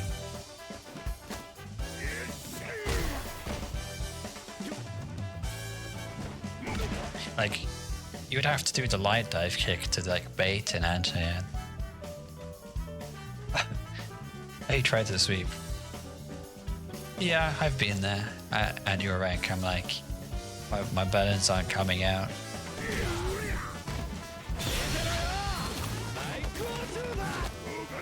Unfortunate. You just gotta be a bit more patient, you know, and let the opponent kill themselves. Okay. I'm now gonna share you a secret technique against Zangief players.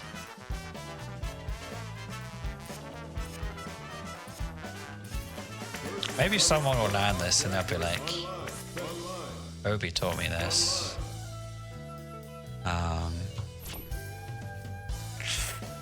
I actually want to do this as well myself.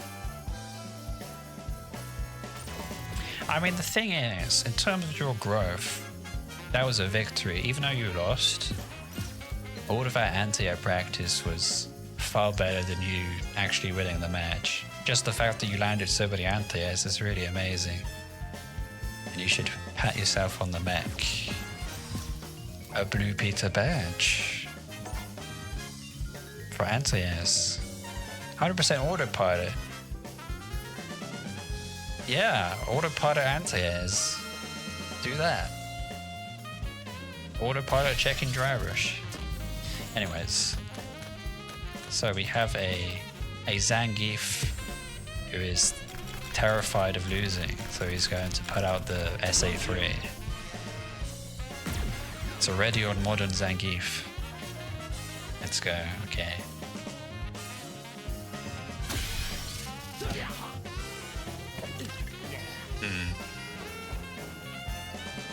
So, here's the technique. It's very easy.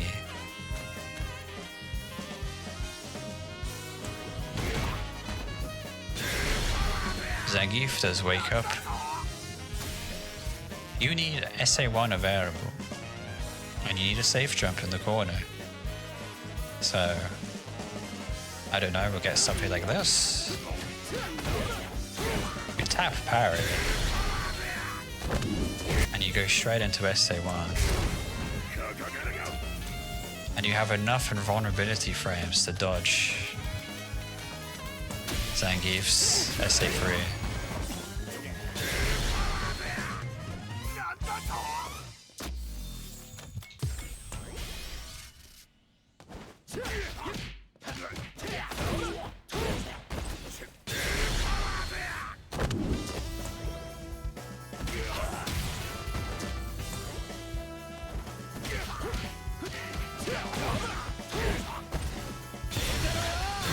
There we go.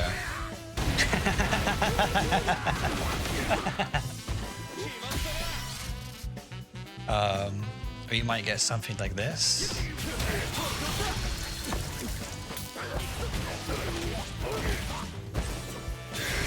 I missed it. Oh wait, no I didn't.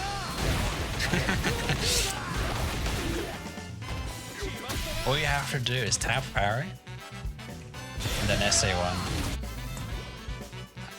Whenever you get a safe jump. Look at that.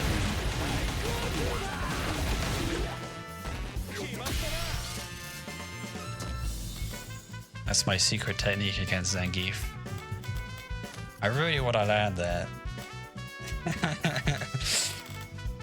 Now, this is a character-specific reversal. Against JP or against... I mean, it's a similar concept to, like... No, it's not. It's different. Essentially, you have 7 frames of invulnerability and then... Oh, shit. You just line up the invulnerability so that you're invulnerable. Your iframes last more than the opponent's Wake Up SA3. And if you time it properly, yeah, that will happen. It's very, very useful. And it's also easy to do. A lot of the setups that I lab are, what can I do after a plus 42, after a safe jump? Because that's the most common knockdown Jamie has. And then it's plus 39. Which is medium palm. Anyways, I think I've run out of replay reviews.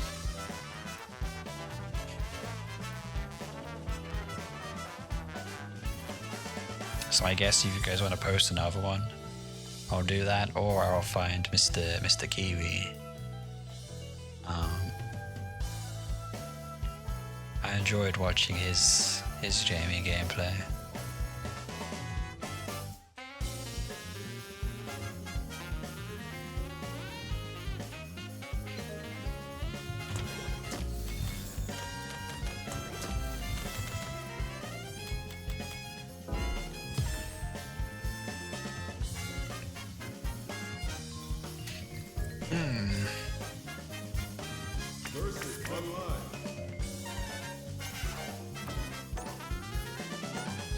I was another French Jamie. It was 1800 as well.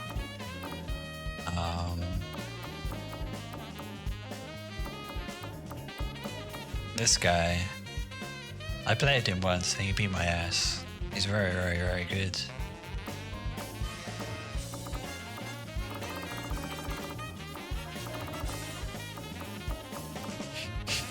I don't think Kiwi's played that much ranked. He hasn't played in a while, it seems.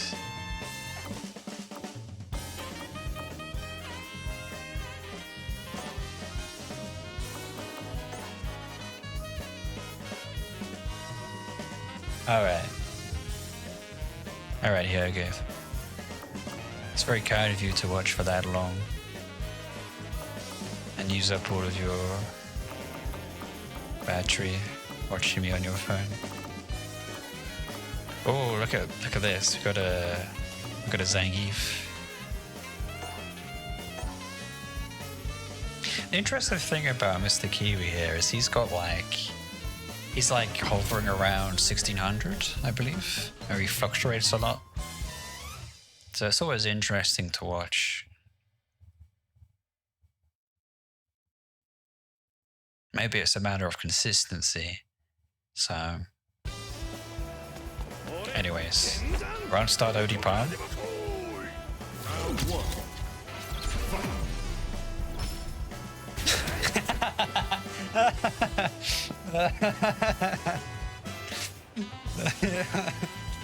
I love this guy's Jamie.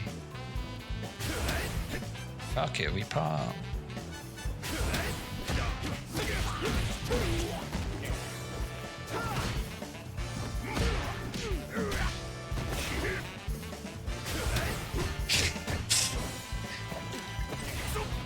I named the Paris Palm after this gentleman. He's the OD Palm swammer. Yeah.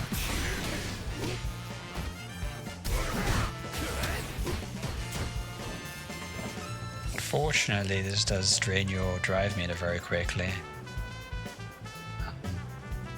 But it's not too bad, as long as you manage your drive meter.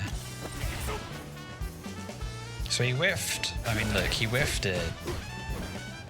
Created some space and got a drink, knowing that Zangief can catch him up. He got hit with the DI though. I'm sure Mr. Hyoga would have DI'd back.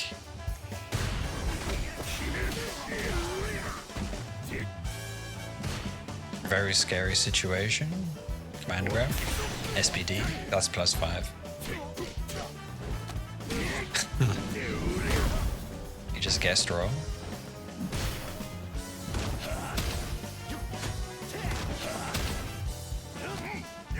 Wow, look at that. This is why I wanted to play Modern Zangief, just give him a go, like I gave Dalsum a go. It just seems really fun to just press one button SPDs and whiff punish everything like that. Oh, Jesus. Was it a punish counter? Like right here?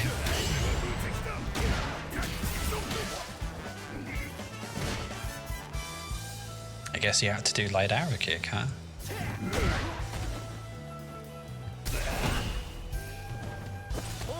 Ooh, punish counter throw.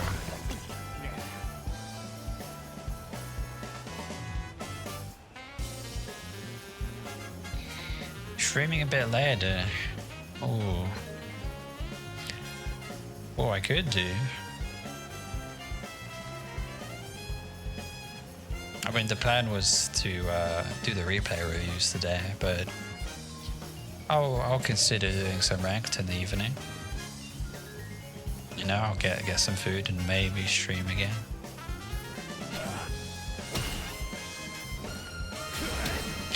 Third OD Pop. This guy loves OD Pop.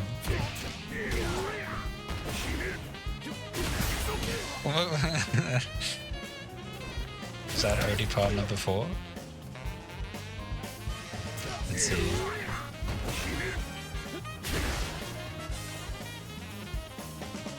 That was OD Palm number 4. This guy is a 60-100 player. Or he wouldn't be this low rank if he wasn't spamming OD Palm. Yeah, this much. Okay, Zangief puts him into... Okay, both players got into burnout, but right here...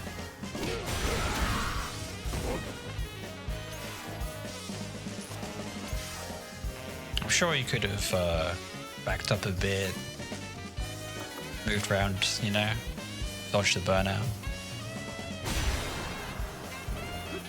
That was a very good button by Zangief there.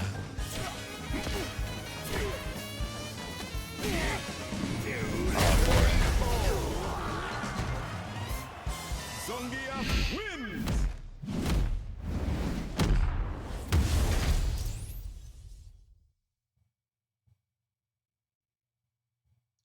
Oh, really?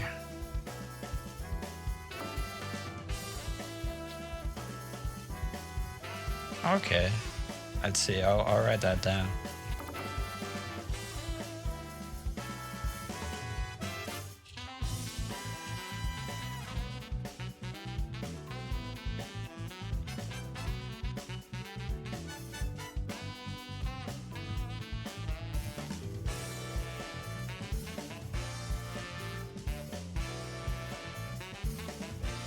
So my time zone is GMT, so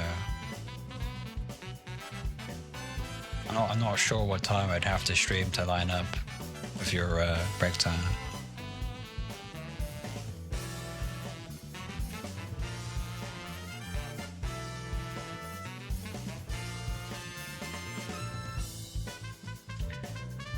I mean, what time would I have to stream to match up with your free time? Let me know. Because I have lots of time to adjust my schedule. I'll do it for the fans.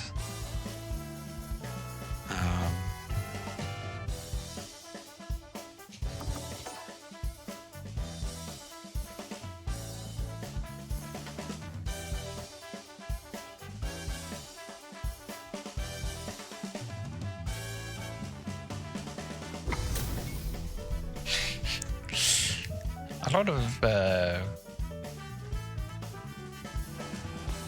Jamie switched to Ed. Well, not switch, but they kind of like the character. It's like Ed. Like if you gave up on Jamie, you go to Terry or Ed. Those are your options.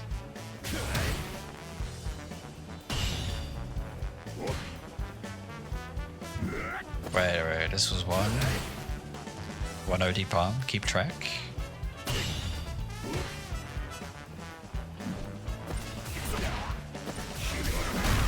It's 147.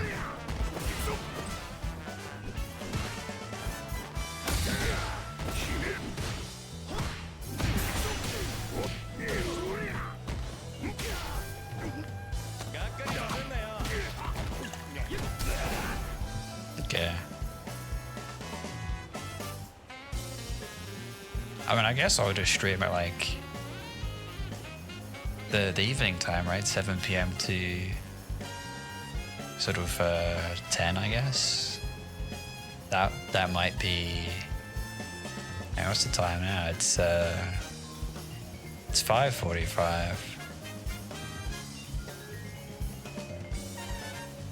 So that would be like 5 PM for you. So I don't know. I'm sure things will work out.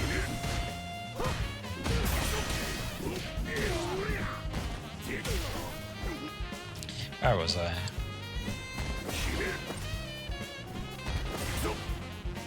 I don't think it's a good idea to parry against Zangief.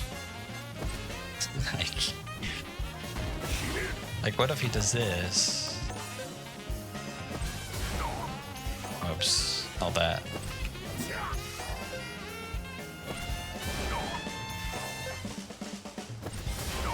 Why can't I SBD?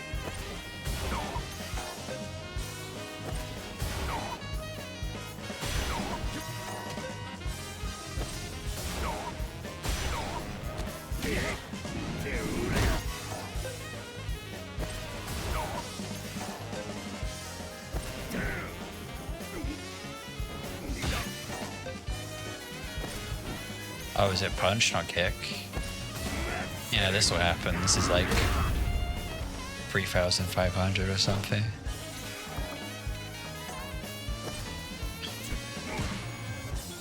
Like, this is modern Zangief. I don't know. Damage is not great with modern. But you can still do the classic inputs with modern and get the same damage anyway, so... On some characters, there's almost no downsides for modern. Whoa. Oh, he missed the OD. OD palm, 2 drinks missed. Ah, he's very unlucky actually.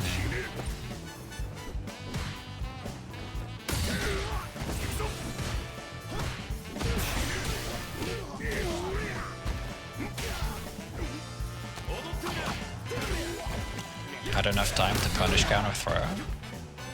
Here's an example of being a little bit too greedy, or like not greedy, but like taking the obvious DI. Like if you wait a little bit, you might be able to. It's like The opponent expects you to DI here, so DI on the next interaction. Delay it a bit. Oh my god. Safe jump. That's interesting, that's plus on block.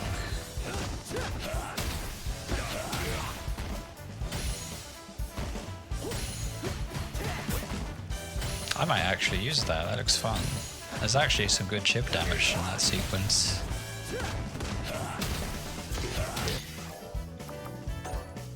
Now here... Oh wait, I'm the wrong character.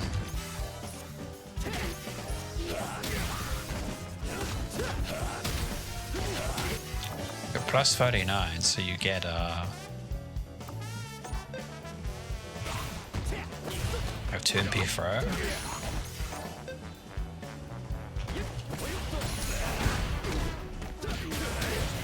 Something like this.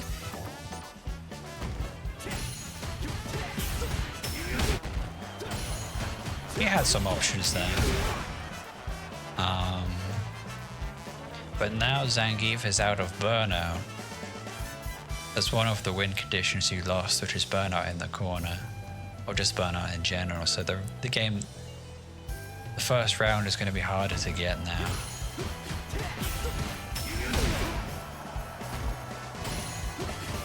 Target combo, drivers cancel. I think you have to 2LP to make this airtight.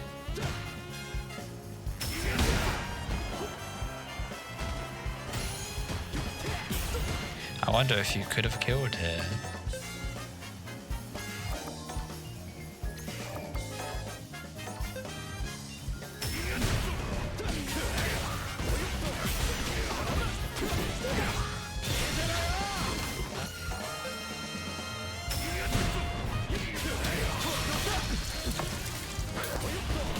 Oops.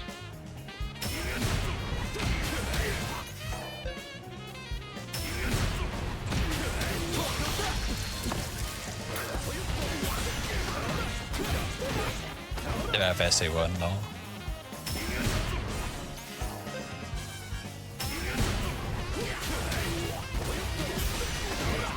Oh yeah, you have to do it this way.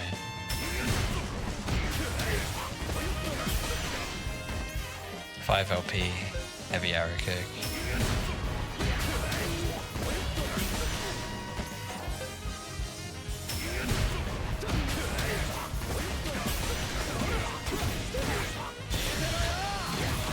Okay, you don't kill anyway. Alright. We've got level 2.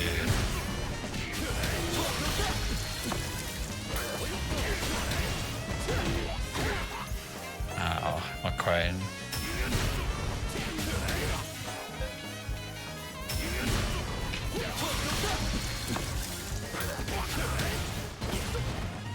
This might be an option.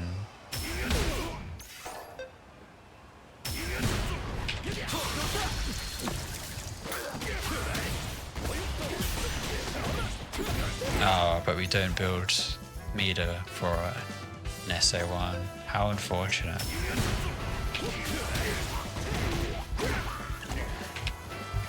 Wow, it's probably like +1 interaction to kill them.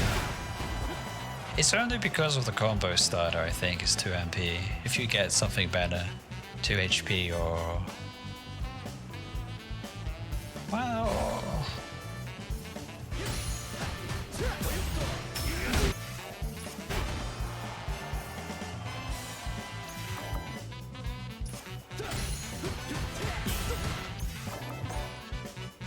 Let's try this. Oh wait. I was thinking back high, but you're level 1. That's another factor, I think.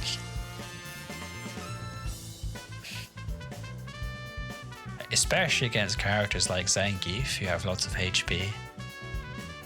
The damage buff matters a lot more when you want to get lethal. So, anyways.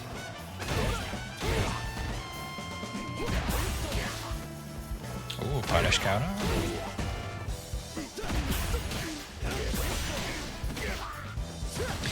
But drops the... That's unfortunate.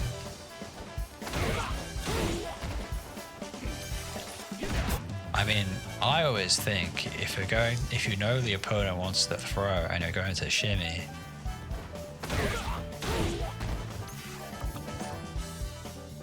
oh, well, you've double dashed it, so you can walk back.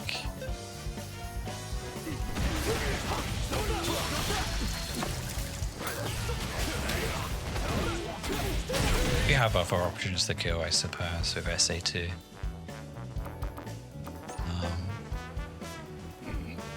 Oh, you can walk back. Right. That means we get... That means this will kill. That's probably the best option.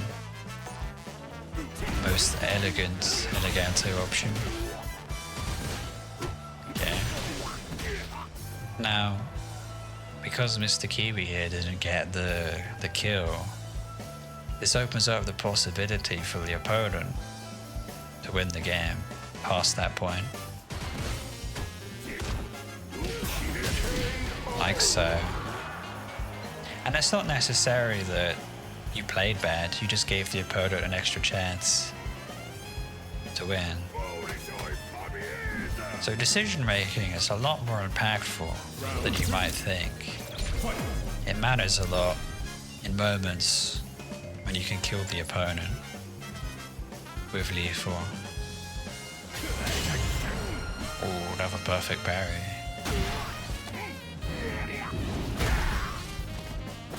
Oh, that was a mix-up, so it didn't. Or it wasn't part of the combo on the perfect parry, so it did a lot of damage.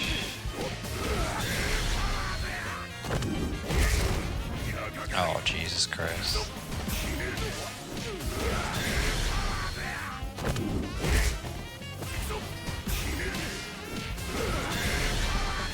Well, this would be me. Too scared to press a button. You know. Can't fault Mr. Kiwi for this. Never mind. You could do better, Mr. Kiwi. I mean, it could be the case of I just can't be bothered. If I was against Zangief, I would definitely consider ending the match as soon as possible with SA3. Punish counter or... Punish counter... Yeah, SA3 kill the opponent, or I die to some punish counter combo. What is this again here? And a bison. But anyways, this has been a very long replay review. It's been a bit unfortunate for the person who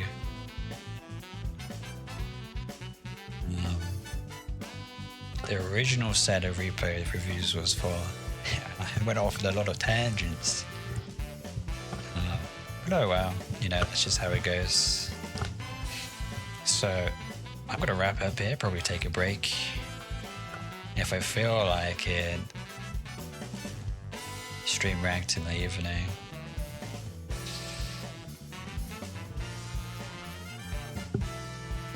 Anyways, ciao guys, thanks for watching. If your Jamie is not in Masters yet, let me know in the comments or in the Jamie Discord advice critique. I'll happily give you a replay review for free and get you to Masters very quickly, and or teach you all of the scrub tactics and command grab setups to cheat your way into Masters.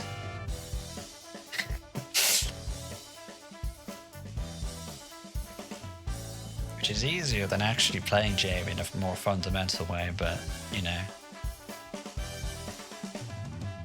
What's interesting is that once you actually get to Master rank, a mental barrier drops. Now that I've achieved it, you know, I can just play ranked without any worry about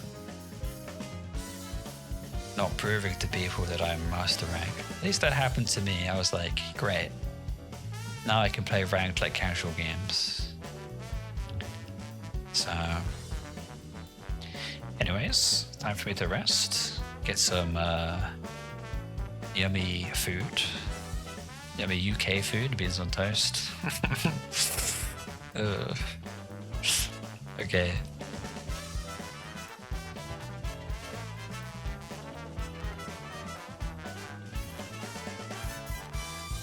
See you guys next time, next replay review.